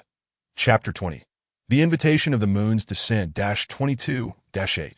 Lin Jun successfully blocked 2 ranged attacks and quickly began to maneuver. His S-shaped movements were simple, yet incredibly difficult to track. He understood that prior to level 20, ranged classes rarely possessed skills that could lock onto targets. Bang! He collided forcefully with the foremost warrior, who staggered back a few steps. Out of the corner of his eye, Lin Jun noticed another swordsman preparing to strike. Kick! The swordsman's hand went numb, not only interrupting his skill, but nearly causing him to drop his weapon. Shield strike! Lin Jun's ability landed heavily on the last warrior. Lacking both stun and knockback effects, the warrior was quick to react, executing a swift strike that pierced through Lin Jun's shield. Compared to shield warriors, this berserker, following a different output path, possessed several skills that were exceptionally useful in player-versus-player combat, such as the level 10 skill Quick Strike, which allowed one to instantly appear beside the target within 10 paces, with a chance to inflict stun and significant damage. -30. Lin Jun was momentarily taken aback. Having let his guard down, he slightly turned his body to evade the next normal attack. His footwork shifted once more, dodging the attacks of the 2 other warriors and the swordsman who lunged at him. Block! He raised his shield again, successfully deflecting the fire mages and the archer's attacks. Wow, this guy's reflexes are incredible, exclaimed the warrior who had used Quick Strike earlier. Is blocking his free skill? The cooldown is so quick. Damn, another one down, came the voice of a teammate. Just moments ago, the rogue Little Pudding had reappeared, executing a flawless backstab that eliminated another fragile target. Lin Jun, unwilling to be outdone, unleashed the ethereal dance of shadows, showcasing the clever application of his kick, which drew enthusiastic cheers from the onlookers, revealing how even a seemingly weak skill could be wielded effectively. Finally, after consuming a second potion for instant recovery, Lin Jun had defeated all 3 warriors. He inwardly mocked himself. Fighting truly drains one's resources. Does the priest know how to play? Why isn't he healing? Lamented the last remaining shield warrior, the captain of the team. Lin Jun, however, chuckled inwardly at this early stage. The priest's healing spell had a 5-second cooldown. When the priest attempted to heal the swordsman, whom Lin Jun had just vanquished, the swordsman was already dead, rendering the action futile and further extending the priest's cooldown. What a rookie! He recalled the unparalleled dual healing of a skilled priest. That was the true essence of their role. The battle had become a foregone conclusion. 2 minutes later, the 2 players had eliminated a total of 12 opponents, leaving the onlookers in shock, while Lin Jun remained unfazed. His survival was largely due to the rogue Little Pudding having eliminated the hunter and ranger, both of whom could control the battlefield. Had he not done so, Lin Jun would have perished, for he currently lacked any skills to dispel negative effects that if trapped by a hunter's vine, he would have become a corpse within 3 seconds. Thanks, Little Pudding. Revealing himself, expressed gratitude to Lin Jun and sent a friend request. No problem. Lin Jun accepted the friend request while waving dismissively. What's there to discuss in PK? If you want to fight, let's do it. I'm off. We'll chat later. With that, he departed from the scene. The archer, Little Cream, approached and asked, Bro, That guy is quite peculiar. Why did he help us? I don't know, but in any case, we owe him a favor, replied Little Pudding. Let's go. Lin Jun had barely taken a few steps when a voice called out. Do you remember me? Turning around, he saw a rogue, Moon's Descent. Is it really you? The one I encountered when I first respawned in the game at the Novice Town? Later, I learned from Thunder about this guy being the chief rogue of the Eternal Bonds elite team. Of course. I remember, Lin Jun replied playfully. So, are you inviting me to farm elite wild dogs? Huh. Moon's Descent walked closer, smiling. By the way, when I saw those 2 system notifications yesterday, I thought there was a name duplication. Now it seems the first kill of the legendary dungeon is rightfully yours. Lin Jun understood what Moon's Descent was referring to and helplessly shrugged. What? Seeing me all alone? Do you plan to pull me into your schemes? With a talent like yours, who else should I recruit? Moon's Descent chuckled before suddenly adopting a serious demeanor. You can only officially create a guild at level 20. I need to reserve your spot in advance. What are your thoughts? I don't have any plans at the moment. Lin Jun was aware that Eternal Bonds was a top-tier guild, with members of commendable quality and strength. Moon's Descent could likely provide him with valuable information. It was prudent not to jeopardize their relationship at this juncture, especially since there had been no prior conflict. Very well, if you need anything, feel free to contact me. Moon's Descent smiled as he extended a friend request. As a top-tier player, he had a good eye for talent. Having just witnessed Lin Jun's prowess in the outdoor PK, he realized that despite the rogue's advantage over the bulky shield warrior, he could not be assured of victory against Lin Jun, who was unlike any shield warrior he had encountered before. Establishing a connection with such a skilled player was essential. All right, Lin Jun accepted the request with a smile and turned to leave. Level 20. The thought of being able to create a guild at level 20 crossed Lin Jun's mind, stirring a complex array of emotions that in his previous life, with the support of Thunder and a group of friends. The Dragon Soul Dominance Guild had been established, evolving from a third-rate guild into a renowned top guild within the entire Qilin Imperial City, a journey fraught with challenges. However, perhaps due to becoming accustomed to the top-tier experience, he gradually neglected his friends and lost the desire to engage in casual chats within the guild. The entry of a top-tier consortium had breached what was already a fragile boundary. After the incident, nearly all the guild's higher-ups had defected. Though Lin Jun understood that each person likely had their own reasons, the sense of betrayal and helplessness was excruciating in this life. Should he still aim to establish his own guild? Lin Jun questioned himself, pondering if it might be better to forget the grievances of his past life and simply become a top-tier solo player, enjoying greater freedom and spontaneity. His thoughts were tumultuous, shaking his head. He recognized that such notions would only hinder his progress. Perhaps it was only by wielding his shield that he could find strength within. I might as well head to the Centaur area at level 20, he resolved, wishing to avoid any further entanglement with the Brotherhood of Valor, as he did not wish to waste time with that group. With purposeful strides, he continued westward. Centaur. Health. 250 attack power. 80 physical defense. 40 magic defense. 40 experience points. 70 Lin Jun utilized the detection scroll, confirming that these level 20 monsters possessed formidable attributes that he could manage only 2 at most, and if they were elite monsters, he would likely struggle against even one. Minus 44. As he stepped into the aggro range of the Centaur, one charged towards him with remarkable speed, delivering 44 damage that left Lin Jun startled. The Centaur's charge increased its physical damage output. Lin Jun felt a tingling in his left hand. These centaurs were akin to knights, swift, powerful, and boasting substantial health. Bah! The second centaur, as anticipated, was easily blocked by Lin Jun, suffering only 18 damage. I can't advance any further. These 2 are already my limit. Lin Jun calculated the data in his mind and sighed. I miss the days of farming wild cats. An hour later, Lin Jun had transitioned from a state of frantic disarray to one of calm composure. If his health could increase a bit more, he felt confident in facing 3 centaurs alone. Bang, bang! A booming sound echoed from afar, and Lin Jun, after striking down a centaur with a shield bash, cast a curious glance into the distance. Is there someone still here grinding monsters? 77, 68, 44. Several high damage values floated out from a cluster of centaurs. and Lin Jun stared blankly at the shadowy figure before him. It was a frost mage. Ice Storm. The timely execution of the skill caused the previously swift centaurs to slow to a crawl. Ice Spike. A powerful single-target attack decimated several severely injured monsters. Ice Explosion. A small area spell was unleashed, and with agile movements, the mage evaded the encirclement of 5 centaurs, dispatching the remaining monsters once her skills were off cooldown. Impressive. Lin Jun marveled inwardly. This frost mage had undoubtedly acquired a free skill book.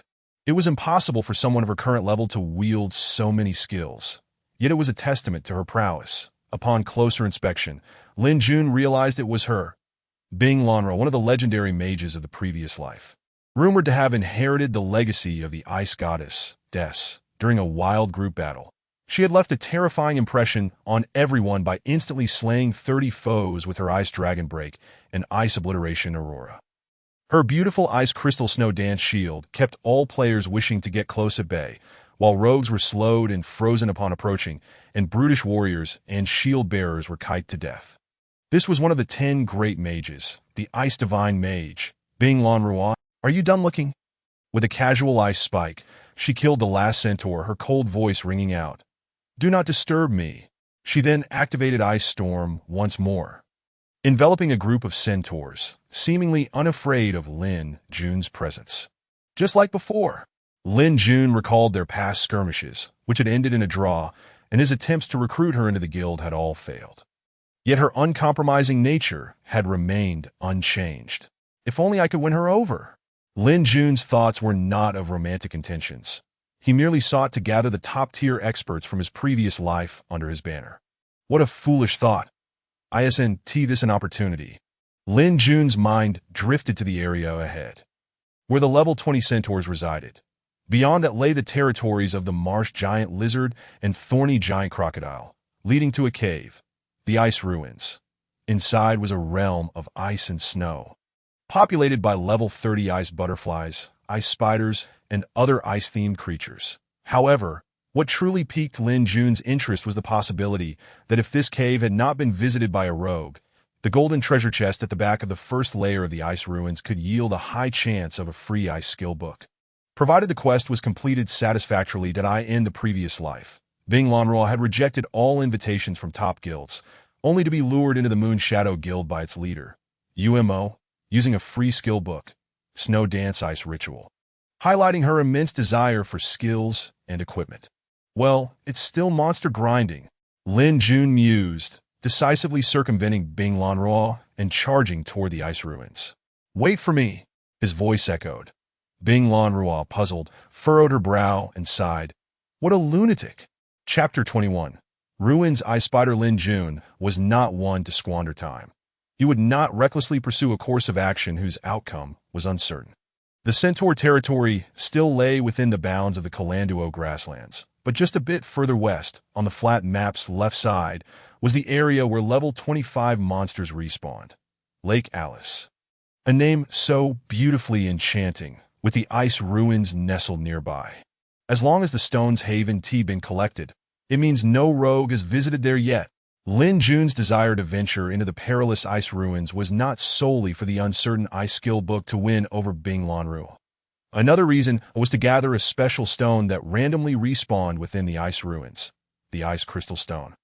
While this stone was not particularly rare, it could be utilized in the level 20 dungeon, Roar of Flames, and players at level 20 would have limited avenues to acquire such stones that if Lin Jun could amass a substantial quantity of Ice Crystal Stones before mainstream players reached level 20. He could strike it rich. Unlike rogues who could stealthily traverse various locales, Lin Jun, as a shield warrior, could only traverse the terrain by one means: running. Fortunately, these lizard crocodiles aren't very fast. Lin Jun sprinted while wiping the sweat from his brow. If I were to traverse the Dianzum grasslands, I would undoubtedly be shot full of arrows by the elven archers. System prompt. You have discovered a new map. Lake Alice. Lin Jun rejoiced. He had finally arrived. He had just downed his 4th instant recovery potion.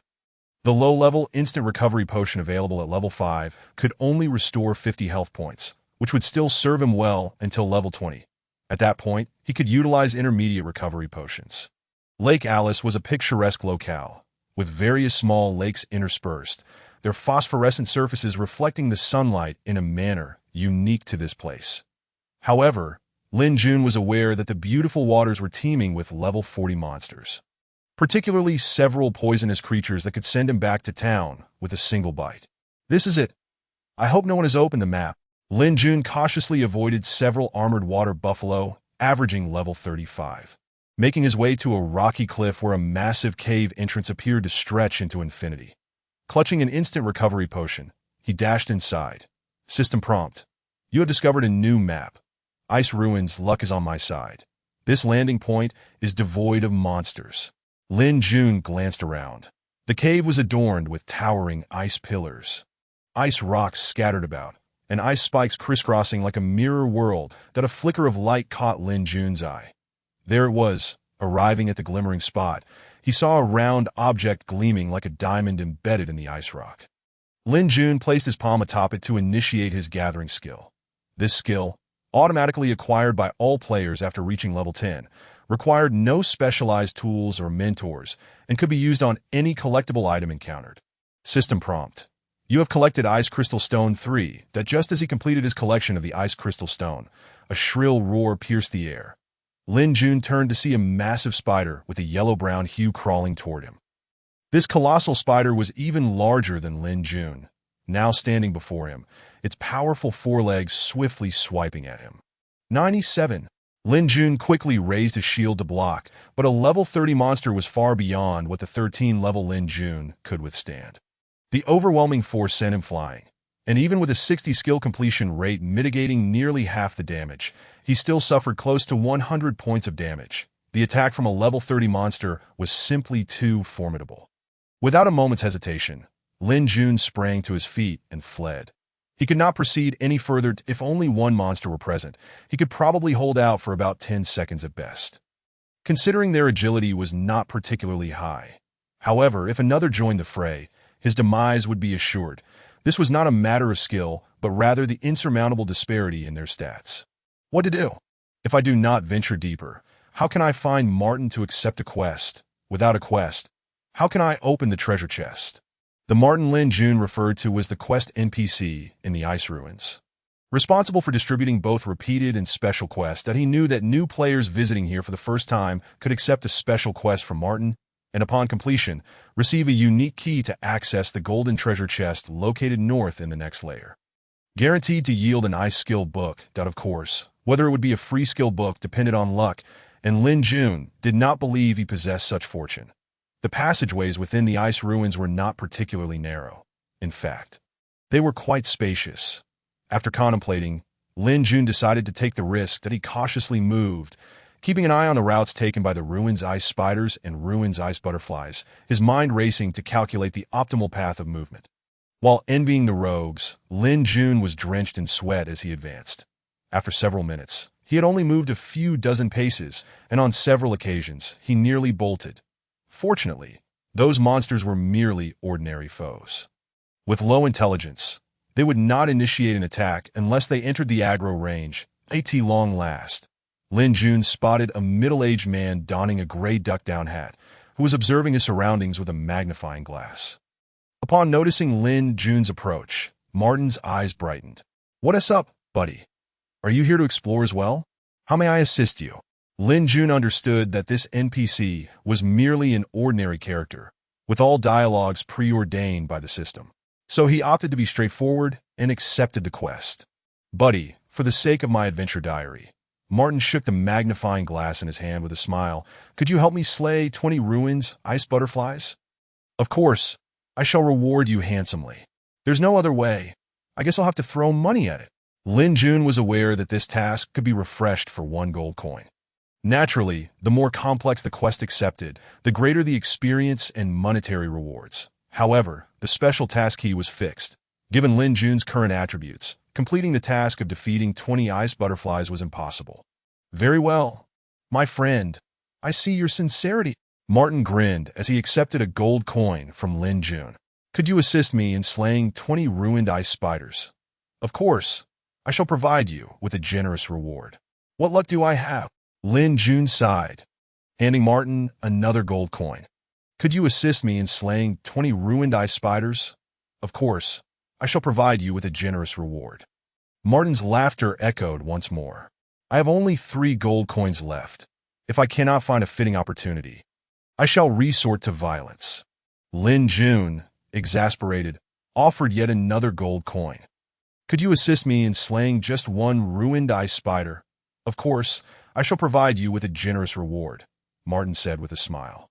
Without hesitation, Lin Jun accepted the task. In Martin's expectant gaze, he spotted a solitary ruined ice spider. The loss of 3 gold coins shall be avenged upon you. In the bewildered eyes of the ruined ice spider, provided it understood the unfolding events, Lin Jun's heavy sword struck fiercely. -3. Indeed. Lin Jun sighed. It had not broken through its defenses. This level 30 ruined ice spider possessed several hundred hit points, standing there as Lin Jun struck it for an eternity. There is no other option. Lin Yun inhaled deeply. His dark eyes now shrouded in a mysterious haze. The dance of shadows commenced silently. The spider's multiple sharp claws scraped against the icy ground, its terrifying pincers drawing ever closer. Miss! The spider's pincers swung wide, and Lin Jun rolled to evade the attack. The ruined ice spider's claws suddenly curled, gathering strength as it lunged towards Lin Jun, who had rolled to the side. It is merely a creature. It has left its weakness exposed to its foes. Lin Jun smirked slightly, sliding to the side, and thrust his iron sword firmly into the spider's abdomen, its Achilles heel. -83. As expected, a tremendous damage number floated above. -11, -13, -12. Simultaneously, the ruined ice spider entered a state of severe injury, its health steadily diminishing. Miss! Facing a single monster, Lin Jun, now in the dance of shadows state, still had the strength to evade the spider's relentless assaults with slight movements. This is bad. Just as Lin Jun prepared to dodge again, a sharp pain struck his mind. The consequence of heightened concentration was accelerating fatigue, compounded by the tension of knowing that even a single mistake could result in immediate death from the 30-level monster's attacks. -108. Sensing Lin Jun's condition, the ruined ice spider spat forth a venomous spray. Although this attack dealt minimal damage, it inflicted a poisoning effect that caused continuous health loss. Unfortunately, the attack's precursor was too obvious, making it easy to dodge. This body is far too weak, Lin Yun sighed, contemplating. Had he possessed the physique from his past life, he could have maintained the dance of shadows indefinitely. -10, 50, -11, -11. In a moment of desperation, Lin Jun consumed a low-level instant recovery potion that as the 3 seconds of toxin damage concluded. Lin Jun, with merely 30 health remaining, glanced up at the ice spider. The spider was in a state of severe injury, steadily losing health. Its life force was nearly depleted. Perish! The ruined ice spider's powerful pincers swung down with force. But Lin Jun's body twisted bizarrely, and he slid to the left, perfectly avoiding the attack, but he then thrust his sword into the spider's abdomen once more. -102. After sustaining another critical blow, the ruined ice spider finally collapsed. Chapter 22. A Thief. System Notification. You have obtained Ice Crystal 1. Lin Jun was left speechless. After all, this creature was merely a common monster, and after such a lengthy struggle, it dropped only a stone. Nevertheless, it was a positive outcome, as it provided yet another avenue for acquiring ice crystals. Despite having surpassed nearly 20 levels, this spider yielded only 200 experience points, leaving Lin Jun feeling quite helpless. He realized that had he made any mistake earlier, it would have meant an unceremonious return to the city, and death incurs experience penalties, deducting 10 of the current leveling experience. Lin Jun returned to Martin's side, who adjusted his gray duck-down hat slightly and remarked, "I knew my choice would not be in vain. This is your reward, my friend." The system awarded 400 experience points and 30 silver coins. Most importantly, a special treasure chest key, which could only be obtained upon first accepting a task. Without hesitation, Lin Jun moved towards the icy river to the north, carefully evading the patrol paths of monsters along the way. How splendid! Lin Jun finally spotted the golden treasure chest beside the icy river. With only a week since the game's commencement, its presence indicated that it had not been opened, for such special chests would either vanish or refresh their coordinates if previously accessed. Thus, Lin Jun joyfully approached, inserting the key into the lock. A thief. Just as Lin Jun prepared to open the chest, he detected a faint sound of breathing nearby. Even in his exhilarated state, the air's tension was palpable. Having dealt with countless thieves in his past life, Lin Jun caught that subtle breath. Though faint, it was unmistakable. Over here. Lin Jun feigned a vulnerability, having already discerned that the thief was directly behind him. Yet he shouted in the opposite direction, turning to expose his back to the enemy. You are still too inexperienced. The thief took the bait, his hidden form suddenly revealing itself as he lunged forward. Dagger poised to stab Lin Jun's back. Anticipating this, Lin Jun twisted his upper body in an uncanny manner, evading the thief's backstab. The thief was clearly taken aback, having missed his strike. Leave it, Lin Yun taunt, forcefully slamming his shield into the thief, executing a shield bash. Miss! At the critical moment, the thief sidestepped to the left, avoiding the attack. His dagger gleamed ominously as he accelerated towards Lin Jun. Block! Lin Jun remained calm, easily deflecting the attack with his Wolf King's shield. The thief swiftly turned, closing in on Lin Jun, his dagger poised for another strike. Foot kick! Lin Jun gently thrust his right foot, breaking the thief's balance as he staggered back 2 steps. Astonishment written across his face. -42. Lin Jun swiftly followed up with a strike, inflicting nearly half of the thief's health and damage. Suddenly, wielding his iron sword, he concentrated a surge of power. Heavy sword slash. Farewell, miss! To Lin Jun's astonishment, a ripple emanated from the thief, clearly indicating the use of an invincibility skill, before he accelerated and vanished. That fellow is not without speed. Lin Jun pondered, coming to terms with it. Most players' mainstream levels hovered around 10 to 15. For a thief to venture here alone, he surely possessed some skill, making him not easily vanquished by Lin Jun. Meanwhile, the thief, known as Absolute Happiness, was gasping for breath that he was an elite thief from the Soul Battle Guild, quite confident in his abilities, especially when facing a lumbering shield warrior, whom he likened to a cat playing with a mouse. However, recalling his encounter with Lin Jun, Absolute Happiness found himself at a loss. Feeling as though he had faced a top-tier thief wielding a shield, with a level of awareness and speed that was unparalleled, an experience akin to facing the guild's formidable martial warrior. Utterly unshakable. Yet, it is not without gains. Absolute Happiness was an adventurous thief, having traversed nearly all maps below level 40, though while he had not found treasure chests during his expedition into the frozen ruins. He had inadvertently collected an ice crystal, attracted by its shimmering allure. Unbeknownst to him, this stone would later bring him immense fortune. I wonder what use it has. I should head back. Little did Absolute Happiness realize that this seemingly useless stone would yield significant wealth in the future. Inside the frozen ruins, after confirming the absence of others nearby, Lin Jun slowly opened the chest, and as he reached inside to rummage, his eyes lit up with joy upon his discovery. It truly appeared. Frozen Arrow can be learned by Ice Mages. Required level, 20. Skill description. Fires a bolt of ice at a target, causing a slowing effect with a 30 chance to stun the target. Instant cast, cooldown, 10 seconds. This skill Lin Jun used was one of the powerful abilities frequently utilized by Ice Blue Ruaw in his previous life. With its instant cast, high damage, and chance to stun, alongside a reasonable cooldown, it was curious. Could it be that fate had destined him to acquire this skill book for her? Yet, the outcome remained unchanged.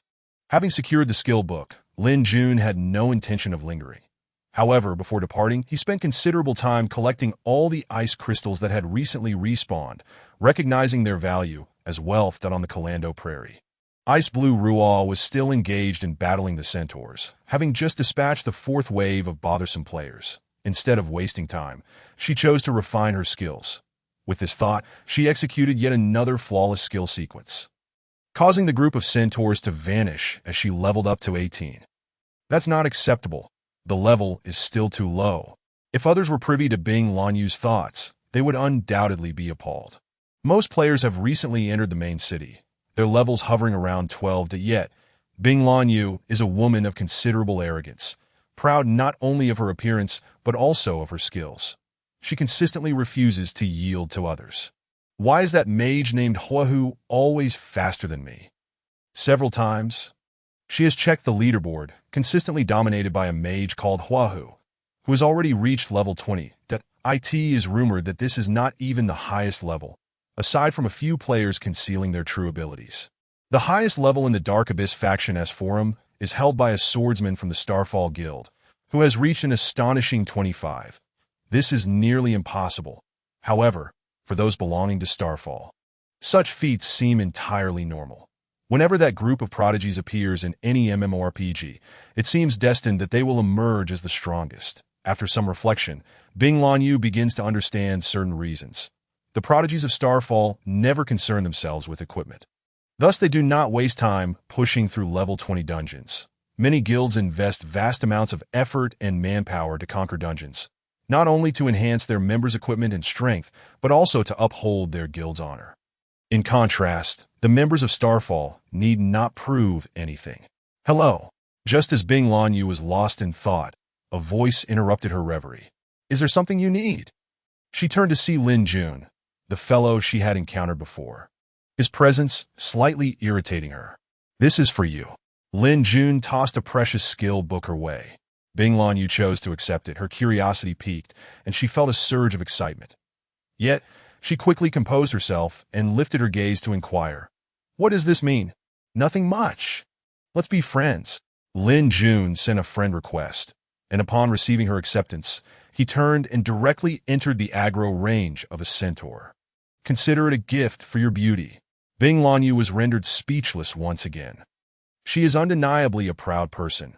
Even if someone were to offer her a mountain of gold, she might not spare it a glance. However, at this moment, despite her reluctance to accept gifts from strangers, she found herself hesitating. With her current area of effect and single-target high-damage skills, the Ice Arrow skill was practically tailored for her. Let us say, I owe you a favor. After some contemplation, Bing Lanyu felt this was the only way to assuage her conscience. With that, she turned and left without considering Lin Jun any further. This should be my first successful recruitment of a skilled player. Lin Jun, well aware of Bing Lanyu's thoughts, felt elated as he once again lured a centaur. Level up to 15 soon, once you have the taunt skill. We can conquer the Scarlet Abbey together. As Lin Jun continued to grind, he pondered two crucial matters. The first was the treasure map acquired in the Novice Town, which indicated that the treasure lay within the Tomb of the Fallen in the Corinda Canyon. The rewards for this hidden quest could be substantial. Once he reached level 20 and learned several new skills, he could venture forth. The second issue pertained to the parchment that hinted at the legacy of a divine artifact. Aside from indicating its existence, it offered no further clues, which left Lin Jun quite vexed. Despite possessing such an opportunity, he felt utterly lost. Ding ding. Just as Lin Jun was lost in thought, his communicator chimed, revealing a voice message from Lei Zi. Brother Jun, we found the healer.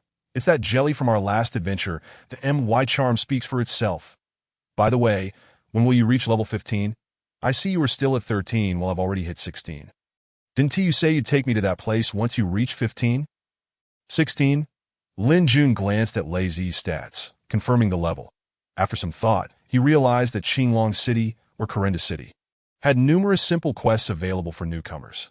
Although these tasks were straightforward, they offered generous rewards, often yielding more experience than a full day of monster grinding in the wild. That it appeared that Lei Zi had nearly cleared all the novice quests. I'll contact you tomorrow. Lin Jun contemplated, having spent several consecutive days logged into the game. It was now midday, that he aimed to reach level 15 before bedtime to ensure a restful night for the battles ahead. Chapter 23. The Scarlet Abbey Heavy Sword Slash. A flash of sword light cut through the air as the last centaur fell. A faint blue glow flickered, igniting Lin Jun's joy. Another blue item? Knight's Greatsword, grade. Blue physical attack 15, intelligence 3 required level. 15. Lin Jun contemplated yanking the centaur back up for another round. After all, A warrior-esque weapon that added intelligence seemed quite perplexing a moment ago. He had also acquired a blue helmet suitable for level 15. Refined helmet. Grade. Blue magical defense 8 intelligence 2 required level 15. Lin Jun organized his equipment and attribute points, leading to the following stats. Name. Lin Jun class. Shield warrior level. 15 strength. 36 intelligence. 15 agility. 13 constitution. 16 stamina. 11 HP. 140 MP. 16 physical attack. 97 magical attack. 55 physical defense. 58 magical defense. 53 Wolf King gauntlets. Grade. Green physical defense 5 strength 1 required level. 8 set bonus Wolf King belt. Grade. Green HP 20 constitution 1 required level. 8 set bonus Wolf King shoulder pads. Grade. Green physical defense 3 strength 2 physical critical rate 1 set bonus. Wolf King shield. Grade. Blue defense 10 block rate 5 required level. 8 set bonus. Knight's greatsword. Grade. Blue physical attack 15 intelligence 3 required level. 15 refined helmet. Grade. Blue magical defense 8 intelligence 2 required level. 15 cloth shoes. Grade. White physical defense 1 Wolf King set effect. Physical defense 10 magical defense 10 physical attack 10 magical attack 10 agility 3. Lin Jun calculated that only the attack power aligned perfectly with his base attributes, while defense and health were slightly higher, likely due to the passive bonuses and class features of the shield warrior. 50 points of magical defense should suffice for the Scarlet Abbey. Feeling a wave of fatigue wash over him, Lin Jun disconnected from the game. Returning to reality, everything was clean and orderly, a sensation experienced by anyone who had entered Lin Jun's room, that a young man with such meticulousness either harbored a cleanliness obsession or had a girlfriend. However, Lin Jun simply had a habit of maintaining order. Having lived alone for so long, he lacked the bad habits typical of boys his age. Once I return from the supermarket, I still need to finish some articles. Why does my life path remain unchanged after being reborn? The mere thought of the editorial committee and the scowling faces of the reviewers filled him with annoyance as he stood to head to the supermarket, muttering, "If only I had remembered a few winning lottery numbers in my past life." This society remains a traditional, interconnected one, with little advancement in culture and technology. The only significant progress has been made in the realm of online gaming, where the dream of full holographic immersive gaming has finally been realized after several immature attempts. Lin Jun was aware that in the first year, the Longshin consortium, responsible for the game's operation, had yet to grasp the impact this online game would have. It wasn't until the second year, when several top-tier consortia entered the scene, that the game's trajectory began to change. In my previous life, I think I only entered the advertising company in the latter half of the year. Lin Jun reminisced about his past life, where, after graduation, he had been involved in the so-called creative selection for newspapers and literary associations, that in reality, it was more of a commercial endeavor, with truly meaningful articles rarely gaining visibility, that it was only by chance that he secured a position at a 4A advertising agency in the latter half of the year, which led to some improvement in his life. I hope all guilds reach legendary difficulty in the level 20 dungeon soon. While organizing his items at the checkout counter, Lin Jun mused, without reaching legendary difficulty, you won't discover the true use of the ice crystal. Many people waiting to pay were casually discussing Genesis, though the majority were young. Initially, the game's influence was not widespread, but gradually it gained immense popularity, ultimately sparking a virtual economic boom. Coincidentally, Lin Jun encountered an old classmate on his way home, evoking an indescribable feeling, much like the sensation he had experienced during his last video call with Lazy. The feeling of reuniting after being reborn was truly ineffable as Lin Jun engaged in conversation with his old classmate Weigo. His gaze fell upon a girl, a remarkably beautiful one, with fair skin and delicate features that exuded a purity rarely seen in others. The reason Lin Jun was drawn to her was that she bore a striking resemblance to the top-tier female player, Wei Xiao, from his previous life. "What are you looking at?" Weigo followed Lin Jun's gaze, puzzled. "Isn't that Wei? That's not right. It seems otherwise. Why do I feel it's her? That shouldn't be the case. Didn't Wei go to another city? By the way, what do you think?" Lin Jun? Wei? Which Wei? Lin Jun was taken aback. Could it be that this person has also been reborn? That's obvious. It's that little girl who used to cling to us four misfits back in the day. Wega seemed to recall something and said with a bitter smile, I suppose I was overthinking it. That little girl has likely married by now. She was so clingy as a child, and now, don't we men seem to prefer girls like that? Perhaps, after chatting with Wei Ge for a while, Lin Jun noticed that the girl had already left. He contemplated for a moment before dashing back home. If I encounter her again, I will surely ask whether she is the Wei from my childhood or the one from the game. Lin Jun discarded the clutter, washed up briefly, and fell into a deep slumber that I in the Scarlet Monastery. Lei Ting, feeling bored, kicked a small stone away. I say, Jelly, what exactly do you find appealing about me? Jelly, now donned in a level 15 sky blue robe, looked utterly speechless. I just like your shamelessness. Brother Jun, seeing Lin Jun sauntering over lazily, Lei Ting greeted him but then asked in confusion, Brother Jun, what are you thinking? We're level 15 going to tackle level 25 monsters. Even if we obtain some gear, we won't be able to use it. Let's head directly to the third level. The monsters there are all elite. Although their attributes are quite high, they are relatively sparse. Lin Jun stated, as for the gear, the items dropped on the third level are all level 20 sets. Since we are here, we might as well prepare to grind to level 20 before venturing out. At that point, we can directly tackle the level 20 dungeons. What? They're all elite monsters? A couple of hits from a level 25 elite monster would leave you with barely any health. Lei Ting glanced at his attributes and smiled bitterly. With my stats, I could withstand at most 2 hits. The attack of a level 25 elite monster should be around 150, right? You'll understand why we came here to grind soon enough. Lin Jun said with a mysterious smile. Let's go. The three of them entered the Scarlet Monastery, situated in the eastern part of the Kalando Prairie, directly opposite the direction of the ice ruins. Upon entering the monastery, a faint scent of blood wafted through the air. What a foul smell. Jelly tightened his loose robe, complaining. This is a war relic caused by cultural differences, Lin Jun explained, well versed in the lore of the game.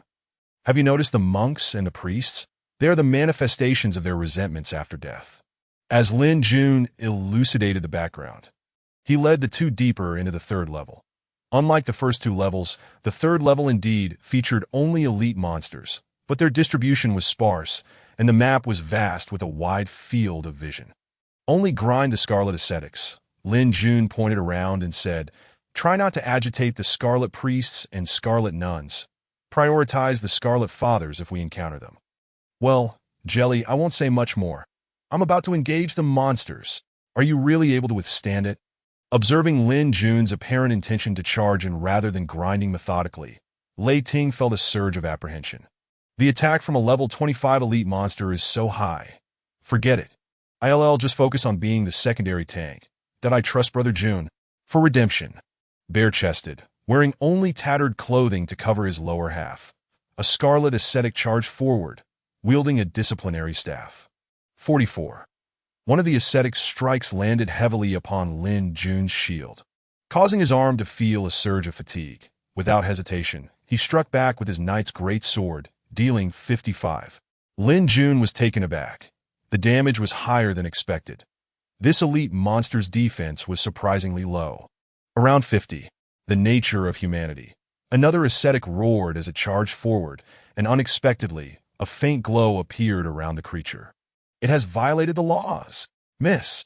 Lin Jun skillfully dodged the attack, retaliating with a powerful thrust of his greatsword. 19. Lin Jun was baffled. Why had this one's defense suddenly increased so much? Was that earlier glow a buff enhancing its defense?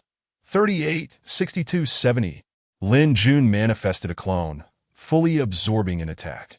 When his health was low, a green light descended, and Lin Jun glanced at the healing value. Instantly overjoyed, Jelly's gear was impressive, yielding a healing amount of 70 now, compared to around 50 at the start. Increasing a priest's healing output was quite challenging.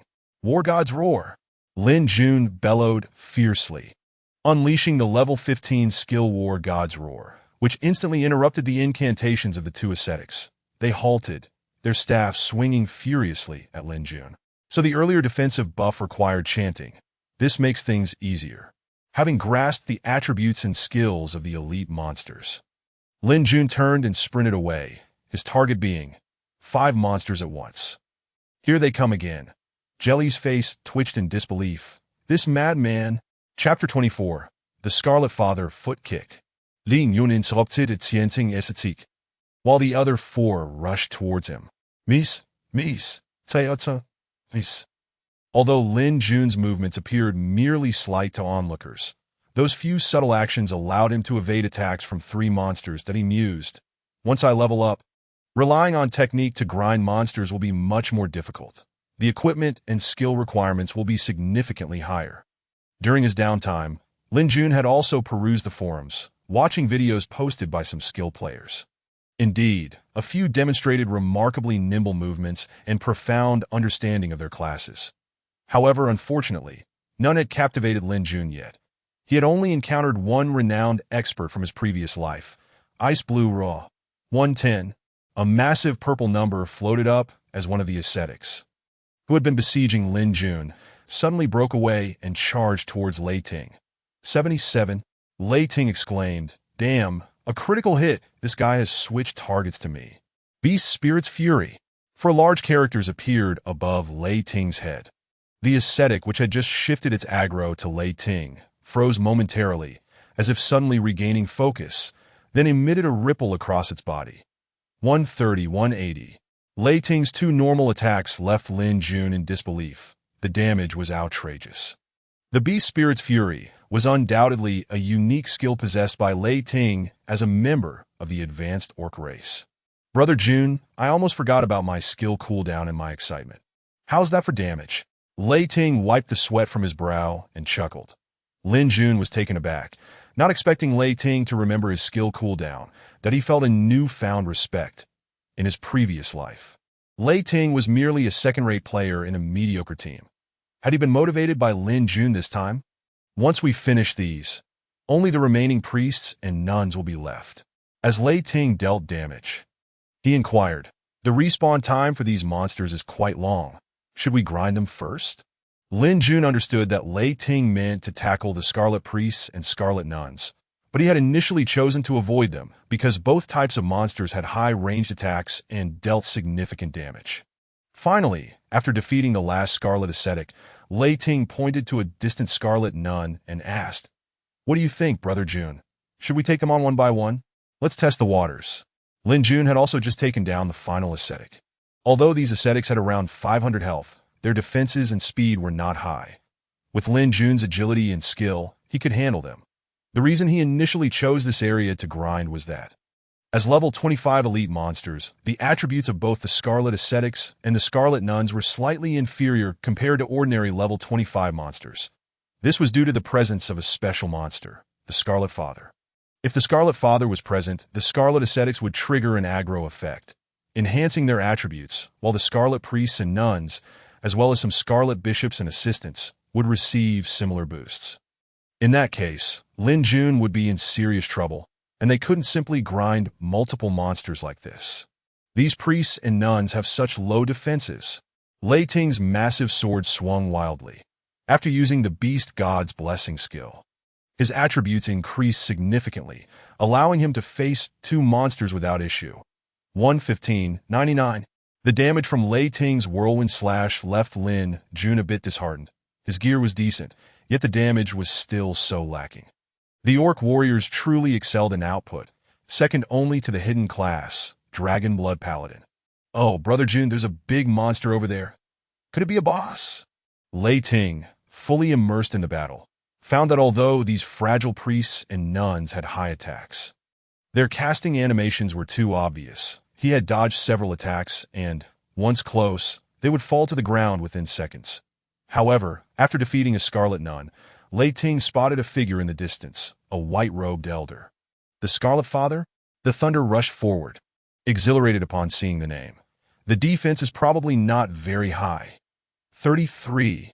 Thunder's ordinary attack dealt this meager damage, revealing the Blood Priest's vascular system, and upon estimation, Thunder found that the priest had approximately 2,000 health points. Coupled with such high defense, "You're in trouble now," Lin Jun remarked, having just finished off a blood ascetic that had entangled him. Witnessing Thunder's actions, Lin Jun instantly felt a wave of despair wash over him. There were still several monsters nearby that needed dealing with. And if the enhancement effects were triggered, it would become exceedingly difficult to handle. In the eyes of the Creator, you are ultimately like children in need of purification. The Blood Priest slowly opened his eyes, and a glimmer of clarity flickered within his murky gaze. Suddenly, the two nearby blood ascetics went berserk, their blood-red eyes wide with fury, as they raised their regulation staves with wild abandon. Hypocritical incarnations. You shall all atone for your actions. However, several blood clerics bowed respectfully, offering fervent prayers, their bodies now radiating a perilous aura.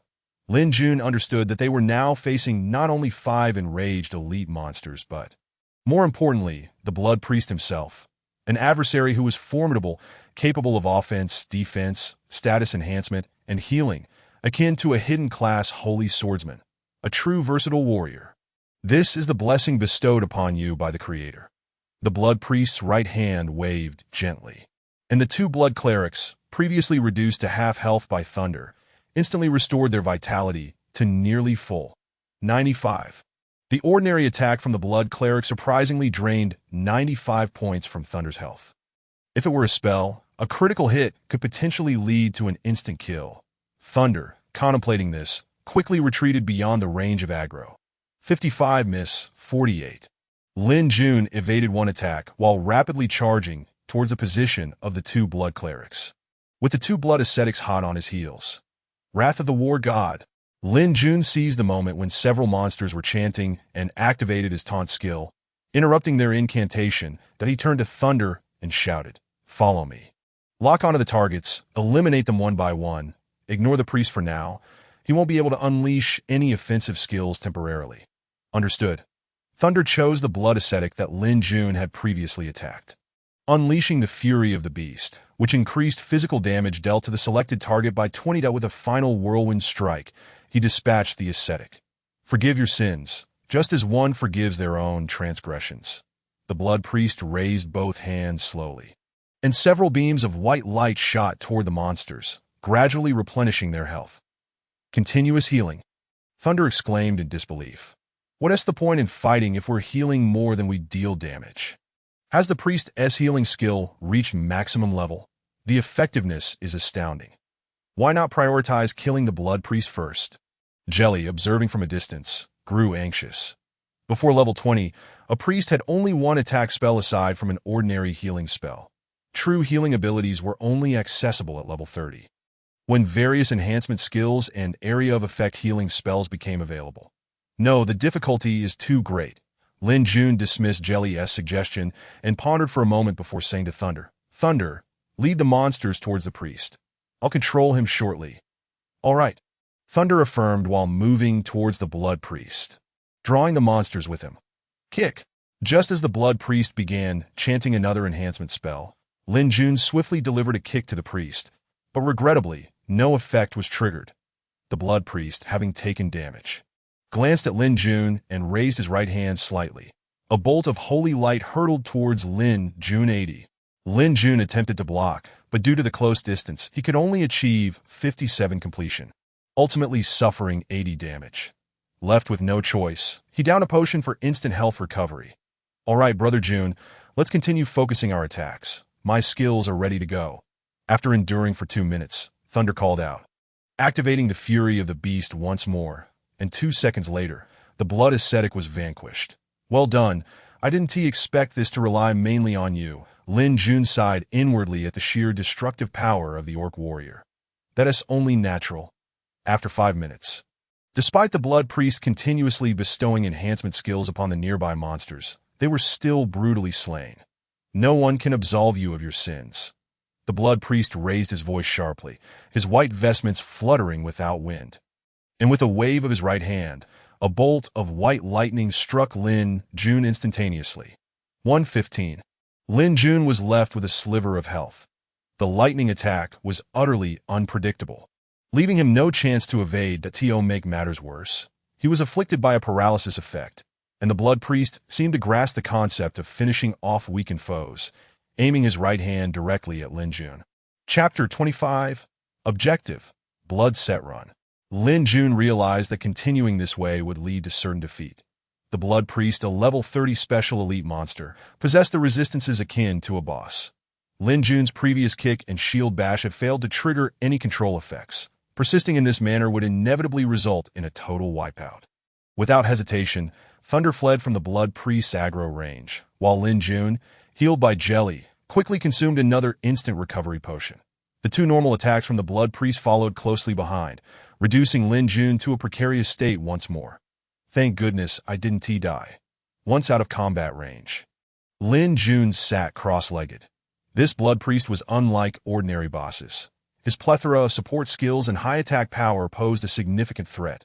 What was even more frightening was that if a regular monster spawned nearby, while engaged in combat, the Blood Priest would undoubtedly keep casting enhancement spells on it. Wait, Lin Jun recalled a detail from the recent fight. The Blood Priest had not retaliated when Thunder had drawn away a few hundred health points. He had merely focused on casting spells on the nearby Blood Clerics and Blood Sisters. Could it be? I need to verify this. Slowly regaining his health, Lin Jun stood up. Are we going back? Thunder sounded deflated. That old man is like a machine gun. His skills just keep coming without pause. We can't outlast him. Perhaps we should farm normal experience monsters instead. Steering clear of the priest, Jelly suggested, reflecting on the current situation. Even if Lin Jun were exceptionally powerful, the Blood Priest was not a foe one could face alone.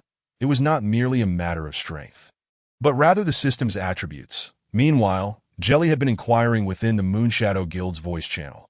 Although she was now part of the Warwolf faction, she had always belonged to the Moonshadow Gaming Guild.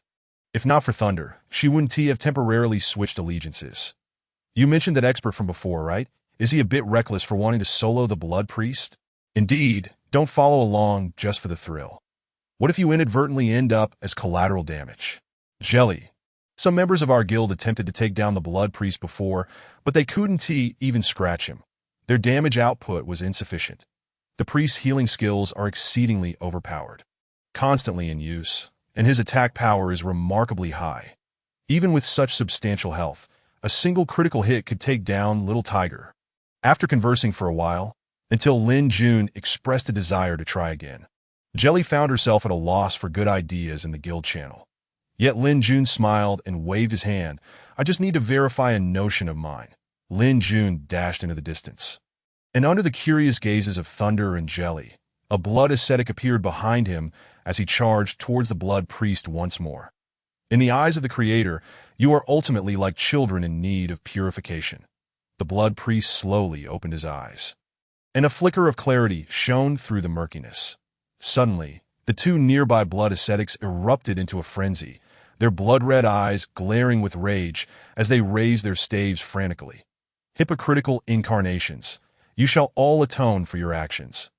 Lin Jun deftly dodged the attacks of the blood ascetics, seizing an opportunity to strike the Blood Priest with a heavy sword slash. 22. At this moment, Lin Jun sought not damage but rather to gauge the Blood Priest's reactions. This is the blessing bestowed upon you by the Creator. The Blood Priest waved his right hand gently, and the health of the blood ascetic beside Lin Jun began to recover gradually. Lin Jun contemplated momentarily and opted to refrain from further attacking the priest, instead reducing the health of the blood ascetic to half. Bless you. Poor children.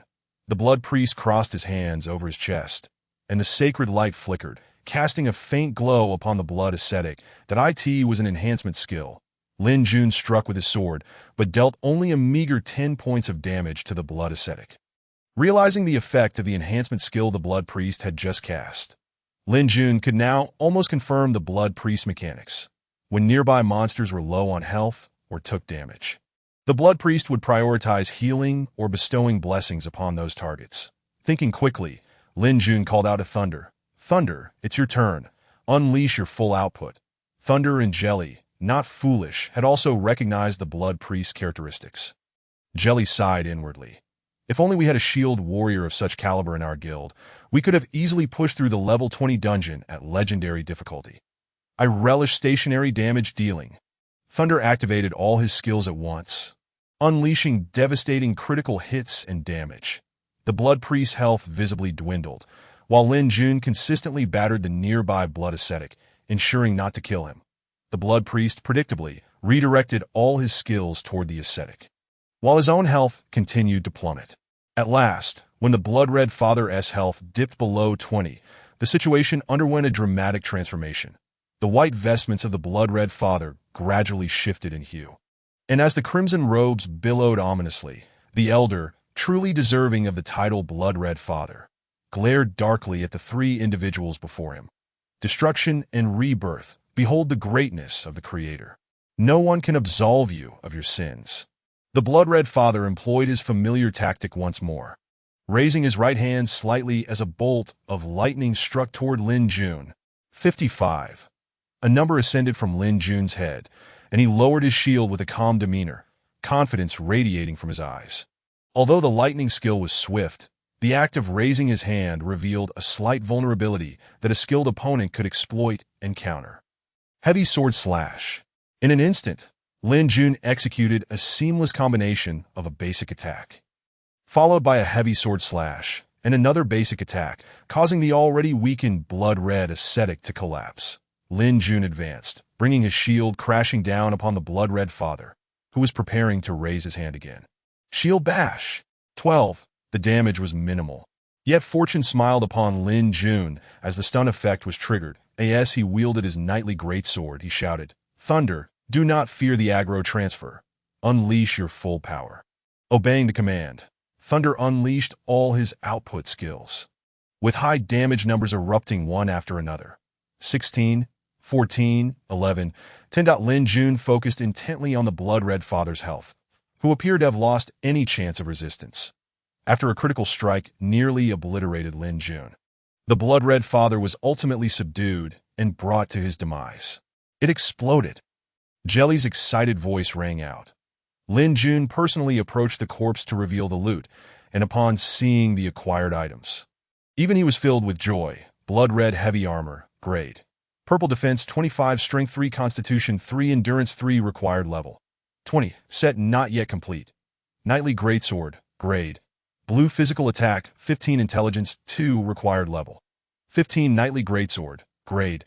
Blue physical attack 15, agility 5, required level 15, refined battle boots, grade. Blue physical defense 5, required level 15, firestone. Material 5, ice crystal. Material 5, dusty envelope. Special item, the remaining ordinary. Crafting materials were evenly distributed by the system among the three.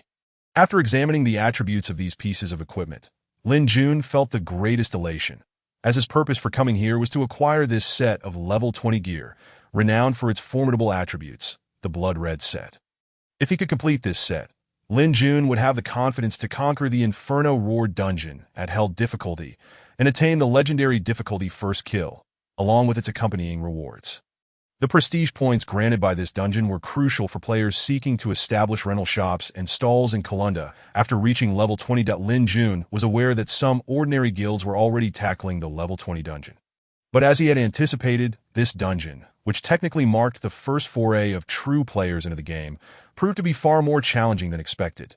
The truly capable guilds were still enhancing the strength of their elite teams, while their secondary teams focused on gathering dungeon data. As Lin Jun pondered these matters, the system notified him that the other two had forfeited their eligibility for the blood-red heavy armor, and he directly claimed this formidable purple piece of gear. "I say, Jun, was this the reason you brought us here?" Thunder inquired. "I just wonder about the drop rates. We only managed to obtain one loose item during this initial exploration, and who knows when we'll gather the entire set. The Blood-Red Father is guaranteed to drop one piece of the Blood-Red set," Lin Jun explained with a smile. "However, the trouble lies in the fact that if the Blood-Red Father respawns amidst a dense cluster of monsters, we would essentially have to abandon the attempt, as this special elite monster does not move, and the Blood-Red monks and nuns share a hatred range with the Blood-Red Father within a certain vicinity." "Damn, then we can only pray," Thunder cursed, continuing, "but the experience here is indeed high. At this rate, Jelly and I will reach level 20 in less than 2 days, and you'll be close too." "Jun." "Indeed, once we've gathered the necessary equipment here." Lin Jun smiled. "Our goal is to secure all rewards from the Inferno Roar legendary dungeon, and in that pursuit, prestige points are of utmost importance." "Prestige points?" Thunder asked, puzzled. What are those for?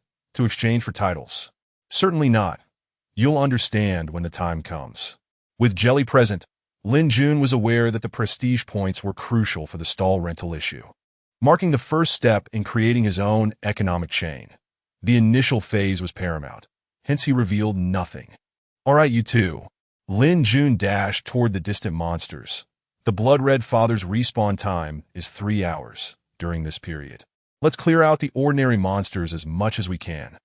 Chapter 26. The Shield Warrior of the Unyielding Flag. The trio of Lin Jun was met with delightful surprises in the 3rd level.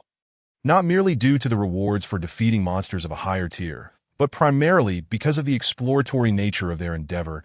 As every area was being ventured into for the first time, the chances of encountering valuable monsters and treasure chests were significantly heightened, a law that has nearly become a universal truth in all MMORPGs.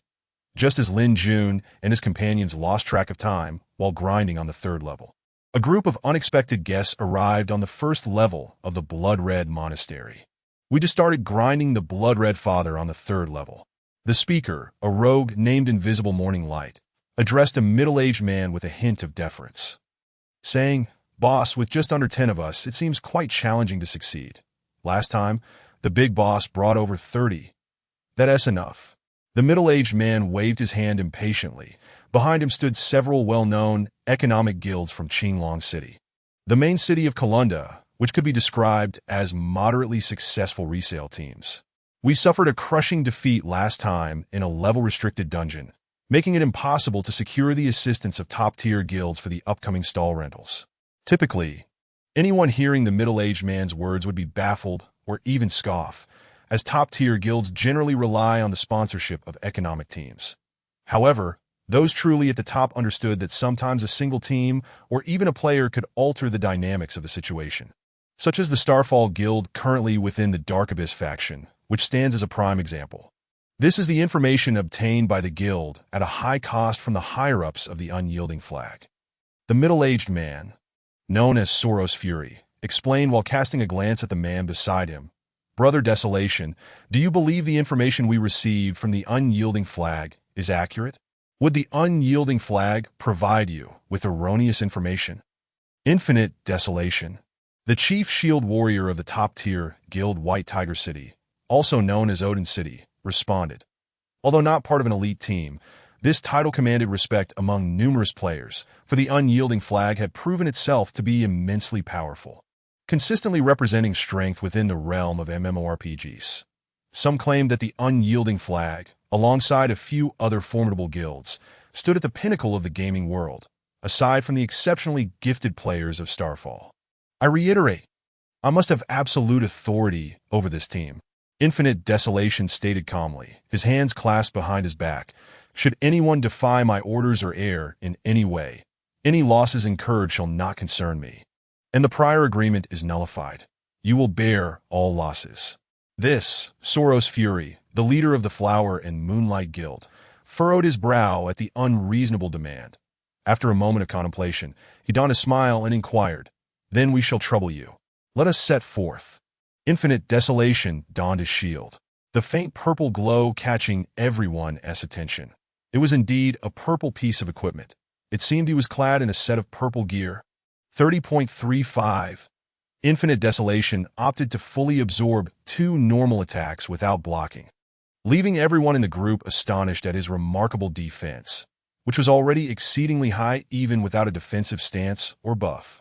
Directly to the 3rd level, Infinite Desolation led the charge straight into the 3rd level. Meanwhile, Lin Jun and his companions were continuing their assault on the Blood-Red Father using their previous strategy, albeit with one modification. Instead of solely relying on the system's setup to heal the injured monks and nuns during the initial phase, the subsequent attempts became increasingly challenging to heal. The Blood-Red Father began his assault once his health reached 80, and as Infinite Desolation led the Flower and Moonlight Elite team into the 3rd level. Lin Jun and his team had just managed to reduce the Blood-Red Father's health to 80 AT that moment. The Blood-Red Father entered a state of frenzy and commenced his attacks. This fellow has begun attacking much earlier this time.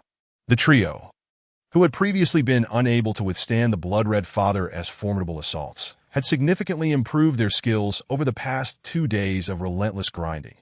Lin Jun was merely one piece away from completing the Blood-Red set, while the pivotal factor was the beautiful Jelly, who had achieved level 20 early on and had learned several buff skills, greatly enhancing the team's capabilities.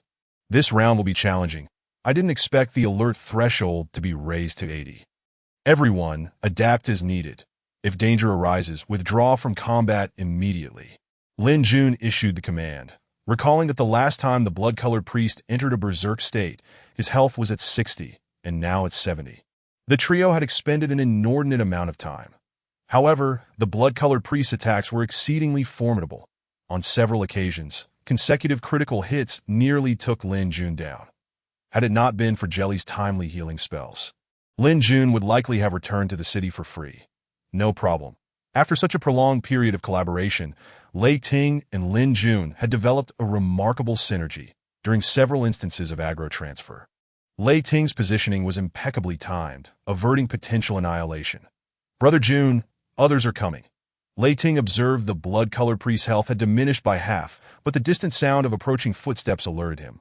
Upon raising his gaze, Lei Ting remarked, "Brother Jun, it's the elite team from Blossoms in the Moonlight. What brings them here? Pay them no mind." Lin Jun frowned. He recognized the foremost figure among them, an elite shield warrior known as Infinite Desolation, a notable name from the unfading royal flag.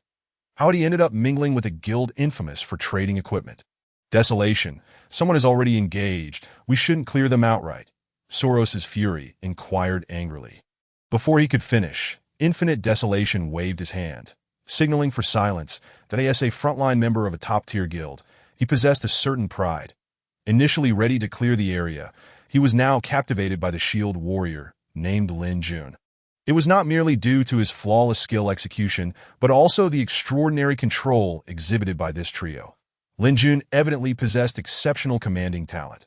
What left Infinite Desolation particularly speechless was Lin Jun's actions and skills. The seemingly inexplicable short cooldown on his block was not the crux. Rather, it was Lin Jun's impeccable judgment and handling of the boss's abilities that defied description. Apart from perfect, no other term sufficed to convey his prowess. And Lin Jun's utilization of kicking and shield bashing revealed to Infinite Desolation that there were indeed innovative strategies for shield warriors. I wonder how he compares to that madwoman in the guild. Infinite Desolation mused, suddenly jolting in realization. In just a matter of seconds, I've elevated him to the same level as the madwoman, Xiaolan.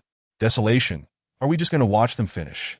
Soros's fury, with the perspective of an investor, remained indifferent to the almost heaven-defying cooperation and actions of Lin Jun's trio.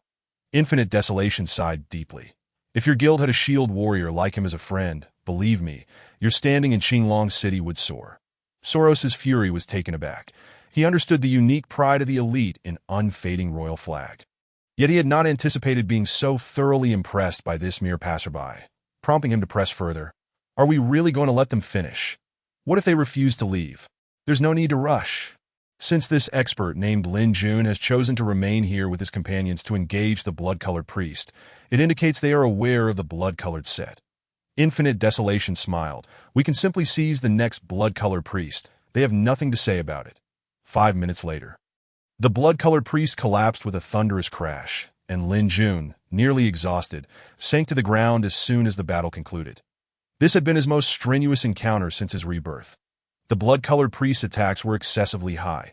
Any slight miscalculation on his part could have resulted in total failure. Fortunately, Lin Jun had succeeded. Compared to his previous life, where he had to maintain focus for hours while tackling an epic boss, this seemed almost trivial. Brother Jun, check if this item is of any use. Lei Ting handed over an object. Letter from Roland. Quest item. This appears to be in the handwriting of Lord Roland. The Lord of Qinglong City, Roland. Lin Jun's mind raced. The blood-colored priest had previously dropped a sealed letter, and now another from Roland. The events connecting these occurrences might only be unraveled by consulting Lord Roland himself. Having made up his mind, he had not yet scrutinized the other items dropped by the blood-colored priest when a voice called out. Are you Lin Jun? I distinctly remember the first clear of the legendary difficulty dungeon with level restrictions last time. gazing at the smiling, infinite desolation. Lin Jun replied calmly, "It was merely luck." After speaking, he signaled for the other two to leave, preparing to slip away. "Wait a moment." Infinite desolation blocked Lin Jun's path, arms crossed with a smile. "I don't have many hobbies. I simply enjoy challenging experts. Encountering you is an opportunity one cannot miss." Desolation. "This will delay us." Soros's fury suddenly paused and began to persuade. "What I guarantee in the contract, I will fulfill." Infinite desolation coldly regarded Soros's fury. "However, my personal matters do not fall under the contract's purview. Please do not disturb me. I know I may not be your match, but among shield warriors, perhaps only the madwoman in the guild could rival you." Infinite desolation retrieved his shield once more. "I look forward to your guidance." "I refuse." Lin Jun had no intention of wasting time here and turned to leave. Hurricane fury slash. The sound of something slicing through the air came from behind, causing Lin Jun to furrow his brow. Why did he have to encounter such a PK fanatic? Infinite Desolation's voice followed. Thunderstrike. Chapter 27. Clue to the inherited artifact that a level 20 shield warrior can learn the powerful skill Thunderstrike from the job instructor. True to its name, this skill is one of the few that allows movement for shield warriors early on, and it can be learned upon reaching the requisite level with no restrictions. It is indeed a commendable skill. The ability of this skill is to launch a rapid and forceful assault on a target, with a chance to inflict a stunning knockback effect, coupled with substantial damage. 28. A number floated up from Lin Jun's character, leaving him momentarily stunned. Despite the level difference of a few tiers, his 85 successful block had still resulted in 28 damage. This Infinite Desolation must possess a purple weapon, and his equipment was undoubtedly commendable.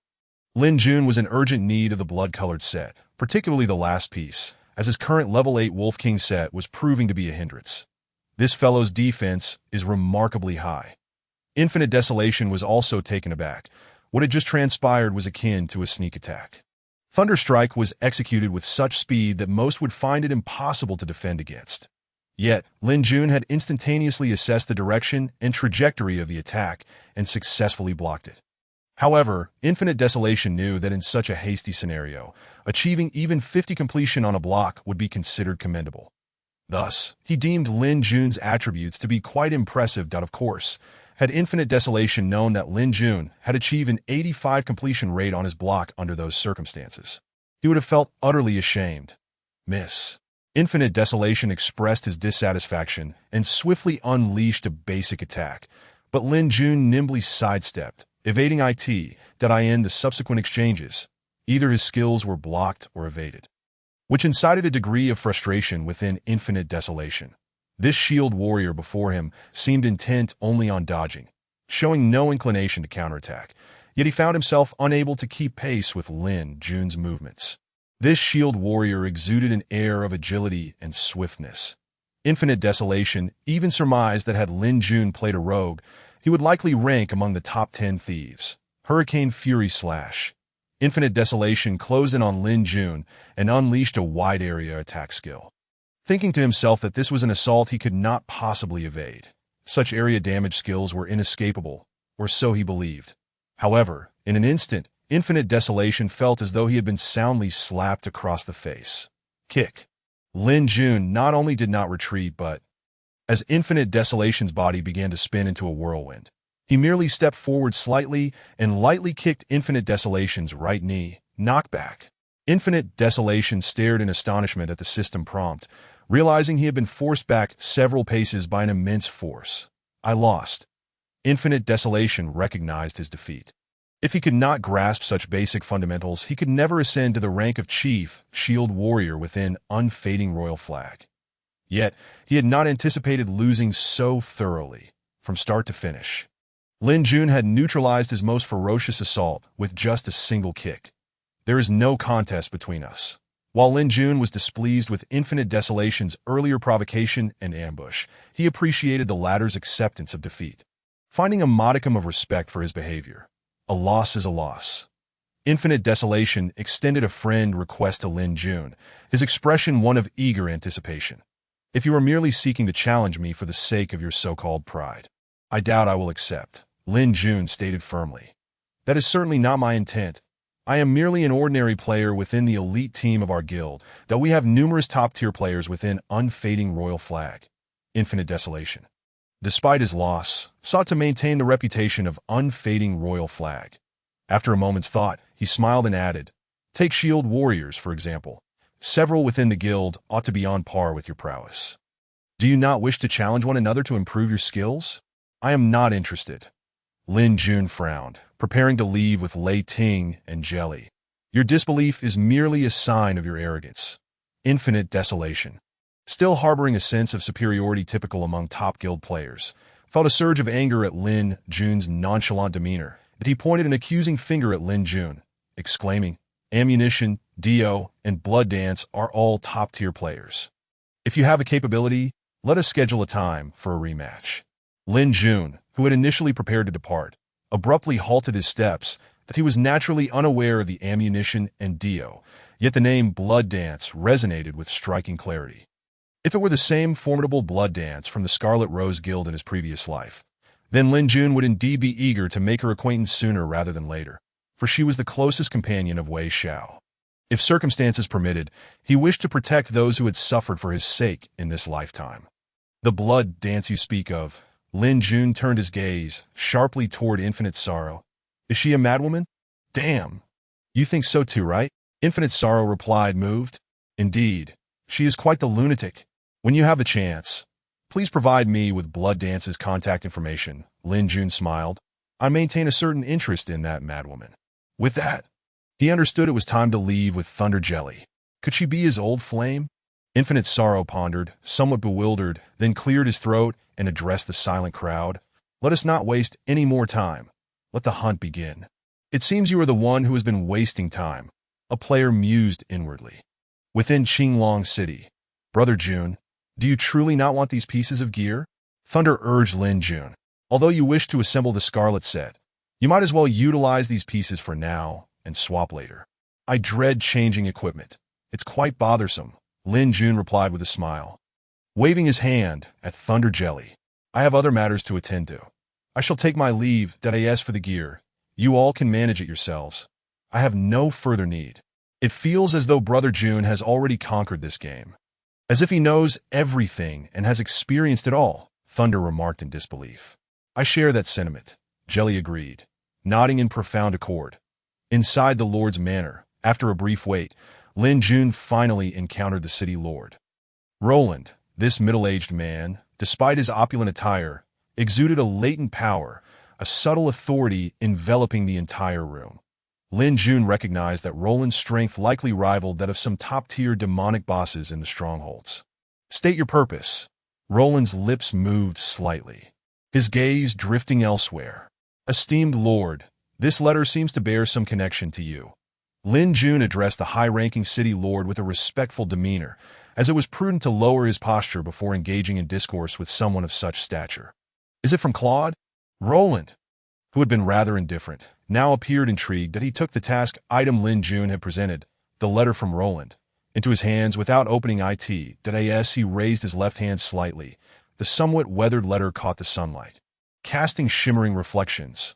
Roland gently placed the letter on the table and stood, his hands clasped behind him, gazing into the distance, surveying the city from that height, lost in thought. "Did Lord Parker hand you that parchment?" After an indeterminate interval, Roland's voice resonated. "Is this it?" Lin Jun, uncertain why Roland inquired, handed over the parchment. "Indeed, this is it." The city lord seemed to reminisce, muttering to himself, "If only more had dared to stand up back then." Perhaps the outcome, Roland sighed softly, casually tossing the parchment back to Lin Jun. His gaze locked onto Lin Jun's eyes, and after a moment of Lin Jun's nervousness, he remarked, "Visit the Guru's ancient battlefield. You may find what you seek there." The courage of Nozaris is not merely the name of a shield. It carries deeper significance, which I hope you will come to understand.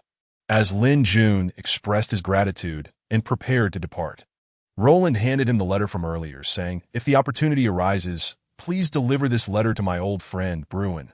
Ensure he opens it. Had he done so sooner, perhaps there would have been less entanglement." After this, Roland gestured for Lin Jun to leave. Bowing in thanks once more, Lin Jun exited the manor. Although he now possessed clues regarding the legacy artifact, a multitude of mysteries loomed larger. The Blood Priest had dropped a dust-covered letter, and why Roland seemed so troubled after seeing his previous correspondence remained a riddle. Who was that so-called friend? Bruin? Everything appeared to elude any clear trace. The Guru's ancient battlefield mentioned by Roland was a zone populated by monsters averaging level 50. And even if Lin Jun managed to assemble the Scarlet Set, venturing there would likely lead to his demise. Thus he decided to postpone that consideration that if he could gather the Scarlet Set in the near term. Then upon reaching level 20, his priority would be to secure the first kill in the level 20 dungeon, Roar of Flame, to acquire the best stall and shop in the main city. This was paramount in establishing his economic power, the first step toward the envisioned commercial empire. Remembering he still needed one more piece of the Scarlet Set, Lin Jun realized he could only seek out Qian Shizhen. As the city's grand auction house would not open for some time, that he initiated a voice request to Qian Shizhen. And after a brief interval, the latter's voice responded, "What can I do for you?" Listening to Qian Shizhen's tone, Lin Jun could not help but smile wryly. Realizing how close to being forgotten he was, that he proceeded straightforwardly. "Do you have a shoulder piece of the level 20 purple gear, the Scarlet Set? Please hold on." Qian Shizhen's voice faded momentarily, but soon returned with an odd tone. "You are Lin Jun. My goodness, our guild has been so busy with dungeons lately that I hardly noticed who was speaking. My apologies, brother." Lin Jun chuckled, assuring him it was no issue. Moments later, Qian Shizhen's voice came through again. "I've sent you a paid email. You should receive it shortly. By the way, this Scarlet Set is not something just anyone can acquire. Your luck is extraordinary. The shoulder piece you requested is from when our elite team collectively vanquished a special elite monster. Unfortunately, gathering the complete set is quite a challenge, so it has remained in the guild's warehouse." Naturally, Lin Jun was overjoyed. After expressing his gratitude, he suddenly recalled another matter. "By the way, do you have any ice crystals?" Chapter 28. Stockpiling Ice Crystals and Outdoor Lord Bosses. Qian Shizhen fell silent for a moment, seemingly checking something. After a while, his puzzled voice came through. "Those aren't very common. Attribute stones like that are quite rare. However, they haven't been particularly useful the deal you need them. I can sell any type of attribute stone for 5 silver coins each." How does that sound? 5 silver coins each. Lin Jun felt as if he might lose his mind. He recalled that in his previous life, ice crystals started at a similar price that in the early stages. Players were unaware of the utility of stones like ice crystals, flame stones, and shadow stones. However, it later became apparent that several storyline quests required them, keeping their prices relatively high. When all guilds faced the legendary level 20 dungeon boss, Flame Demon Chris, they discovered that the legendary Flame Demon would unleash a special skill, Hellfire, at 80, 50, and 20 health. This area of effect skill could only be countered in 2 ways. The first was to withstand it with top-tier equipment and extraordinary attributes, but unfortunately, even the top guild shield warriors had struggled to survive. Even with full pink gear, the second method involved using ice crystals to create ice crystal powder via an NPC alchemist in the main city, which could then be deployed when the Flame Demon unleashed its skill to negate it. While the second method sounded straightforward, the timing for its application was exceedingly critical. Of course, seasoned players could master this. Yet the most challenging aspect lay with the NPCs in the city's research institute. Without sufficient reputation, players could not access the crafting or disassembling skills. Reputation points were akin to intimacy levels, categorized into 5 stages: cold, neutral, friendly, affectionate, and revered. Neutral required 100 points, friendly required 500 points, affectionate required 1,000 points, and revered required 5,000 points. Lin Jun currently had 0 points in Corundum City, which placed him at cold, rendering him unable to utilize the NPCs. Achieving 100 points would elevate me to neutral, allowing me to use the NPC to craft ice crystal powder. But Lin Jun thought, feeling overwhelmed, that he was not yet at the level where he could freely teleport and engage in PvP, meaning he could not gain reputation points by defeating players from opposing factions. Thus, if he wished to enhance his standing with the main city, he could only undertake special tasks or hunt nearby outdoor bosses. After some reflection, Lin Jun embarked on a series of circular quests within the main city. After spending nearly half a day, he surprisingly reached level 20, yet his reputation points amounted to a meager 20, only obtained through completing some particularly elusive special tasks. With only 80 points remaining, the only way forward is to slay the wild boss. Lin Jun pondered for a moment. Currently, he could engage in hunting wild bosses while simultaneously selling some of the equipment, materials, or blueprints that could fetch a price among players. This strategy would provide him with the capital to indulge in the relentless acquisition of ice crystal stones. Presently, the ratio of gold in the game to real-world currency stood at 1:2, meaning that 2 yuan could buy a single virtual gold coin in-game. Lin Jun's meager savings in reality were barely sufficient, and without hesitation, he exchanged several thousand yuan with Qian Shizhen for an equivalent amount of virtual gold coins. As for the ice crystal stones, Lin Jun purchased 50 sets from Qian Shizhen at the original price of 5 silver coins each, totaling a staggering 1,500 pieces. Lin Jun was aware that Qian Shizhen possessed at least a few dozen more sets of ice crystal stones. Such merchants would never part with all their materials at once. Despite the current market value being indeterminate, each ice crystal stone equated to 5 silver coins, which translated to 1 yuan per piece in real currency.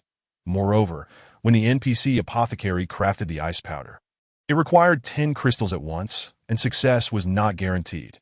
Lin Jun couldn't help but feel a sense of disbelief at the game developer's reasoning.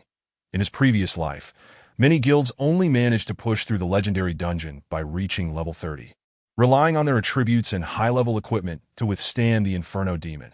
Had it not been for an eccentric alchemist discovering this secret by chance, even more guilds would have had to grind their levels steadily to clear the dungeons. In the marshes of the Kalando Great Plains, Lin Jun wiped the sweat from his brow. Moments ago, several players had attempted to steal his kill. After a fierce battle, he had finally defeated the Marsh Lizard Chief with his impeccable blocking and the elusive shadow dance. There were several instances where a moment's negligence could have cost him dearly, and he couldn't help but recall the flawed blocking skill he had learned. Without that skill, it would have been impossible for him to challenge the boss alone. Beep! Beep! The voice notification chimed, and Lin Jun connected to Thunder's voice chat. "Brother Jun, when are we going to tackle the level 20 dungeon?" Thunder's slightly smug voice came through. "Our Warwolves Guild was the first to conquer the Hell-level dungeon in Qinglong City. The elite team is preparing to challenge the legendary dungeon tonight." That was quick, Lin Jun mused. Taken aback by the accelerated progress of all guilds in this life, that he contemplated that even if they had conquered the Hell dungeon, the attack patterns of the legendary dungeon boss would likely differ significantly from the Hell-level encounters. It would probably take these guilds some time to reach the final boss, the Inferno Demon, and even if they did, they would undoubtedly face total annihilation. The current player attributes, without ice powder, would be insufficient to contend with the Inferno Demon. This was not merely a matter of skill. "Thunder, I have a task for you." Lin Jun spoke earnestly to Thunder. "Aren't you surrounded by many acquaintances? Find a few reliable brothers.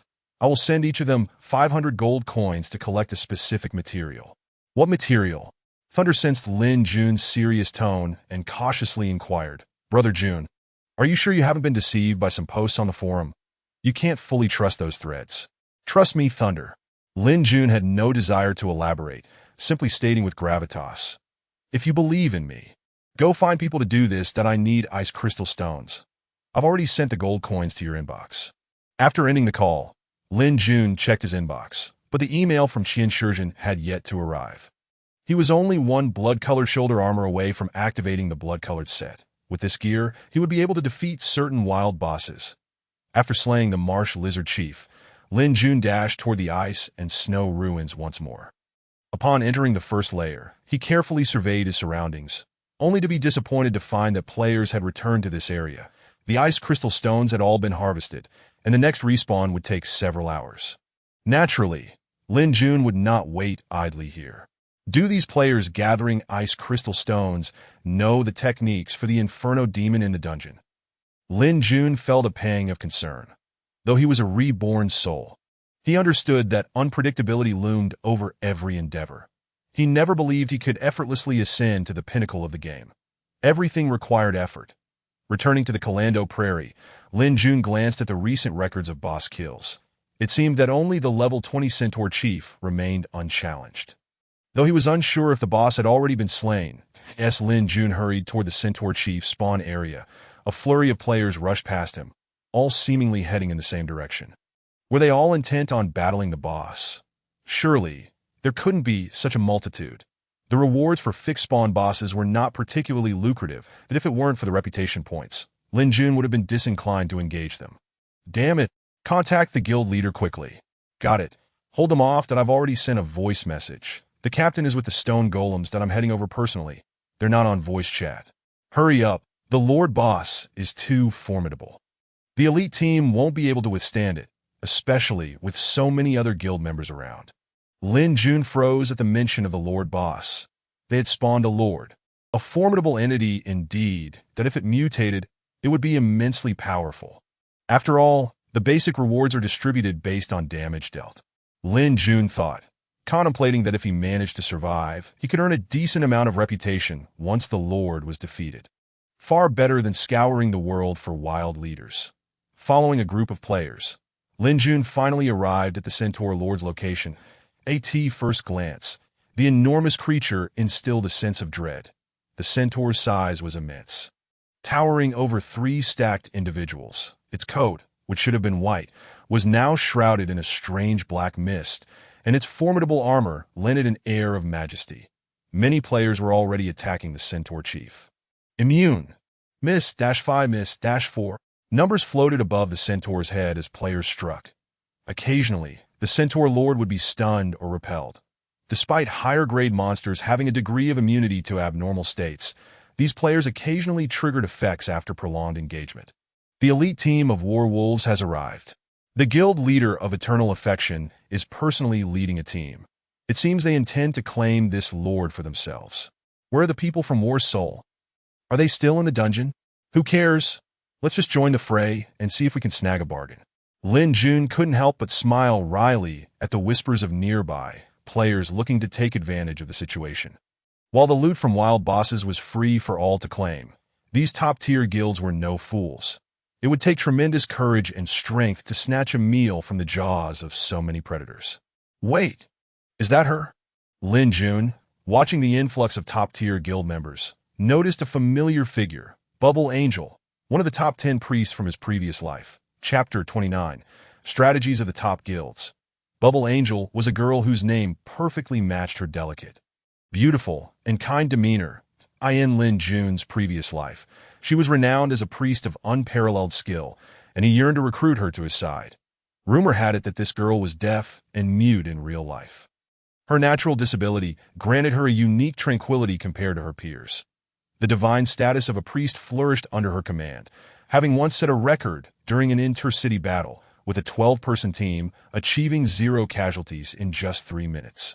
No one knew the extent of her understanding of the priest class. All that was known was that as long as Bubble Angel was present, the party's health would remain at maximum. She is still with Eternal Affection, Lin Jun noted. Spotting Bubble Angel among their ranks, in his previous life, she was an unyielding priest. What would transpire in the future after Bubble Angel joined Unyielding Flag was uncertain, but Lin Jun understood that a talent he had set his sights on would not easily fall into another's hands. While Lin Jun was lost in thought, the Centaur Lord's once impenetrable armor suddenly radiated an eerie glow, gradually vanishing before the astonished eyes of the attacking players. Simultaneously, strands of red light enveloped the Centaur Lord, intertwining with the prior glow in a most peculiar manner. Wow, he has no defense now, one player exclaimed in delight as they observed their damage output. 22, 31, 17, 13. The players receiving this encouragement felt their morale surge, and more ordinary players rushed forward to claim a share of the rewards based on damage dealt, that if fortune smiled upon them and they survived, those at the forefront would be first in line for the spoils. As Wild Lord Boss rewards were indeed quite substantial.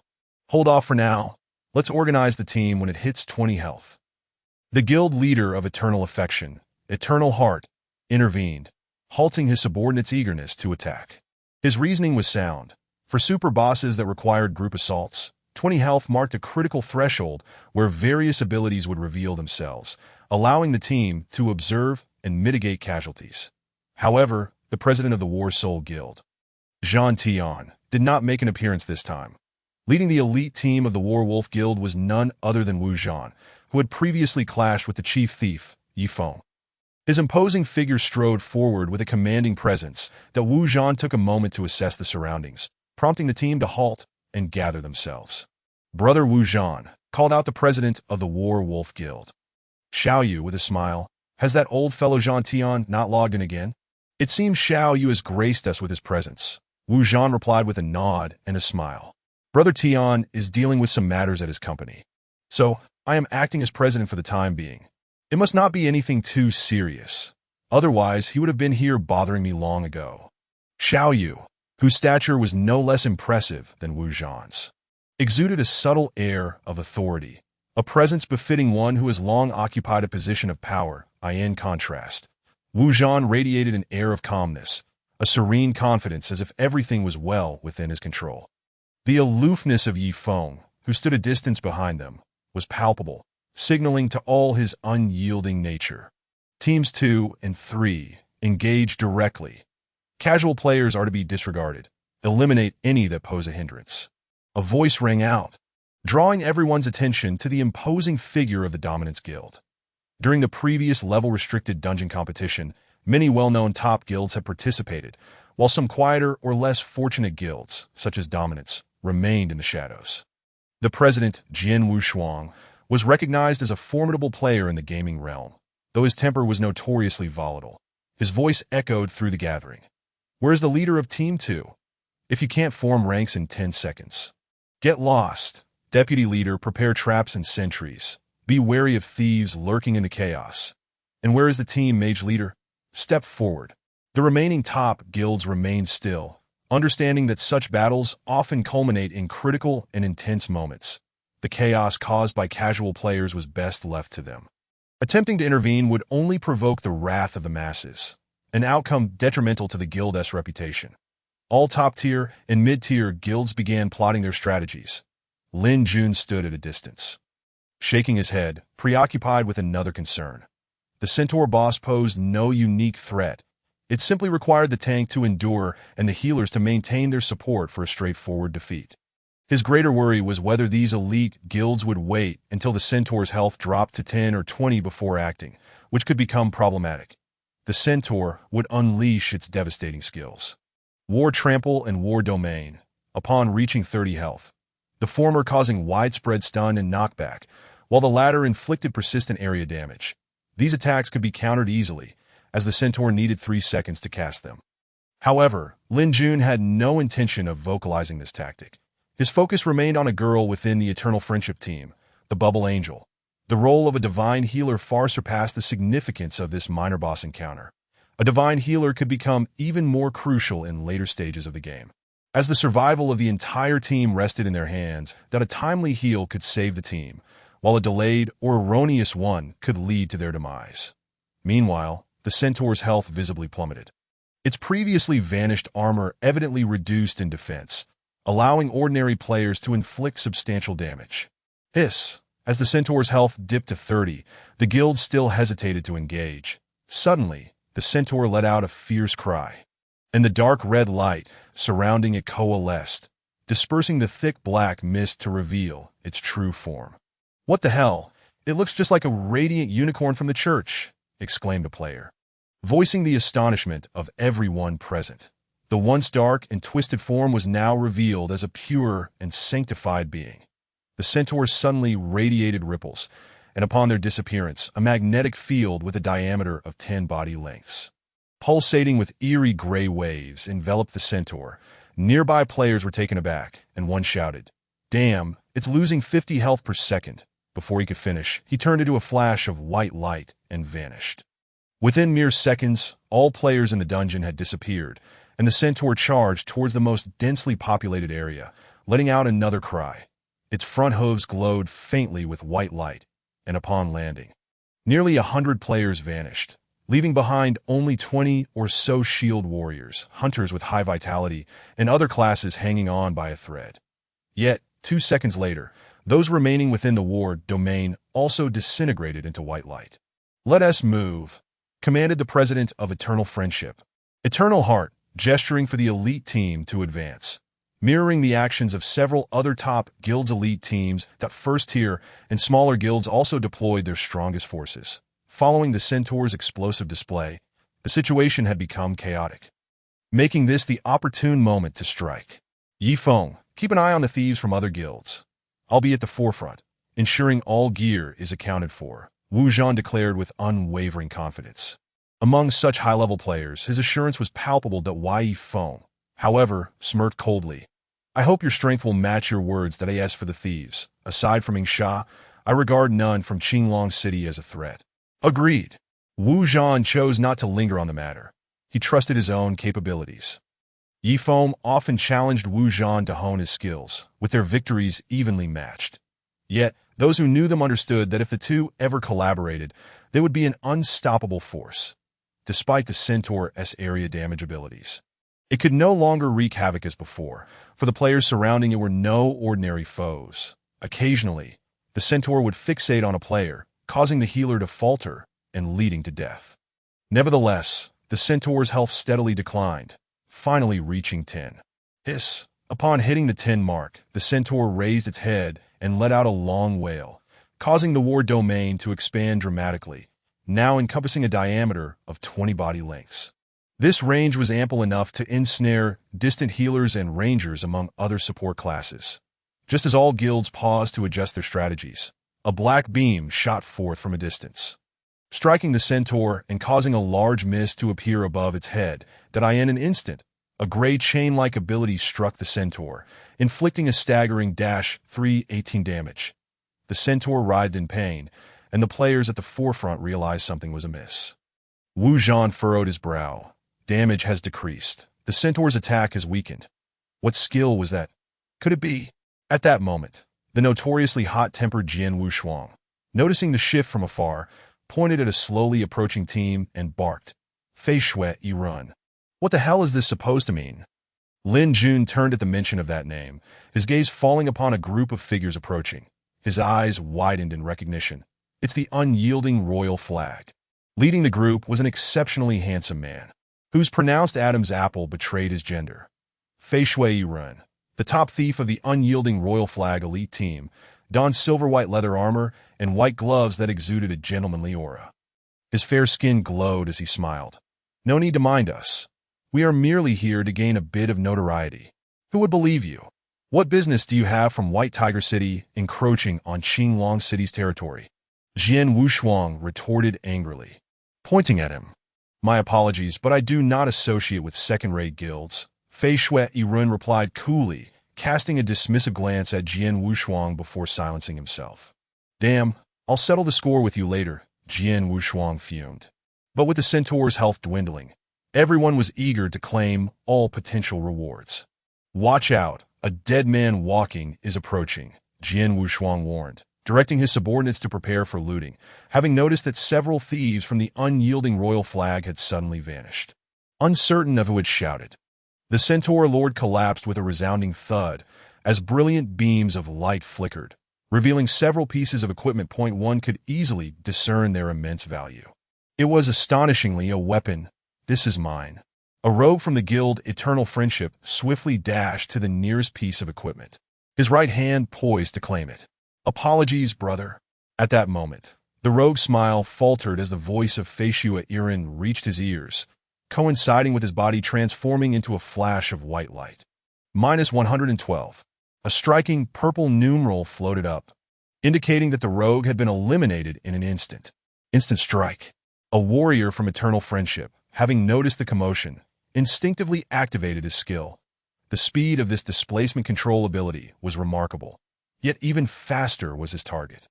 With a subtle shift in her stance, Fei Shui Yi Run deftly evaded the attack. Quick reflexes. Even Lin Jun couldn't help but commend her. Fei Shui Yi Run had been dubbed the demon thief in her previous life. Known for her capricious temperament and unparalleled skills, yet fiercely loyal to the guild Not Falling Royal Flag, making her a renowned rogue.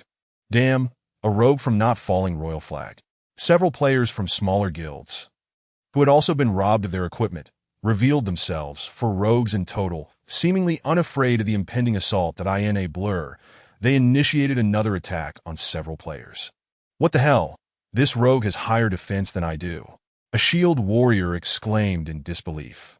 Having dealt a mere 30 points of damage with a powerful sword strike, his equipment, while not top tier, was still considered elite among players. Yet against a seemingly fragile rogue, he had inflicted only this meager amount of damage. Was the gear of Not Falling Royal Flag truly that good? In mere seconds, players from ordinary guilds were either dead or fleeing, as these four rogues snatched away a considerable amount of loot, outmatching their skills. Other guilds dispatched rogues to retaliate, only to be effortlessly countered. Compared to the elite rogues of Not Falling Royal Flag, those from the common guilds were utterly outclassed. Meanwhile, Wu Zhan had approached the nearest piece of armor. But as he reached out, his brow furrowed deeply. He abruptly dodged to the right, growling in anger. You seek death. The rogue, having re-entered stealth mode, felt a chill run down his spine. The perfect assassination had failed. The agile rogue narrowly evaded Wu Zhan's basic attack, and in shadow cloak absorbed Wu Zhan's instant strike. Realizing the rogue's remarkable agility, Wu Zhan's lips curled into a smile as he shifted forward, dodging another backstab. He then turned, swinging his massive sword downwards, and with the rogue's astonished gaze upon him, he executed a swift kick that sent the rogue staggering. Momentarily immobilized, that in an instant, Wu Zhan unleashed a whirlwind slash. And a second later, the rogue vanished in a flash of white light. Impressive. Not just Lin Jun, but many onlookers who understood the intricacies of combat couldn't help but express their admiration. After dispatching the rogue, Wu Zhan turned away, while Yefeng noted his gaze. Wiping his dagger coolly, Yefeng remarked, a second faster than you. Wu Zhan cursed the rogue that Yefeng had just slain. If only you had died sooner, what a waste of time. The rogue, who had no desire to perish prematurely, could only remain silent. Within a brief span of 2 minutes, two of Not Falling Royal Flag's four rogues had been slain by Yefeng and Wu Zhan respectively, while the remaining rogue fell to Zhanlong Guild's chief rogue, Zhanlong Wuhua, albeit with some effort. Fei Shuiren and the last rogue retreated to the position of Not Falling Royal Flag's members. It seems Qinglong City is not entirely composed of useless players, Fei Shuiren remarked, rubbing her hands together, the silk gloves feeling intoxicatingly smooth. Well, we shall take our leave, and you are welcome to visit us in White Tiger City. With that, she led the remaining members away. You think you can just leave? I haven't settled the score with you yet. Jian Wushuang, known for his fiery temper, charged toward the members of Not Falling Royal Flag without a second thought.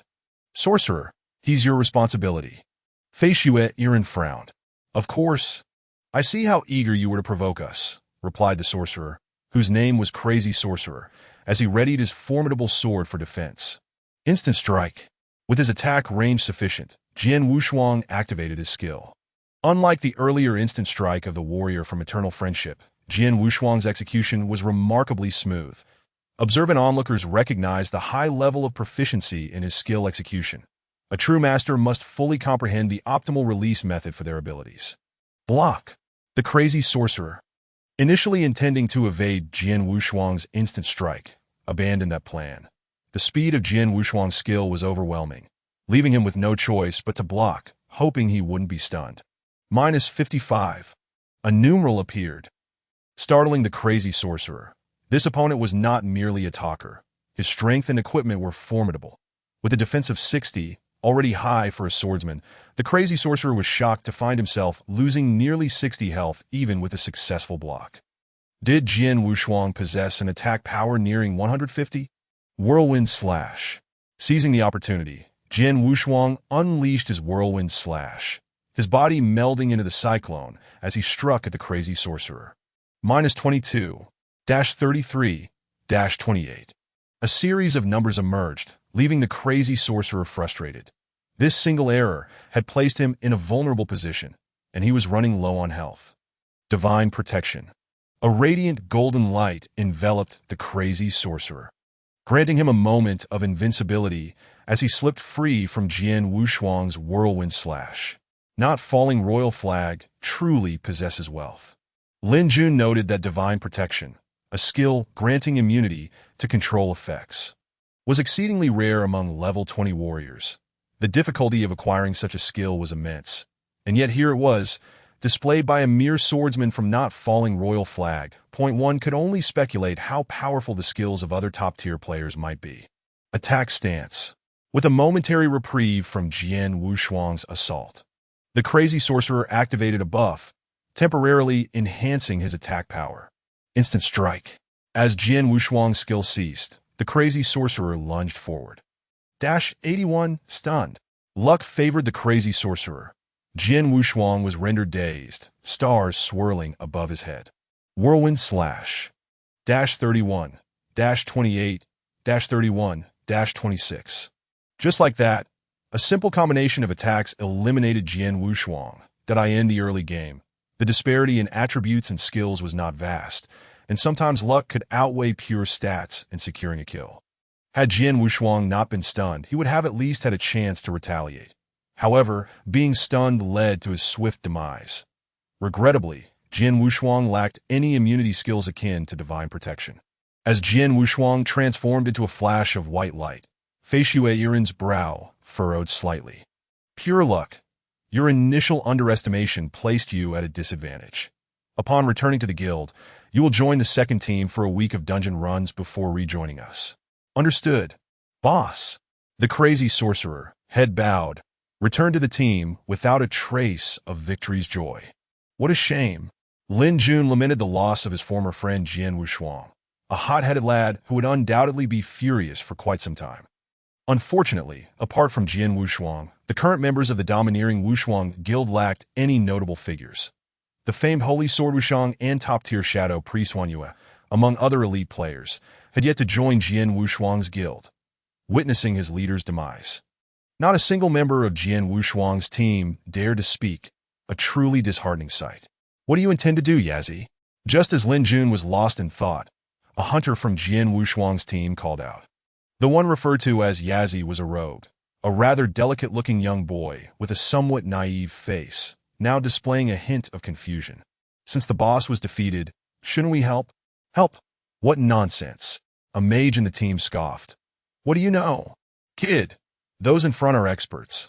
If you go out there, you'll just get eliminated and embarrass yourself. When Wushuang comes back, he'll berate you. Is that so? Yazi tightened his grip on his dagger, determination shining in his eyes as he boldly stepped forward. But I don't think they're that impressive. I believe I can win. Chapter 31. Lin Jun takes action. You fool. Come back. Do you think you're the protagonist of a novel? Return, Yazi, or Wushuang will kick you out of the guild. At that moment, a mage from not falling royal flag had engaged in battle with a mage from eternal friendship. And amidst the thrilling confrontation, no one noticed a frail figure stealthily approaching the members of not falling royal flag. I challenge you. No one paid any heed to the little boy, the spectators, who had just witnessed their mage's victory after 2 consecutive wins, were on the verge of celebrating. However, a single utterance from the boy, known as the Mad Little Leaf, petrified everyone. Are you the reinforcement sent by Sword Unmatched? The Mad Warlock, gazing at the boy pointing at him, laughed maniacally after a brief moment of astonishment. What was Sword Unmatched thinking? Is he still not embarrassed enough? What the hell is going on? That little brat wants to challenge a warlock. What is happening? What on earth is Sword Unmatched thinking? Yi Feng's icy visage was filled with derision. Isn't it enough that we, the Azure Dragon City, are already embarrassed? Perhaps this little boy is a remarkably skilled thief. Unlike Yi Feng, Wu Zhan's eyes were keenly observing the boy's movements. His entire body was slightly lowered, adopting a stance ready for attack. His legs were oddly bent, a key trait for a thief's agile maneuvering, and the angle of the dagger in his hand allowed for strikes from various directions. If it was not deliberate, then this thief named Yi had clearly acquired a profound understanding of his craft over a significant period. Remarkably skilled. Yi Feng's eyes betrayed his contempt. Is he stronger than me and Shadow Kill? That joke isn't amusing at all. The onlookers from Azure Dragon City wore expressions of mockery. If he were a master, at least someone would recognize him. But who was this little boy? Could such a figure truly avenge Sword Unmatched? It was he. Lin Jun's heart raced wildly. This boy was the Mad Little Leaf, who would later become the legendary Dragon Thief, renowned for his battle against the top-tier Red Guild. leaving a trail of devastation and escaping unscathed, thus solidifying the myth of the premier thief. So this child encountered the bubble angels so early. Lin Jun had a realization. This was fortuitous, as it provided an opportunity to potentially recruit two top-tier experts. Meanwhile, some onlookers began to jeer. What's that kid doing? Does he think this is a movie? We've already lost 2 matches. Does he want to embarrass us further? Does he even realize who his opponent is? It has sword unmatched. Losing to him is no disgrace. Get back here. Don't make a fool of yourself. Wu Zhan's brow furrowed. His hands rubbed together nervously, and upon hearing the jeers, he couldn't help but smile wryly. It seems even our own city's players don't have faith in us. A bunch of flip-floppers. Utterly useless. Yi Feng's eyes were icy. The 2 silver daggers in his hands danced nimbly, his gaze fixed on the mad little leaf. At the very least, this boy's courage surpasses that of these worthless fools. 5 minutes later, the mad little leaf's dagger was poised against the neck of the mad warlock. Amidst the astonished gazes of the crowd, Fei Shuiren smiled. Young man, you have won. You're quite impressive. Would you be interested in joining Sword Unmatched? Fei Shuiren inquired with a smile. Not interested. The mad little leaf, disliking her condescending tone, turned away without a second glance. Interesting. Let us go. The players of Azure Dragon City are relying on a little boy to uphold their reputation. Fei Shuiren shrugged nonchalantly, preparing to leave. These bastards are so arrogant. A player muttered under his breath. So what? That kid can cross boundaries and face level 50 monsters at just over level 20. Do we have anyone like that in Azure Dragon City? True enough that if only we had been assigned to White Tiger City from the start. Dream on. I wish I could directly join the Dark Source faction and team up with Starfall. Just when everyone thought it was over, an unexpected event transpired that Fei Shuiren walked away. All players instinctively parted ways. But coincidentally, Lin Jun stood right in her path. Get out of the way. A swordsman collided heavily into him. Lin Jun staggered slightly, causing the swordsman to stumble and in rage shout, "You're seeking death." Instant strike. The swordsman, known as Boundless Fields, had always been arrogant and, without a moment's hesitation, launched his attack. Miss. Despite the 3-step distance, Lin Jun seemed to predict the attack and effortlessly evaded it. Fu. Boundless Fields reacted swiftly, swinging a heavy sword towards Lin Jun, but unfortunately for him, a shield came crashing down, triggering a knockback effect that forced him to step back. -25. Lin Jun's knightly greatsword struck Boundless Fields. But the damage was less than impressive. The opponents wore exceptional gear, making such damage unsurprising. Miss. In the brief moment Lin Jun performed a heavy sword strike, Boundless Fields seized the opportunity to dodge to the right, completely evading Lin Jun's attack that he then rolled to Lin Jun's feet, disappearing into the ground, followed by a gray whirlwind appearing before Lin Jun. Whirlwind Slash. Boundless Fields, a skilled member of Sword Unmatched's elite team, flawlessly exploited the enemy's opening to execute a perfect combo, the timing impeccable, prompting Lin Jun to silently applaud. Well done. The eyes of several top guild swordsmen lit up. It turned out Whirlwind Slash could be utilized in such a manner, rendering it nearly indefensible. That person, it's him. Wu Zhan recalled the last time he had seen Lin Jun solo a boss with his sister, a smile gracing his face. This will be interesting. -18. Miss. Lin Jun instantly activated his block skill. Then, utilizing the recoil from blocking the Whirlwind Slash, rolled backward and narrowly escaped the attack. Damn, how is he so much more agile than a thief? Boundless Fields thought to himself. Momentarily stunned, that as he ceased his spinning, Lin Jun's face suddenly appeared before him. Oh no! Shield strike. Lin Jun slammed the Wolf King's shield against Boundless Fields, fortunate enough to trigger a stunning effect. Then capitalized on the moment to deliver a normal attack. Just as Boundless Fields began to recover from the stun, Lin Jun swiftly kicked out his right foot. Kick, heavy sword slash. Boundless Fields' body was sent reeling. And during the knockback, Lin Jun's heavy sword slash and a regular attack landed solidly on him. -33, -55. With only a little over 60 health points remaining, Boundless Fields was swiftly defeated a day later. At the entrance of a cave located in the western part of the Colando Prairie, which led to the level 20 dungeon Roar of Fury, faint crimson glimmers flowed across Lin Jun's body, imparting an eerie aura. Several passing players whispered, "Wow, that SA set looks impressive. It appears to be at least a blue set.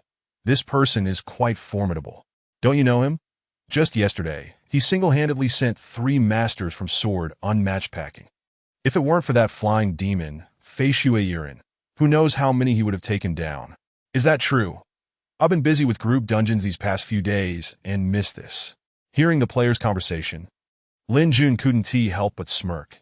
After defeating Boundless Fields, 2 more oblivious challengers had come at him, all of whom met their demise, culminating in Fei Shuairen personally stepping in.it was a balanced contest. Due to the vast disparity in attributes, he had to focus more on defense, leading to a stalemate with Fei Shuairen for several rounds before they reached an impasse. "If you encounter me again today," Lin Jun chuckled, glancing at the blood-red armor adorning him, "I suspect your ticket will be in my hands as well." Bologna, Thunder, and Jelly appeared together, eyeing Lin Jun with a sly smile. Jelly feigned composure, stating, "There is no one else in the guild who can rely on me." "Who said that?" A voice chimed in, and Xiao Xiao sprinted over, grinning at Lin Jun. "Bologna, hello." Lin Jun nodded. "It seems we've gathered once more." Little Pig Run and Handsome Hu Pai walked alongside, and upon noticing the radiant effect surrounding them, Lin Jun paused momentarily before smiling. "Looks like you've been doing quite well lately. Isn't it all thanks to the last time?" Handsome Hu felt grateful to Lin Jun. Having such a skilled ally meant anyone could accompany him in dungeons. During the last run, he had chosen these few underlings, leading to their first clear of a legendary dungeon and earning the honor that elevated them to the elite team of Warwolf, significantly enhancing their skills and equipment. "What about Fanzi? Why isn't he here?" Little Pig turned around, searching for their original 7-member group, noting the absence of the swordsman, Fanzi. Don't mention it." Thunder, who interacted with Fanzi the most, appeared somewhat melancholic. "Fanzi quit the guild. He was poached by a top guild from Xuanwu City. Damn, he quit and we didn't even know. That bastard." Everyone is now in a shared voice channel, which serves as the guild channel. "Without reaching level 25 and obtaining the Fiyun insignia, we can't establish a guild. He's gone, and that's that. Let us not speak of that ungrateful wretch. We still need to gather more people." "Olayun," Xiao Xiao inquired with a hint of irritation as she kicked a small stone by the roadside. "The ordinary ones? Xuanwu City?" Lin Jun had never paid much attention to the ordinary ones, as they were essentially strangers to one another, merely players who had been summoned for the previous event. However, upon recalling Xuanwu City, a vague memory stirred within him. He couldn't quite remember the specifics, but he felt there was a story behind this ordinary one. Hearing Xiao Xiao's question, Lin Jun accessed significant information and activity reminders from the main city system. There were less than 2 days remaining until the booth leasing and shop purchasing deadlines. The forum buzzed with scan information on this matter, as those with intentions likely wished to keep their plans under wraps. 2 hours to clear the Hell Dungeon. Familiarize yourself with the boss's attack patterns and conquer the legendary dungeon tomorrow night, Lin Jun declared, waving his hand in response to the curious gazes of onlookers. "Let us enter the dungeon." Chapter 32. The Inferno Demon Commander. Upon entering the dungeon, an oppressive heat wave enveloped everyone, reminiscent of a volcanic crater. Proceeding further led them into the heart of the area, where streams of magma and flames intertwined, leaving only a solitary path for passage. Lin Jun had reached level 21. Previously, he had undertaken every accessible quest in the main city to boost his prestige, resulting in a significant level increase of nearly 3 levels. Unfortunately, advancing further would no longer be feasible through quests. The blood-red shoulder armor sent by Qian Shizhen had finally arrived after nearly a day's wait. Qian Shizhen later explained that he and the guild members had been engaged in a special dungeon, spending an entire day to clear it. The moment they emerged, a system email arrived in Lin Jun's inbox within 2 minutes, leaving him utterly speechless that if they couldn't deliver it, they could have simply indicated that they were in a special scenario. Such antics were rather exasperating. Lin Jun's funds had dwindled to just over 1,000 gold coins. Yet he felt a surge of happiness at the sight of over 3,000 ice crystal stones in his inventory. Thunder, the guild member, had not disappointed him, successfully acquiring this vast amount of resources. With the launch of the game, as time passed and player levels rose, more features became accessible, leading to an influx of players. The newly opened virtual currency exchange service allowed affluent players to spend lavishly, resulting in significant fluctuations in game prices. Many low-level, yet exceptional items that could sell for 20 silver coins on the first day plummeted to a mere 5 silver coins the next. However, Lin Jun understood the situation would not persist for long. Once guilds could be established at level 25, players would be able to undertake daily guild quests. Additionally, daily quests in the main city at level 30 and the faction tasks at level 40 and beyond would frequently require low-level equipment and materials from players. This would effectively curb the devaluation of items. Having hesitated for a considerable time after reaching level 20, Lin Jun contemplated whether to respec his attribute points to follow the traditional blood and endurance route of a shield warrior, sacrificing potent offense for defense to create an optimal output environment for his teammates. However, he realized that he would likely remain a lone wolf for a significant duration. Even the clues for his future legacy artifacts and hidden quests would undoubtedly require solitary completion. If he relinquished his offensive capabilities, how long would it take to defeat a boss? Although the equipment in the game did not possess durability, Lin Jun was reluctant to wear down his health point by point in battle. Ultimately, Lin Jun decided against respecing his attribute points, placing all his hopes on the legacy artifacts, that if the legacy artifact bore special effects and skills suited to him, he could then make a defining decision about his final attribute allocation. After donning the Blood Red set, his current attributes were as follows. Name: Lin Jun class. Shield Warrior level. 20 Strength. 47 Intellect. 15 Agility. 13 Constitution. 22 Endurance. 14 HP. 325 MP. 48 Physical Attack. 109 Magical Attack. 45 Physical Defense. 131 Magical Defense. 112 Blood Red Heavy Armor. Grade: Purple Defense. 25 Strength. 3 Constitution. 3 Endurance. 3 Required Level.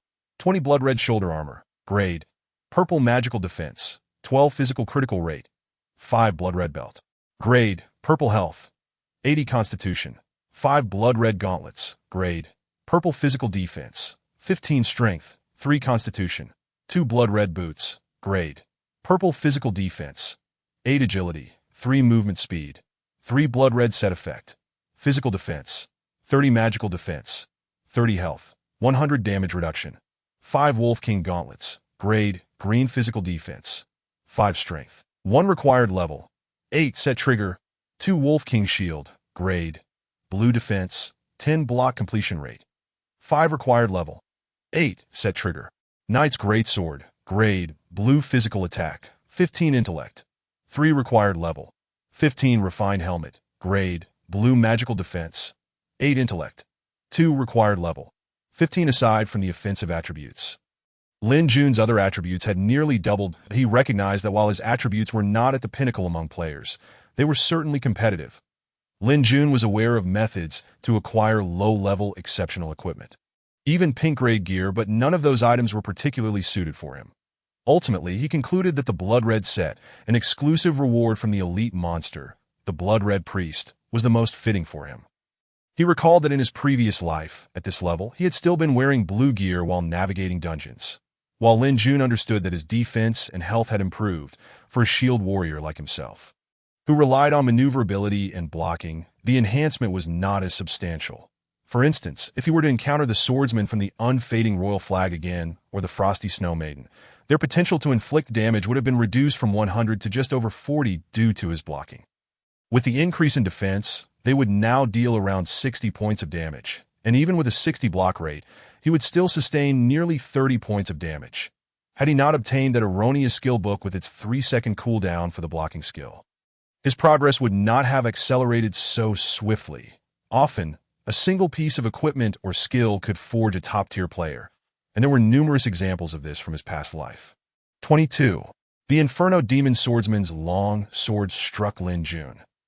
And upon seeing the damage value rise, he realized that the monsters in this level 20 dungeon bore attributes akin to the elite monsters outside at level 25, with attack values around 150 and slightly higher health. Approximately 700. War God's Roar. The area taunt skill at level 15 was unleashed instantaneously, causing several Inferno Demon Swordsmen and Inferno Demon Blade Warriors nearby to redirect their attacks toward Lin Jun. Damage values below 30 began to rise, accompanied by several misses. Jelly, heal me that I'm pulling aggro mindlessly, Lin Jun stated as he moved slowly with a wave of monsters, while Thunder remained cautious, outputting damage while ensuring the monsters did not stray from their target. Shadow Arc Flash. Understanding the situation, Xiao Xiao executed one of the few area attack skills available to a level 20 rogue, nimbly approaching Lin Jun. Let the mages unleash their power, Lin Jun exclaimed as he observed the 3 waves of monsters clustering together. Flame Storm. Fire Explosion. Erupting Purple Flame. Fire mages are renowned for their high damage and plethora of area attack skills, with single-target spells delivering significant damage. Xiaozhu and Shuai, who, both fire mages, possess commendable equipment. With Lin Jun, a top-tier tank leading the charge, their efficiency in monster hunting soared.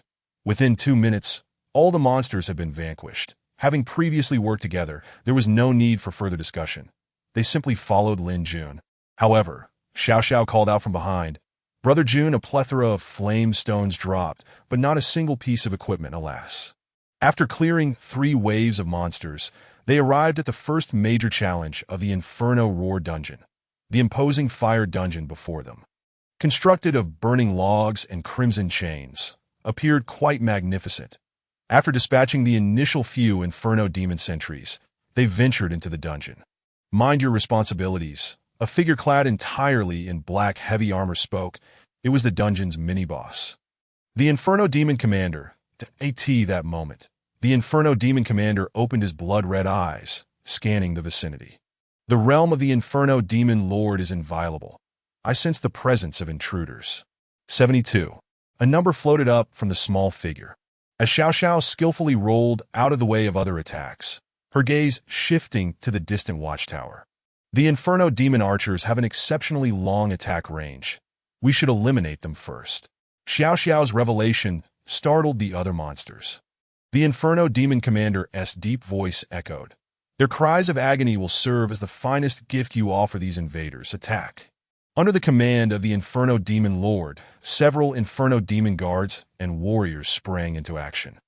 One of the Inferno Demon Captains extended his massive claws and reached Lin Jun's side within mere seconds. Surprisingly, however, the captain did not launch an attack on Lin Jun, but instead bypassed him. Charging towards Xiao Xiao. "Be careful, Xiao Xiao, Rizey, cover her," Lin Jun ordered.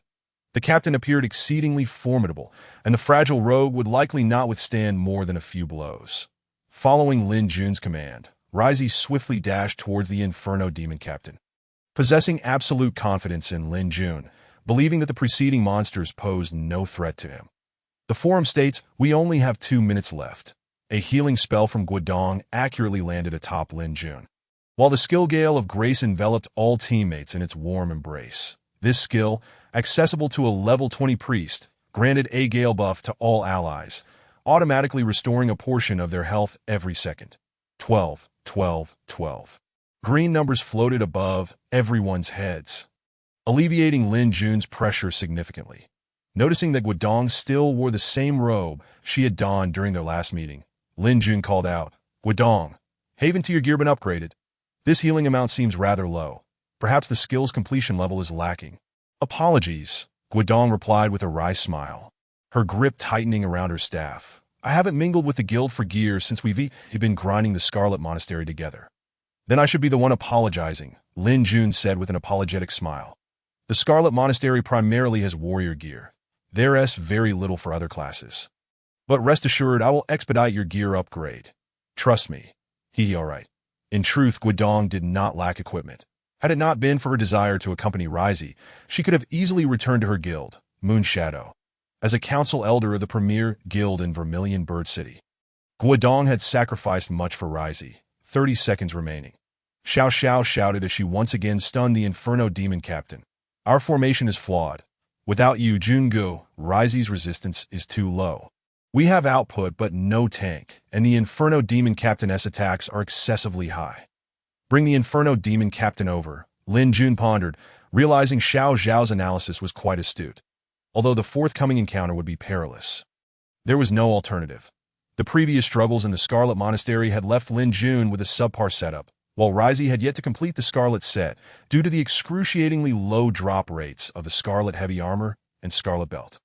It seemed luck had run dry, as they had not seen these two items drop. Furthermore, the Blossoms before the Moon Guild had summoned a renowned player to farm the Scarlet Priest, causing Lin Jun and his companions to forego conflict and abandon the Scarlet Priest. This dungeon specialties are not suited for output-oriented warriors, Lin Jun mused, feeling somewhat guilty towards Ryze, yet there was no choice in the matter for the sake of dungeon reputation. Only 10 health remaining. Just as Xiao Xiao was about to cheer, her eyes widened in alarm. Oh no. It's been 2 minutes. The Inferno Demon Lord has moved. Let the flames reduce you invaders to ashes. The surface of the Inferno Demon Lord's black armor shimmered ominously as he drew a colossal black sword from his back. Chapter 33. The Unopenable Prison Door. Hold him off. You all focus on taking down the Inferno Demon Captain, Lin Jun declared, raising his shield to meet the Inferno Demon Lord. 44. Lin Jun's left arm tingled with soreness. The Lord's strength was formidable. Meanwhile, Lin Jun's right foot kicked out. The advantage of a kick lies in its speed and simplicity, yet if the position is not chosen correctly, it results in no damage and fails to produce a knockback effect, necessitating a deeper understanding of the skill. Miss. The Inferno Demon Lord dodged to the side, leaving Lin Jun startled. This creature seemed markedly different from those he had faced before, in simpler terms. Its intelligence appeared to be exceptionally high. Bang. In a moment of distraction, the Inferno Demon Lord's knee struck Lin Jun's abdomen with force. 22. The damage was not severe, yet stars danced above Lin Jun's head. Had he been stunned? Inferno Dragon's Wrath. As the stun released, the Inferno Demon Lord's massive sword was already charged, delivering a thick wave of flame. 132. The damage figure startled Lin Jun. Such high attack power was daunting. However, the requirements were excessive. Had Lin Jun not been stunned prior, anyone could have evaded the nearly 2-second charge. 108. A green light enveloped Lin Jun, and just as he was about to retaliate, the blood-red eyes of the Inferno Demon Lord fixated on Guidong from afar. With a furious roar, the Inferno Demon Lord leaped into the air, his sword of black flames descending upon him. Shield guard. Lin Jun's reflexes were swift. The level 20 shield warrior skill was unleashed, propelling him towards Guidong, while a virtual shield appeared before her. Damage absorption 72-11. These numbers appeared above Guidong's head as Lin Jun's form almost instantaneously reached her side. This level 20 skill, belonging to the Guardian class, allowed for quick repositioning to the target while forming a shield that absorbed 50 of his defense. This was one of the few repositioning skills available to shield warriors in the early stages. The Inferno Demon Captain has been defeated, Xiao Zhao's voice rang out. Leave the Inferno Demon Lord to me. You all clear the surrounding minions. Lin Jun felt increasingly challenged after engaging the Inferno Demon Lord. In previous battles, he had largely been in control, yet the Lord's agility and combat techniques exceeded his expectations that in his past life. He had typically relied on friends to farm, and he was not particularly familiar with these lower-level monsters. Shield strike. Seizing an opportunity during one of the attack intervals, Lin Jun's Wolf King shield struck the Inferno Demon Lord, stunning him for 1 second and causing Lin Jun to take away 5 of the Lord's health. Lin Jun sighed. Such was the plight of the shield warrior. Even clad in a level 20 purple set, the shield warrior's attack was likely only marginally stronger than that of a priest. Inferno Dragon's Wrath. This time, Lin Jun easily evaded the Inferno Demon Lord's charged attack. As he grew more familiar with the Lord's attack patterns and trajectories, Lin Jun found himself increasingly at ease, even avoiding the use of Shadow Dance, as Divine Shield was exceedingly challenging to activate. Jungu. All cleared. Ryze hurried over to join the fray. Lin Jun turned his head in curiosity. What about Xiao Xiao? She accidentally got stunned by the Inferno Demon Shield Guard and was sent back by 2 critical hits, Xiao Zhu explained. That truly is unfortunate, Lin Jun chuckled. Beast Spirit's Fury, Ryze roared, activating the skill that enhanced damage, unleashing 2 powerful strikes that swiftly dispatched the Inferno Demon Lord. Let Xiao Xiao loot the corpse. Lin Jun organized his backpack and walked around the fiery dungeon. Speaking of which, I wonder what material this wood is made of.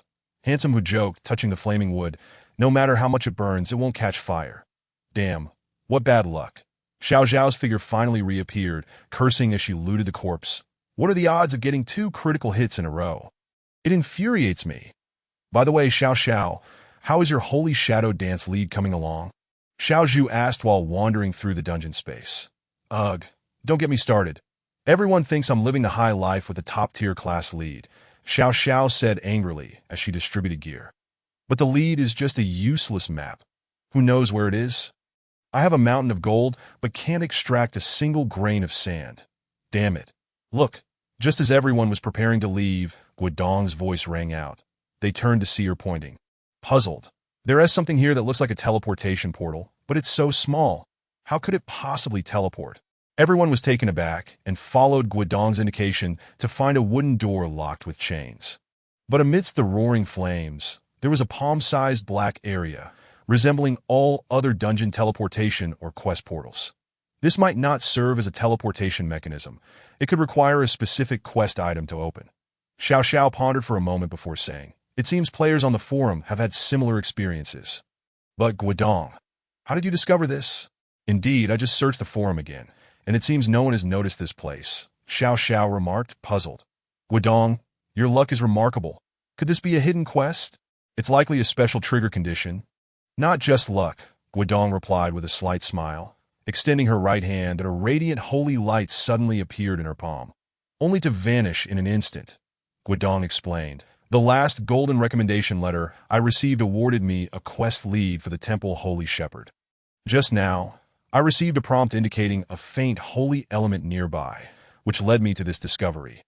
Temple Holy Shepherd. Xiao Zhu and Handsome, who exchanged glances, speechless.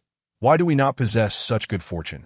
First, let us investigate how to open this prison door. Lin Jun stepped forward and tugged at the glowing red chains. Feeling no harm, that it was evident that this indeed required special conditions to trigger the hidden quest. The thunderous figure raised the colossal sword and struck it fiercely against the prison gate. However, it yielded no effect whatsoever. Meanwhile, Xiao Xiao continuously retrieved materials and equipment from her backpack, placing them into the swirling vortex.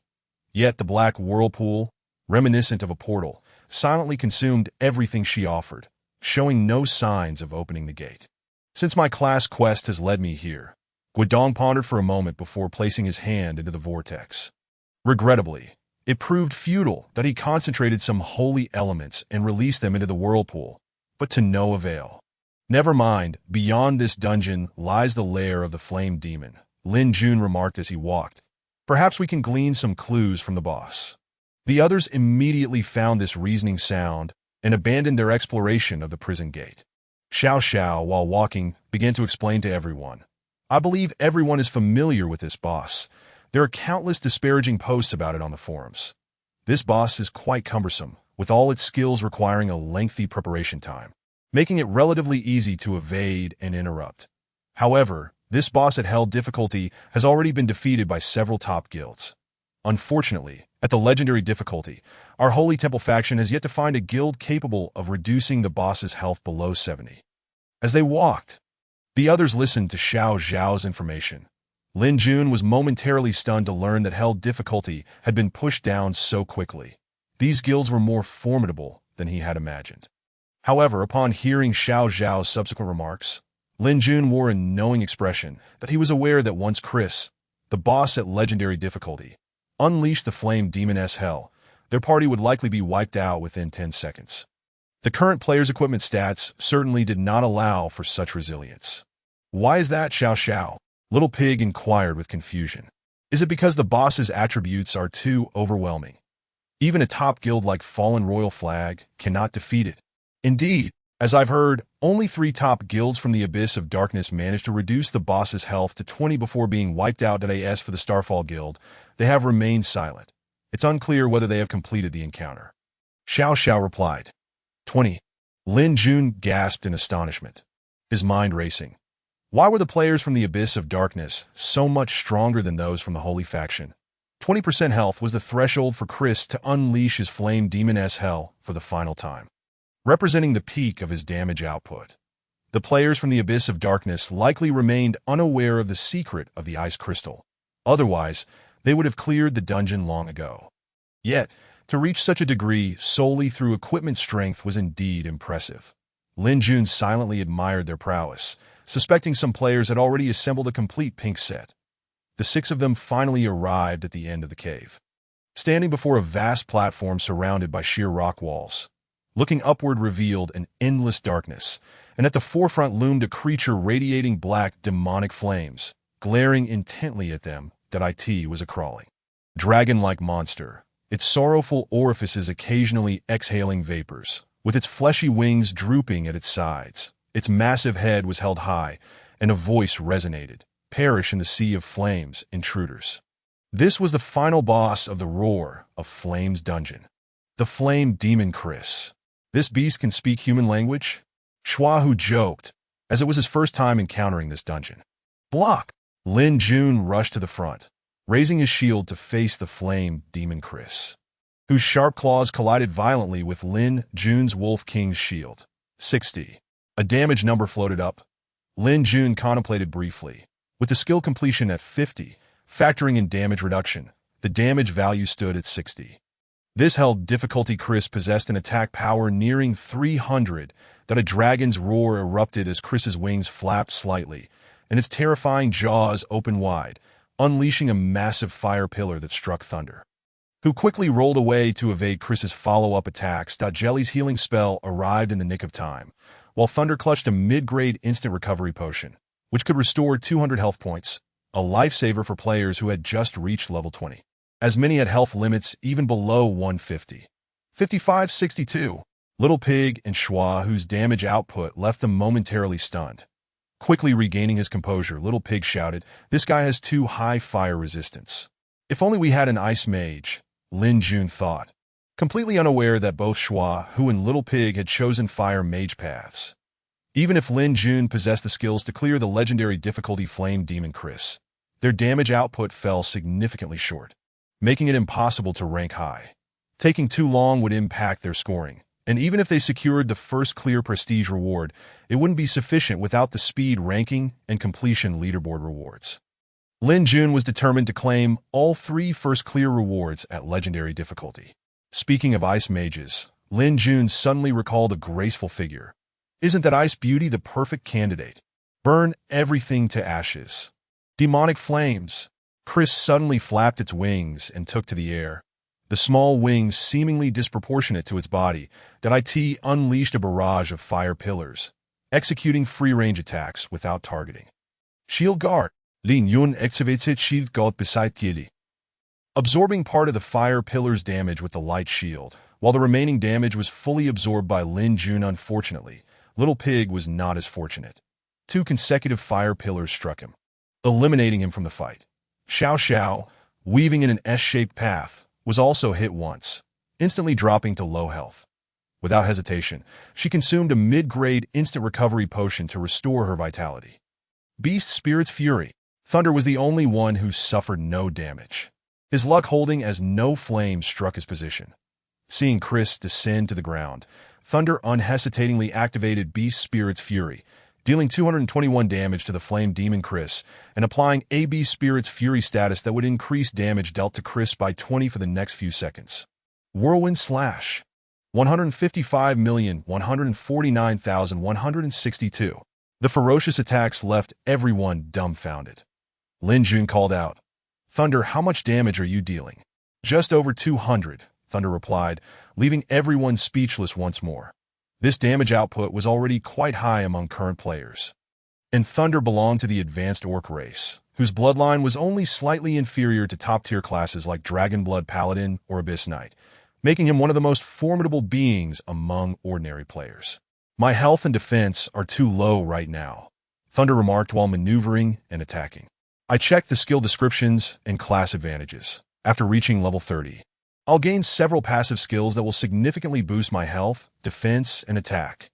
Otherwise, my current health barely exceeds 300 points, which is hardly sufficient. Barely over 300? Lin Jun was at a loss for words.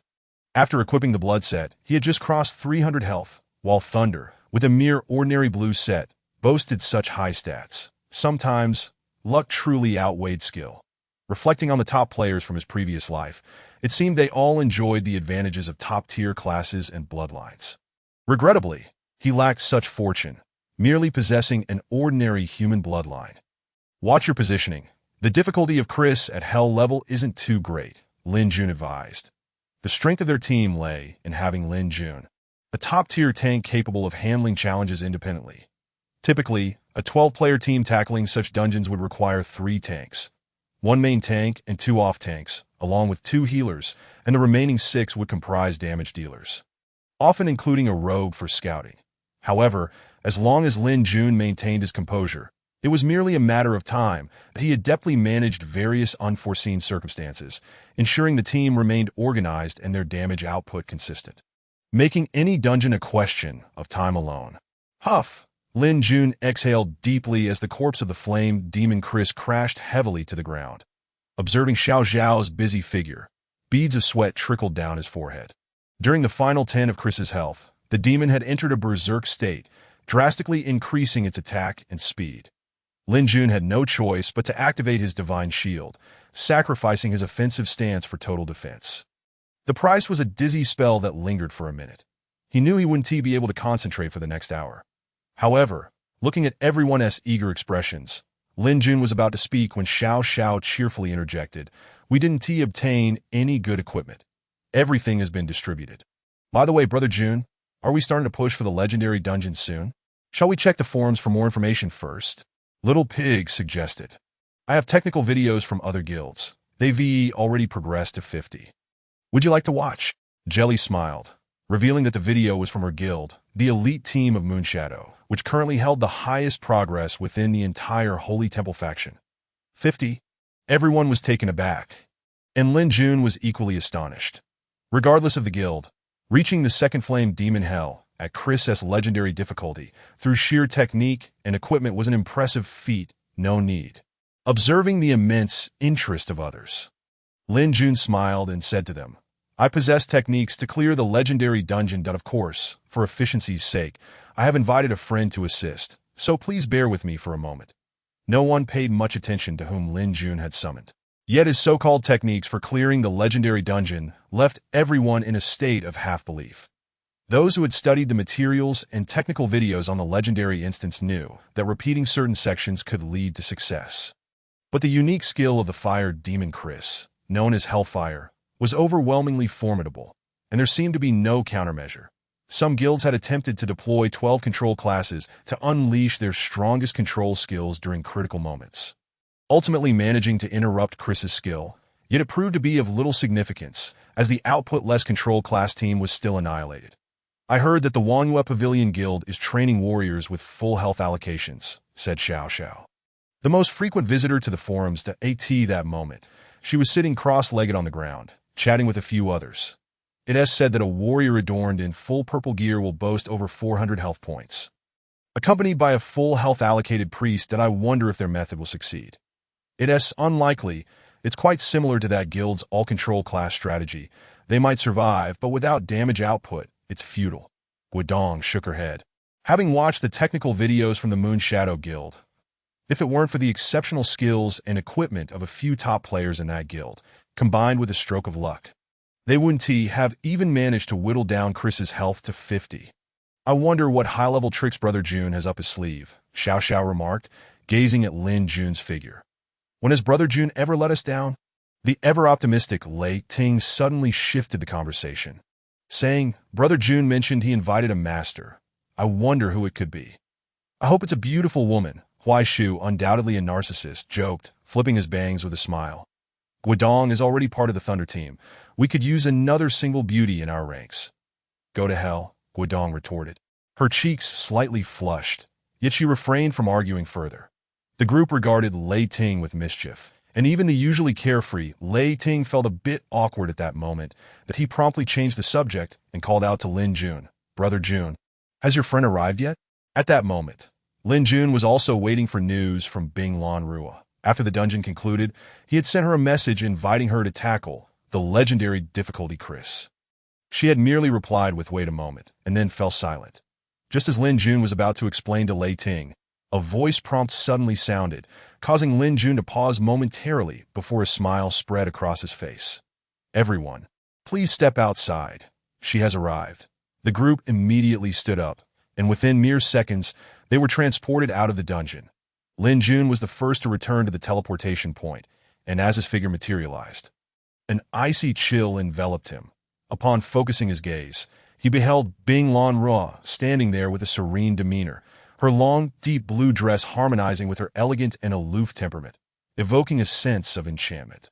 Her graceful figure was on full display, and her long black hair danced in the wind, with exquisite features that captivated everyone's attention. Nearby players exchanged furtive glances and whispered among themselves.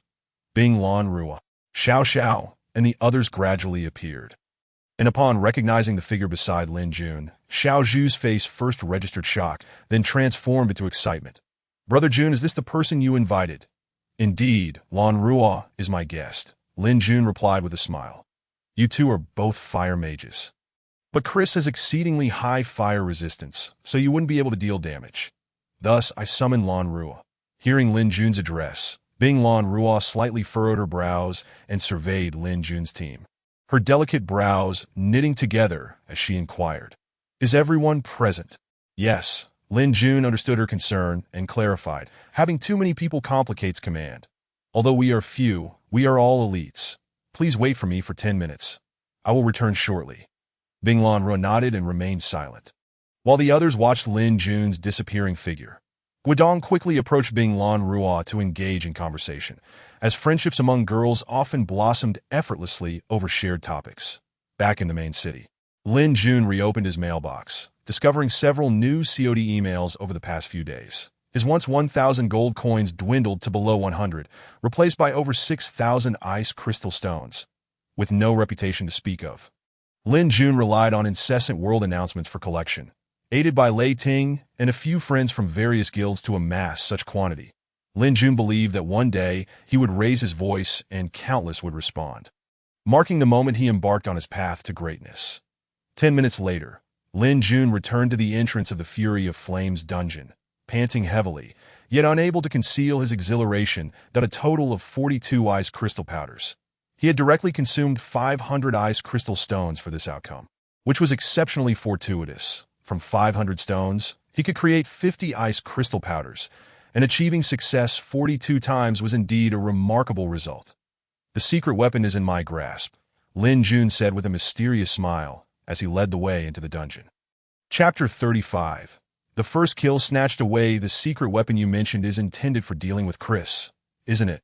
Even the usually indifferent Bing Lan Rua could no longer suppress her curiosity and quickly approached Lin Jun, asking, "Even if the other aspects of the legendary dungeon should pose no challenge for you, I have seen the videos of your level-restricted dungeon. Currently, only Chris remains paramount." "Astute observation," Lin Jun replied with a smile, choosing not to elaborate further, and suddenly accelerated, entering the aggro range of several waves of monsters. "War God's Roar," Lin Jun bellowed, causing a dozen nearby monsters to rush frantically towards him under the influence of the skill. "Ice Storm." Several swift, swirling tornadoes materialized around Lin Jun, and Bing Lan Rua's long hair billowed in the wind. With slender fingers slightly outstretched, she targeted the waves of monsters, her voice ringing out once more. "Ice Explosion. -155. -191. -162. A flurry of exceptionally high damage numbers floated up from the mass of monsters, the frequent appearance of purple digits startling everyone. Such a high critical rate and substantial damage, despite the attribute disadvantage, was undeniably outrageous. Intruders. An Inferno Demon Sword Guard suddenly broke away from Lin Jun's battle range, lured by Bing Lan Rua's critical hit, redirecting its aggro towards her. "Ice Arrow." Bing Lan Rua didn't even consider moving. The formidable control skill gifted by Lin Jun was unleashed instantly, stunning and slowing the enemy. Fortune favored her, triggering both control effects, and as she slightly maneuvered to evade the Inferno Demon Sword Guard's attack, the creature's speed was too slow to pose a threat. Ice Spike. Bing Lan Rua stood her ground, showing no intention of dodging, and the Inferno Demon Sword Guard's great sword halted just inches from her, before its body disintegrated into dust. I remember now. Bing Lan Rua is the name on the PK leaderboard. Huai Shu, standing next to Xiao Zhu, remarked quietly. I thought that name sounded familiar. Only now do you realize? Xiao Zhu boasted. The moment I laid eyes on my goddess, I knew. In the span of mere seconds. The waves of monsters were annihilated, even faster than in hell difficulty. Bing Lan Rua was slightly astonished. This Lin Jun, a shield warrior, was indeed a peculiar man, yet his strength surpassed the rumors. The last time he inexplicably handed her a skill book, she felt a sense of DJVU, only to later discover on the forums that the first team to clear the level-restricted legendary dungeon was led by Lin Jun. Shortly thereafter, a video emerged showcasing Lin Jun's victory in a one-on-one duel against the formidable crazy Xiao Yizi, particularly highlighting Lin Jun's battle against the top rogue, Fei Shui Yirun. To a novice, that match seemed devoid of highlights, with neither player managing to deplete the other's health before it ended in a stalemate. However, seasoned players recognized that within those few exchanges, both had realized their inability to overcome the other. Fei Shui Yirun could not find Lin Jun's weaknesses, while Lin Jun's equipment was too lacking to deliver damage. The rogue's agility prevented Lin Jun from having the opportunity to output damage effectively. Intruders. Halt your advance. Unlike the Hell Dungeon, in the Legendary Dungeon, the Inferno Demon Commander directly led the nearby ordinary monsters to charge at the group. Leave these two waves of monsters to me, Bing Lan Rua declared before Lin Jun could speak. Her ice storm already engulfing a dozen creatures, while she nimbly navigated through them, alternating between Ice Explosion and Ice Spike without a moment's pause. Having a capable teammate who could handle themselves was indeed a comfort. Lin Jun mused as he struck the Inferno Demon Commander with his Wolf King shield. Lei Ting, be ready to reposition. Xiao Xiao, focus on finishing off the weakened enemies. The Inferno Demon Commander's attacks were not particularly high, but its health pool was substantial. On several occasions, Lin Jun and the others nearly faced disaster, but thanks to Guidong's timely release of the Light of Grace, they managed to avert casualties. Many ants can bring down an elephant. In just 3 minutes, the battle concluded, and Lin Jun couldn't help but reflect on the near-perilous moments they had just experienced. Despite his high attributes, he only lost a few points of health when blocking the monster's attacks. Yet even so, he had come dangerously close to being eliminated by their concentrated fire. Let us swiftly venture to ascertain whether that dungeon can be unlocked. Lin Jun adjusted his state while inquiring of Xiao Xiao. Xiao Xiao, what is the current time? Is it possible to make the leaderboard? It is currently 4 minutes and 27 seconds. Xiao Xiao meticulously examined the system records and, after a moment, shook her head. At present, the fastest in the first phase, which is the area before the boss, is the Wanghua Pavilion of White Tiger City, clocking in at 2 minutes and 52 seconds. The highest progress is attributed to the Moonshadow Guild of Vermilion Bird City, with a 55 completion rate. However, they have yet to topple the Flame Demon Chris. Wanghua Pavilion is that swift. Lin Jun was momentarily taken aback. This guild seemed to consistently be in the limelight, with various speed records bearing its mark, that he pondered how many top-tier experts were within this guild. At the end of the cavern, the visage of the Flame Demon Chris remained unchanged. Perish in the sea of flames. Intruder. Even the opening line was identical, as Chris unfurled his wings and launched his assault. 92. Lin Jun's Wolf King shield absorbed Chris's claws, and he retaliated with a swift kick. However, Chris remained unfazed, showing no effect, as the boss at legendary difficulty possessed a heightened resistance to various status ailments. I refuse to engage in this battle. Ice Blue Rue, having observed the damage values of the others and her own attributes, pondered briefly before stating gravely, our overall combat power is even inferior to that of a first-rate elite team, And no matter how exceptional your equipment and skills may be, it is futile to proceed alone. Unless you reveal your so-called secret weapon, I do not wish to meet an untimely demise. This young lady is quite unyielding, even after receiving a skill book. Lin Jun felt a twinge of helplessness. Such high-caliber experts were often insufferably proud. At that moment, as Lin Jun steadily engaged Chris, he chuckled in response to Ice Blue Rue's words.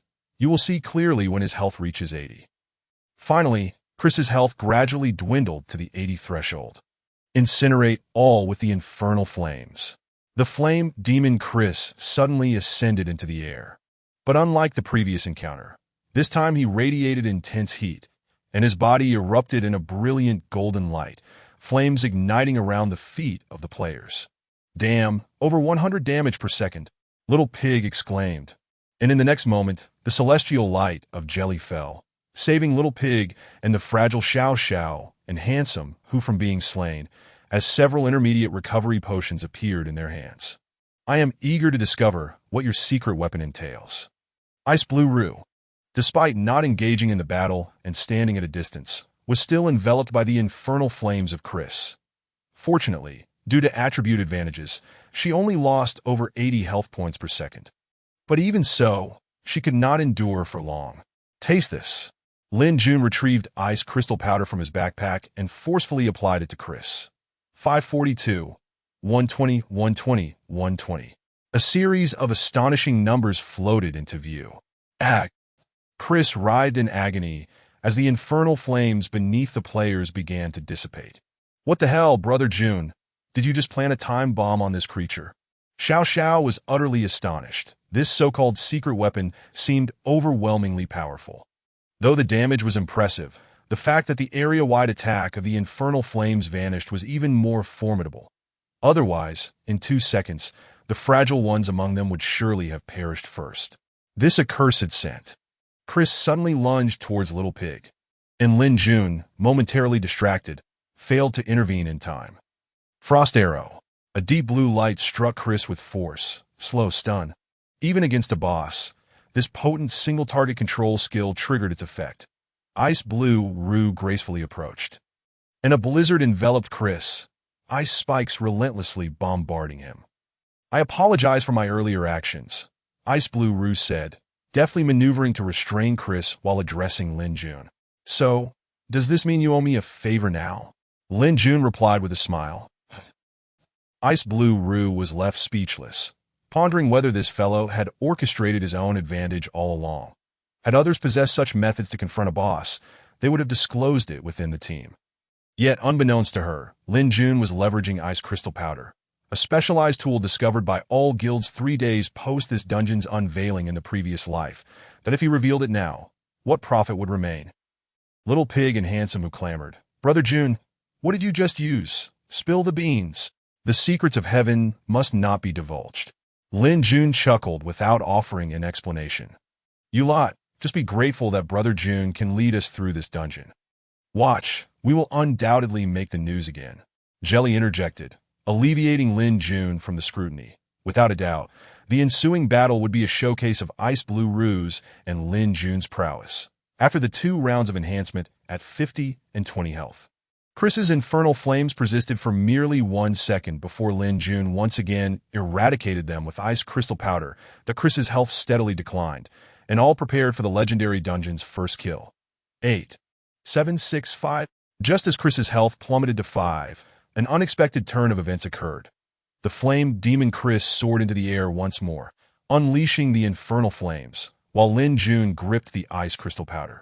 Awaiting Chris's descent, as Chris slowly descended, Lin Jun casually slapped the ice crystal powder onto him. Miss. A colossal number floated into view. Damn! Even Lin Jun uttered an expletive, for in the next second his accustomed teammates, Little Pig, Xiao Xiao, and Handsome, who instantaneously lost all health and perished. 329. Lin Jun promptly applied the ice crystal powder once more, finally dispelling the infernal flames. Crap, it's not a guaranteed hit. Lin Jun was at a loss for words. Just as Little Pig, Handsome Who, and Xiao Xiao rushed back, Chris's health remained at a threadbare level. Xiao Xiao entered stealth mode, positioning herself behind Chris, her dagger raised high. Prepare for the spotlight, brothers. 122. A critical backstab damage bonus appeared as a massive purple number floated into view. Just as the flame demon Chris's health was completely depleted, a system message materialized. System. Congratulations to the team formed by players Drunken Infinity, Drunken Heaven's Path, Drunken Myth, Drunken Proud Snow, and Drunken Moonlit for achieving the first kill of the Roar of the Flame Dungeon at legendary difficulty. In the arena of heroes, the king reigns supreme. Let us extend our congratulations to them. Chapter 36. Father Dorcas and Bryn. 3 seconds. A mere 3 seconds remained, and the expressions on everyone's faces turned somber. This sudden blow was difficult for all to accept. Ice Blue Rue, somewhat discontent, brushed her hair back with a sigh. Given the name, it must be a family guild. 5 individuals can clear a legendary dungeon. They are undoubtedly top-tier players. Why have I never heard of these names before? Drunken Infinity, Drunken Heaven's Path. Lin Jun stood there, his eyes vacant, not due to the loss of the first kill reward, but rather because of those names. All these names belong to the elite under Drunken Shinshio, and those individuals had already entered the game. But what of Drunken Shinshio himself? Had he also entered the game? In the previous life, Drunken Shinshio had only emerged 6 months after the game launched. How would it transpire this time? Lin Jun constantly reminded himself of the need for vengeance, yet this was fraught with contradictions. In 2 lives, the grievances of the previous life were known only to him. Even if he trampled Drunken Shinshio underfoot in this life, what would that signify? Drunken Shinshio would remain oblivious to his identity. And thus, could this grudge simply be cast aside? Lin Jun's mind was in turmoil, while the others sat cross-legged within the dungeon, their spirits low as they chatted in subdued tones. After approximately half an hour, a hazy utterance from Xiao Xiao prompted Lin Jun's attention. Xiao Xiao remarked, I checked the forums, and it seems these 5 individuals hail from Xuanwu City, possessing top-tier equipment and strength. They have already released a video, though I am certain they must have edited out the crucial parts. What puzzles me is that despite having cleared the legendary dungeon, half an hour has passed, and they have yet to receive the completion reward. The completion reward for a first clear is contingent upon achieving 100 completion. Typically, once a dungeon is cleared, attaining 100 completion is merely a matter of time. Yet given the top-tier equipment and strength of the 5, the absence of the completion reward after nearly half an hour implies something significant. Paulo Yun. What about that prison door? Jelly pondered and seemed to grasp something, addressing everyone. Do you remember the last dungeon with level restrictions? The reason we obtained the completion reward was that Brother June had a hidden quest, which triggered the necessary conditions. Are you suggesting that the prison door is also a hidden quest, requiring special items or individuals with hidden quests to unlock it? Handsome, who inquired. Are you referring to the prison door within the dungeon? Ice Blue Rue interjected. When I soloed it last time, I also discovered it, but I was unable to trigger the opening of that door. Jelly, you sensed something special last time. Little Pig expressed his confusion. Logically, you should have been able to trigger it. Why were you unable to? I do not know. I merely felt a warm and familiar elemental fluctuation, seemingly akin to the aura of a holy priest. Jelly explained. Yet, I could not open it regardless. Perhaps we have all misunderstood. Ice Blue Rue contemplated before directing her gaze at Lin Yun. Lin Yun. What exactly did you use to counter the flame demon, Chris? Do not forget that the prison door is also composed of condensed flames. That makes sense. Lin Jun's eyes brightened as Binglan Rua took the lead in retracing their steps, remarking, I have attempted to assault that ominous gate with ice-based abilities. There was a response, yet it remained impervious. Hence, I contemplated this approach. The group returned once more to the discreet entrance of the dungeon, where Lin Jun retrieved several jars of ice crystal powder and directed them toward the dark vortex, exclaiming, Completion rate at 15? His heart leaped with joy as he inquired, You all received the notification as well. Did you not? Observing the puzzled shakes of heads from the others, Lin Jun realized this was a trigger exclusive to himself, that he proceeded to utilize the remaining jars of ice crystal powder. Each application yielding a completion rate varying from 5 to 15 that ultimately, upon reaching a full 100 completion, the fiery prison door gradually dissipated, releasing an immense and sacred energy. "There's an NPC here," thundered Lei Ting as they stepped into the hidden chamber behind the gate. All eyes focused on an elderly figure with unkempt hair, known as the Weakening Braun, who, despite his disheveled appearance and lethargy, emanated a gentle aura of holy light. Before Lin Jun could revel in the moment, Guodong had already approached, entering a state of stupor. Everyone understood this was a plot trigger unique to Guodong, and Lin Jun could hardly contain his excitement. The hope for the Lord of the City's quest was finally within reach. "I can no longer sense the malevolent power of Chris," murmured the weakened Brun as he slowly lifted his gaze. His murky eyes suddenly ignited with a flash of clarity as he spoke to Guodong. After a moment, however, he lowered his head once more, lapsing into silence. "That's fantastic," Guodong exclaimed, pumping his fist in exhilaration. Before explaining to the puzzled onlookers, "We have finally uncovered the first clue for the class transition to the temple's holy shepherd. Congratulations! Hidden classes are indeed formidable. Unearthing a single clue can be quite arduous. No kidding, the task's difficulty guarantees that a successful class transition will undoubtedly be impressive." Lin Jun smiled at Guodong, saying, "While the temple's holy shepherd may not be the pinnacle among healing professions, achieving a successful transition within 2 years will surely allow you to stand out in the game." 2 years? Lei Ting exclaimed. "That's utterly outrageous. Merely for a class transition. The game designers have set it at 2 years. Indeed, it's preposterous. Even 2 months seems excessive," muttered Little Pig in disbelief. "Where did you acquire that information, Brother Jun?" asked Shuaihu. "How should I put this?" Lin Jun, brimming with excitement, inadvertently divulged a spoiler, then shrugged and smiled. "In any case, that appears to be the situation. Now, I must proceed with my task." "Your task?" A question mark appeared above everyone's heads. Was this not a plot triggered solely by Guodong? Lin Jun slowly approached the elderly Brun and squatted before him. Noticing Brun's lack of response, he extended the letter from his backpack. During the encounter with the special elite monster, the Bloodied Priest, 2 letters had been obtained. One from Roland and the other an ancient, dust-covered envelope, identified by the system as a special item. Lin Jun felt within the envelope and confirmed it contained a piece of paper. "Yes, child, this is indeed my possession." Brun's reaction was far from the expected excitement. He extended his gnarled hands to receive Roland's letter, his gaze fixated intently upon it. "I can still sense the presence of Roland and Claude. Is this merely the mockery of old friends? A derision of my current plight?" "It is not so, Mr. Brun." Lin Jun recalled Roland's actions, saying, "Perhaps there is a misunderstanding between you. It seems you harbor some misconceptions regarding Lord Roland." "Lord!" Brun slowly closed his eyes. He has proven through his actions that his decisions were correct. Yet why did he entrust this letter to me? Brun's breathing grew erratic, his anger palpable. "I did not intend to evoke any of your past grievances," Lin Jun interjected, fixing his gaze on Brun with a serious tone. "However, Lord Roland did implore you to open this letter." "Implore me to open it?"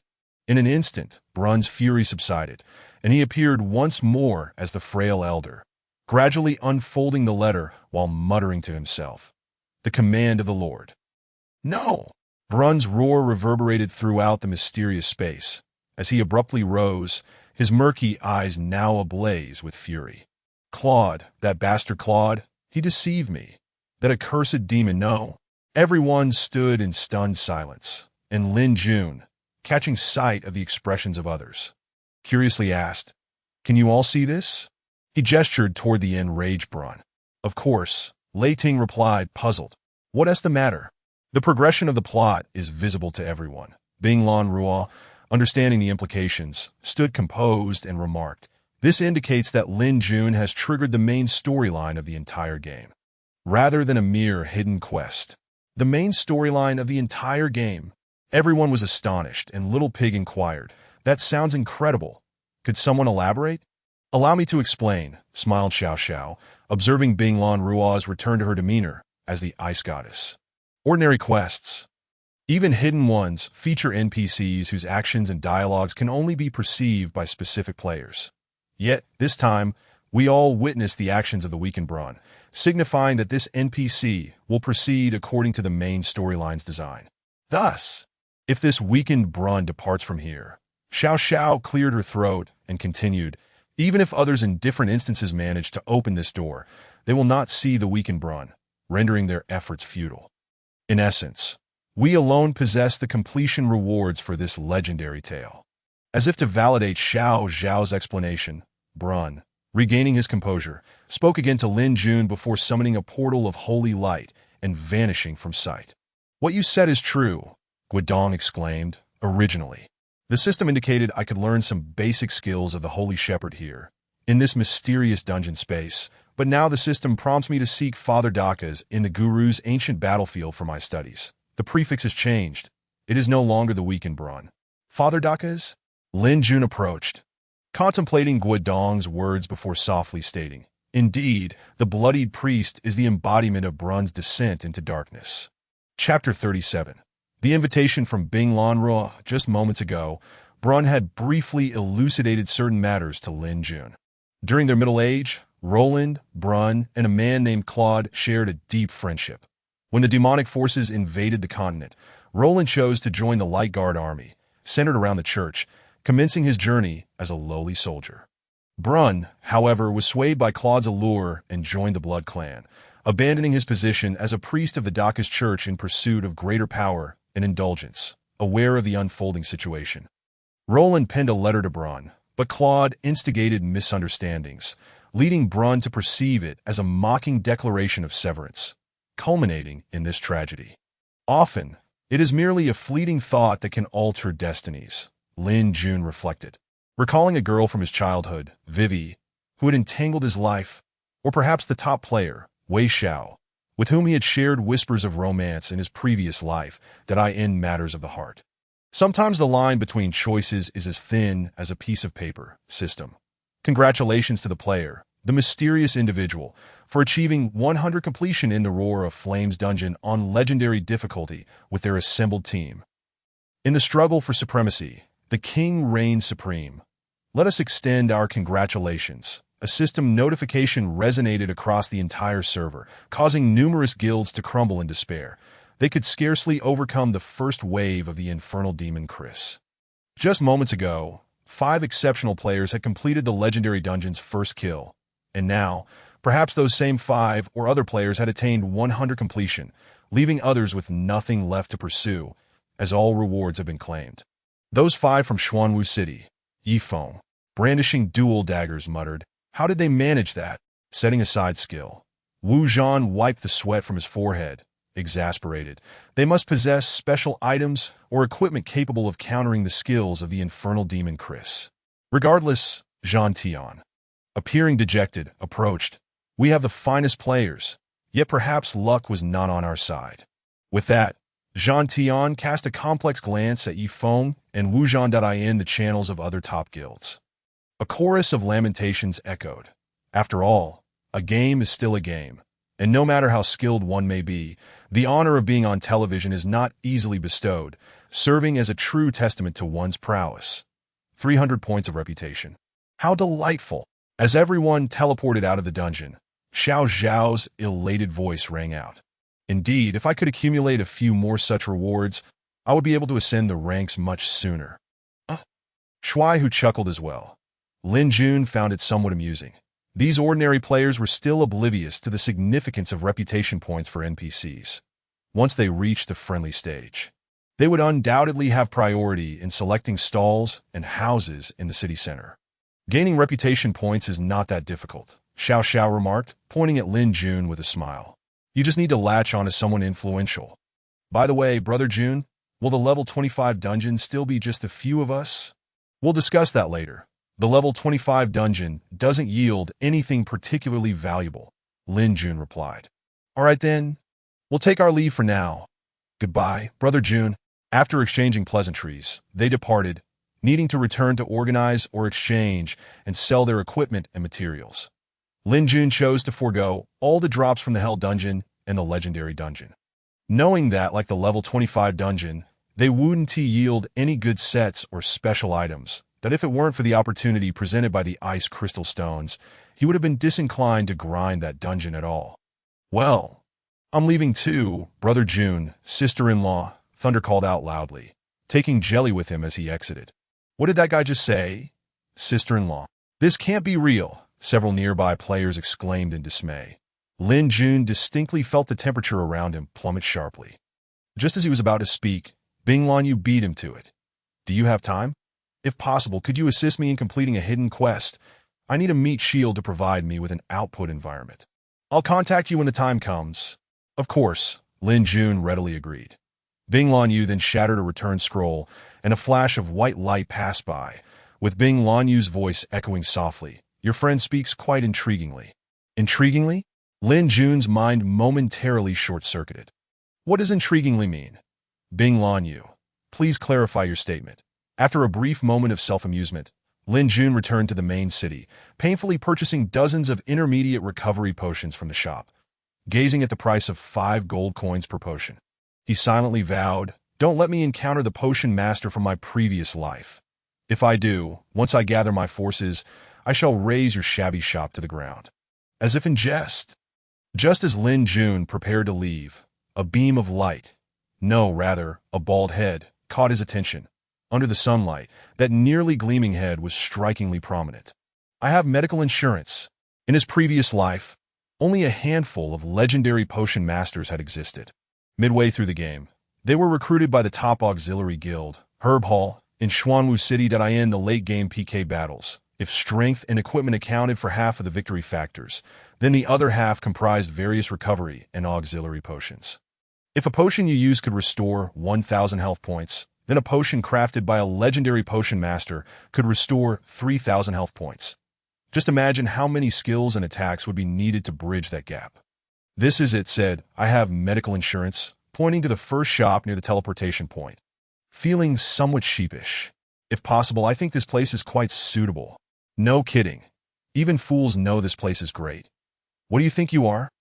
The leader, a warrior named Wild Grass, slapped, I have medical insurance on the head. The guild instructed you to choose a place where you can set up a stall. You still want to shop? Do you have any idea how much this place would cost? Are you worth that price? Well, I really did get what I wished for. Lin Jun stood leisurely to the side, eagerly watching the unfolding scene. Ideally, this legendary potion master would clash with them, leading to a retreat, and then he could swoop in to lend a helping hand.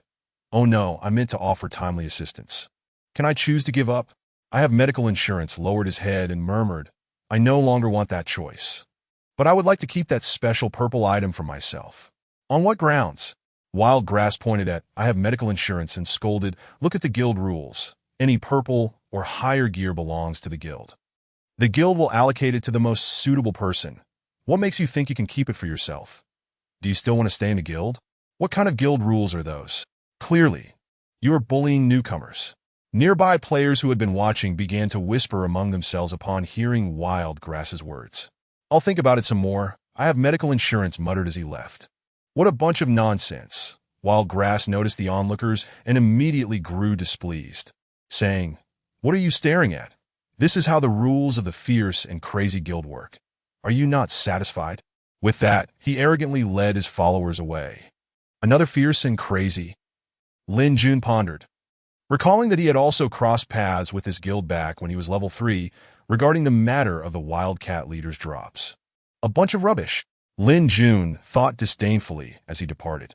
He had no intention of reaching out to I have medical insurance, for if he could just pull in a top player from his previous life, it would essentially mean turning the game into a single-player experience. Everyone has their own motives. Lin Jun would not impose his will. Even if Bing Lanyu had taken his skill book last time and ignored him, who could he blame? These players are normal humans, not bound to act according to his wishes. Moreover, generally speaking, experts have their own ideas and principles, and there is no need to force them. During the waiting period for Bing Lanyu's hidden quest, Lin Jun deemed it necessary to visit the tomb of the fallen. The treasure map was indeed a reward given to him by Alan, and he anticipated that the hidden quest's reward would not be lacking. The other parchment, which contained clues regarding the legacy artifact, required him to venture into the ancient battlefield of Gurus, where level 50 monsters dwelled. That was not a concern for the moment, as for the letters dropped by the blood-colored priest or the dark priest Bryn. One had already completed its task and vanished, while the other, covered in dust, hinted at a connection with the Blood Clan, but lacked any leads. 362 reputation points that if I complete Bing Lanyu's task. Along with that 150 reputation points, I can reach a friendly status. Lin Jun had already uploaded the video of the legendary dungeon to the forum, hoping the price would surge rapidly. His ultimate goal was, of course, to accumulate 500 reputation points in order to purchase a stall and shop in the most bustling area of the city center. However, he faced two challenges, the first being reputation points. Without the 100 reputation points from the legendary dungeon's first clear, all of Lin Jun's efforts would be in vain. Fortunately, the shared rewards from Bing Lanyu's hidden quest jolted him back to life, providing a full 150 reputation points. Lin Jun was uncertain what task Bing Lanyu had undertaken that warranted such a generous reward, that if he could smoothly complete this task, it would resolve his first issue. While the second issue was funding. Lin Jun had converted all his remaining cash into virtual gold coins to purchase a substantial quantity of ice crystal stones. Just moments ago, he had uploaded the video of defeating the infernal demon Chris to the forum, and he was confident that the price of ice crystal stones would soon skyrocket. Chapter 38.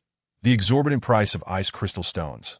Although the Roar of Flames dungeon does not yield equipment with exceptional attributes, defeating the legendary infernal demon Chris is a crucial step in the level 20 storyline.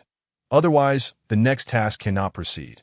Most importantly, the infernal demon Chris will drop a level 1 or 2 fireball scroll without fail. This single-target, high-damage scroll may seem less useful due to its slow casting time in PK battles, but once the average level of players reaches 25, the special item Wind and Cloud for establishing a guild will become the most coveted item in the game. Just imagine the glory of being the first guild created on the server. Moreover, establishing a guild early not only attracts players but also offers various guild tasks and buildings. Completing these tasks ahead of others brings immense benefits. However, according to the official forum, the Wind and Cloud token can only drop from level 40 bosses, and attempting to tackle a level 40 boss with the strength of average level 25 players is nothing short of a joke. The losses would be too great. With the Fireball Scroll in hand, however, it becomes much easier to tackle that a level 1 Fireball Scroll possesses 300 magical attack power, a statistic that currently likely surpasses any top-tier purple or pink gear players might possess. Meanwhile, the level 2 Fireball Scroll boasts an attack power of 500, which is not merely a matter of addition. Each additional second can lead to further casualties. The level 2 Fireball Scroll is practically tailor-made for taking down such boss monsters. Yesterday, on the forum, the Thorn Crocodile Lord in the Crolinda Marsh was reportedly slain by the Prophecy Guild using a level 1 Lightning Scroll, after they had allegedly spent an entire week farming level 35 Thunderbird monsters in the Crolinda Canyon to amass 300 level 1 Lightning Scrolls. Though they suffered significant development losses over that week, it was said that the Thorn Crocodile Lord was quite generous, dropping nearly 10 pieces of purple gear, and there were even rumors of pink gear surfacing. As Lin Jun kept an eye on the forum, he made his way towards the frozen ruins, confident that with his current attributes, he could easily venture into the second or even third levels of the ruins to collect ice crystal stones. The video released by Lin Jun on the forum has gone viral, prompting countless players to begin collecting ice crystals to craft ice crystal powder at the Scientific Research Institute in the main city. Some fortunate players who enjoy gathering materials have found a high success rate in producing ice crystal powder, enabling them to team up and conquer the legendary dungeon. However, those who are less attentive or simply unlucky, only managing to create 1 or 2 pieces of ice crystal powder, remain unable to clear the dungeon. Yet it is common knowledge that the key to passing the dungeon lies in the ice crystals. Consequently, the price of ice crystals has skyrocketed from an initial 5 silver coins to 8 silver coins. 1 gold coin, 2 gold coins, 3 gold coins. Eventually, the price of ice crystals plateaued at 5 gold coins and could not ascend further. This price surge occurred over the span of a single day. Lin Jun knew that this price could not rise any higher, although in his previous life it seemed to have peaked at 10 gold coins. That was merely a fleeting moment. The large-scale system auction house in the main city opened when the Roar of Flames dungeon was cleared, despite the exorbitant taxes on items sold at the system auction house. The truly affluent players were too indolent to browse individual stalls. The ice crystals listed at the auction house were snatched up instantaneously, allowing many merchants to rake in substantial profits. as they had stockpiled some of this material. This, in turn, was fortuitous for Lin Jun. However, he was aware that those merchants collectively possessed at most 2,000 pieces at present, aside from the boss and the monsters in the ice and snow ruins. The only other means to acquire ice crystals was through gathering in the ice and snow ruins. And even when monsters dropped items, they did not guarantee ice crystals. Countless ordinary players now possessed only 1 or 2 ice crystals each, lamenting their earlier decision to discard the crystals they deemed useless. Upon arriving at the ice and snow ruins, Lin Jun discovered that the ice spiders on the first level could inflict only around 60 points of damage, rendering blocking unnecessary. Not one to linger in combat, Lin Jun alternated between shield bashes and kicks to control the monsters before swiftly retreating, striving to avoid agitating them. As he diligently harvested ice crystals from the stones, he noticed the corpse of an ice spider at the entrance to the second level, leading him to ponder, could someone else be here? Frowning, Lin Jun recalled having repelled a previous adventurer, a rogue, and wondered who it might be this time. After some consideration, he stepped into the teleportation array. Xiao Tian, keep an eye on Wu Po's movements and attack patterns, he instructed. The rogue known as Absolute Happiness, who had attempted to ambush Lin Jun but had been thwarted, had relayed his experience in the ice and snow ruins to several high-ranking members of the Werewolf Guild shortly after a forum post caused the price of ice crystals previously inconsequential to soar. Consequently, Werewolf Wu Po, the guild's chief rogue, discreetly led a team to the ice and snow ruins. After 2 hours of farming, the team decided to venture into the second level, where the drop rate for ice crystals proved marginally better than the first level, yielding nearly 100 ice crystals after 2 hours of combat and gathering. Werewolf was not short on funds. In fact, many members had ample resources, yet ice crystals had become a rare commodity, vanishing almost instantly from the auction house as soon as they were listed. Hence, the guild's upper echelon made the decision to act. Werewolf Wu Lei, a muscular man, sat idly on the ground, his massive sword and shield signaling his status as a shield warrior. Bored, he yawned and remarked, I tell you, Xiaoyu is far too conservative. If the whole elite team were here, our efficiency would undoubtedly be higher. Wu Lei glanced at the ordinary players in the guild and sighed. Among us, only a few can inflict damage. The rest can only wait here to gather, which is dreadfully dull to be. By the way, Wu Po, you've been dancing around that wretched butterfly for ages. Hurry up and kill it. I'm demonstrating for Xiao Tian. Wu Po replied. A silver-haired man deftly engaged in combat with the ice butterfly, his dagger flashing with silver light during the creature's attack intervals. Werewolf Xiao Tian, the rogue who had followed Lin Jun during the acquisition of the cat-tooth hidden quest reward, was a youthful boy with a naive face, now admiring Wu Po's prowess in battle, his fingers tightly clasped together. Wu Po, you're amazing. If I could execute those moves, I would be able to challenge many bosses myself. With a fierce thrust, Wu Po's dagger sank deep into the back of the ice butterfly, critical damage from a backstab finishing off the creature. Xiao Tian, do not indulge in such futile fantasies, Wu Po admonished, slightly perspiring. After all, as a fragile rogue, the ice butterfly's attacks were formidable. Master these techniques quickly so you can join the elite team. All right, let's get to work. We'll take them down in a group. I'll tank. Wu Lei's words trailed off as he noticed a figure appear at the entrance to the second level. What are other players doing here? He exclaimed, drawing his massive sword. Now that players have reached higher levels, this place is no longer a forbidden zone. However, Wu Po's form flickered faintly, and just as Lin Jun began to assess the situation in the second level, a silver flash swept past him, accompanied by Wu Po's voice. I still owe you a complimentary ticket, miss. Sensing the rush of air behind him, Lin Jun silently commended the rogue's agility, yet his back seemed to possess an uncanny awareness, deftly evading the attack. Wu Po was momentarily taken aback. He had avoided the strike, yet his dagger did not falter, and another silver flash illuminated the air. 33. Lin Jun discerned the trajectory of the dagger, firmly blocking the blow with his shield, which absorbed a substantial portion of the damage due to a 60 skill completion rate. Lin Jun retaliated with a powerful kick. Kick! Miss! Wu Po reacted swiftly, dodging to the side, and the two found themselves in a standoff once more. "It's him!" Both players exclaimed simultaneously. Lin Jun glanced at Warwolf Xiao Tian in absolute happiness, revealing a self-satisfied smile. "We meet again. It seems you are all part of the same guild. Vupo." "The last time we spoke, I was referring to him," Xiao Tian remarked. "Don't look at me," Absolute Happiness said, casting a helpless glance at Wu Pu and Wu Lei. "I was defeated by him last time as well. Your skills are commendable, brother," Wu Lei noted as he sheathed his shield and sword, approaching Lin Jun with ease. "Thank you," Lin Jun replied politely, also sheathing his Wolf King's shield. "Let us not waste words, since we are all here for ice crystals," Wu Lei declared, standing opposite Lin Jun. "On the condition that we do not disclose our presence here. What do you say, brother?" "I have no objections," Lin Jun replied with a smile, proceeding to gather ice crystals despite Wu Po's watchful gaze. "Damn it, we've been chatting for too long. They've respawned. Hurry up and collect," Wu Lei shouted. "Forget it. I can't compete with you." After gathering his second ice crystal, Lin Jun chose to abandon the effort and ascended to the third level. "What do you think?" Wu Lei asked Wu Pu. "Too powerful. You are no match for him, even as a shield warrior," Wu Pu replied quietly as he put away his dagger. "He exudes an air of invulnerability.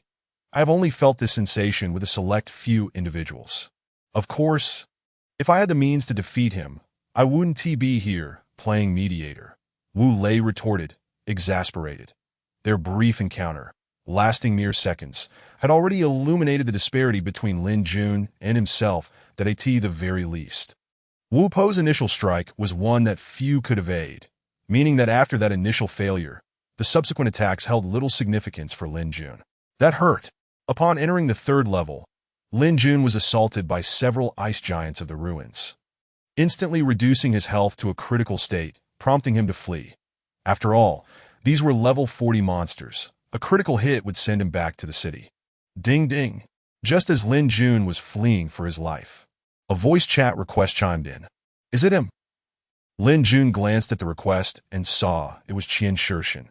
After connecting, he was greeted by Qian Shirshin's laughter.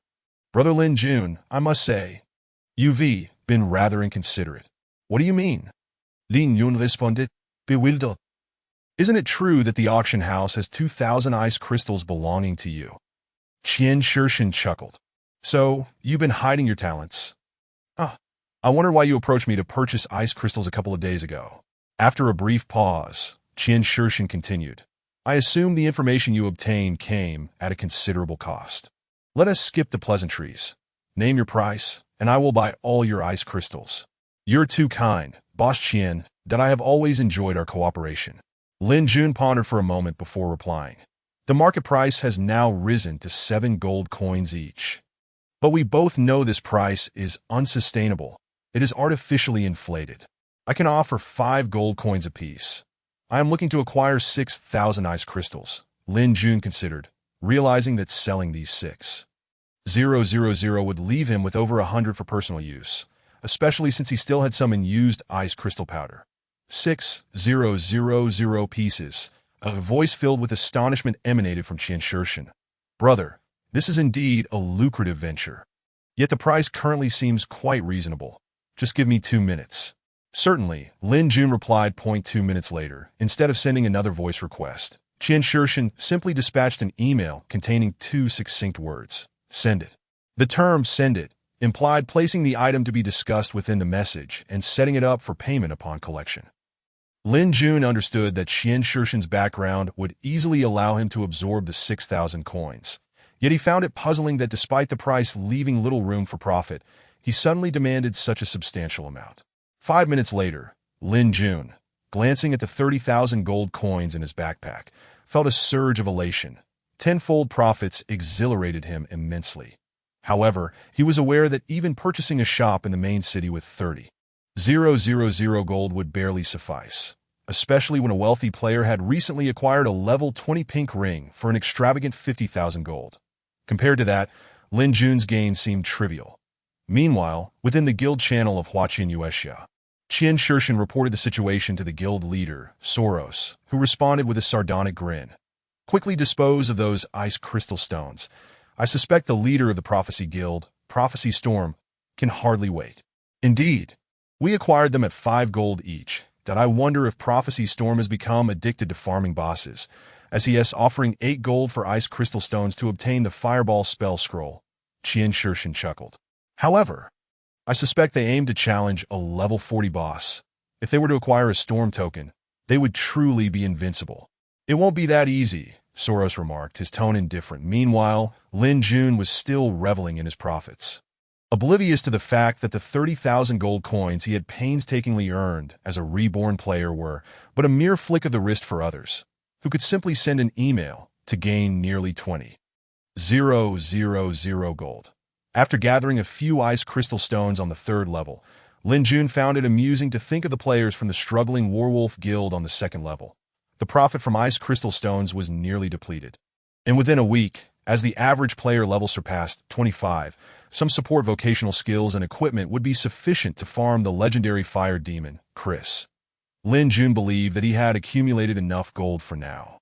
But the priority was to complete the hidden quest with Ice Blue Ruah as soon as possible. Once he secured the 150 reputation points and acquired a shop, he could finally venture into the tomb of the undead with peace of mind. Shattering a return scroll, Lin Jun was back in the main city within seconds. He promptly made his way to the trading center at the heart of the city, relieved to find the ideal location unoccupied, although several nearby stalls had already been claimed by other players. Just as he was about to leave, a few familiar figures appeared before him once more. I say, Baldy, a character named Wild Grass, seemed to have upgraded his equipment. Unlike last time, his attire now gleamed with a faint purple hue, indicating he was clad in a full set of level 20 purple gear. Lin Jun thought to himself that it was a bit ostentatious, especially as he hadn't turned off the glowing effect. Wild Grass, big boss, the character, I have medical insurance, dared not meet his gaze, lowering his head submissively and muttering, "This stall is the one, right? I thought as long as it's quiet, it would be fine." I have medical insurance was looking at the stall that Lin Jun had noticed earlier, one of the few undesirable spots that had been purchased. He hadn't expected it to be acquired by the domineering, crazy tyrant, and for this future legendary alchemist no less. However, Lin Jun was intrigued by the fact that Crazy Tyrant, despite his brash nature, would invest such effort to win people over, which indicated the value of the special equipment that I have medical insurance possessed. Have you made up your mind? Wild Grass smiled at the diminutive, I have medical insurance, handing him a key. Here, this is the key to the stall in the back. Thank you, Wild Grass. I have medical insurance, beamed as he reached for the key. That's the spirit. Our guild always prioritizes brotherhood, Wild Grass stated. Pressing the key into I have medical insurance's hand, his eyes narrowing slightly. However, brother, according to guild rules, that piece of equipment can be handed over to me now, right? What? I have medical insurance trembled, slowly lifting his head in confusion. Didn't we agree on this? And the guild rules don't state that. Read the guild rules yourself. Wild Grass replied with a cold smirk, as if he had I have medical insurance firmly in his grasp. It's a new amendment. Sorry for not notifying you. I have medical insurance fell silent for a few seconds, presumably browsing the guild interface, before suddenly letting out a furious roar and throwing the key at Wild Grass's face. You all are clearly targeting me.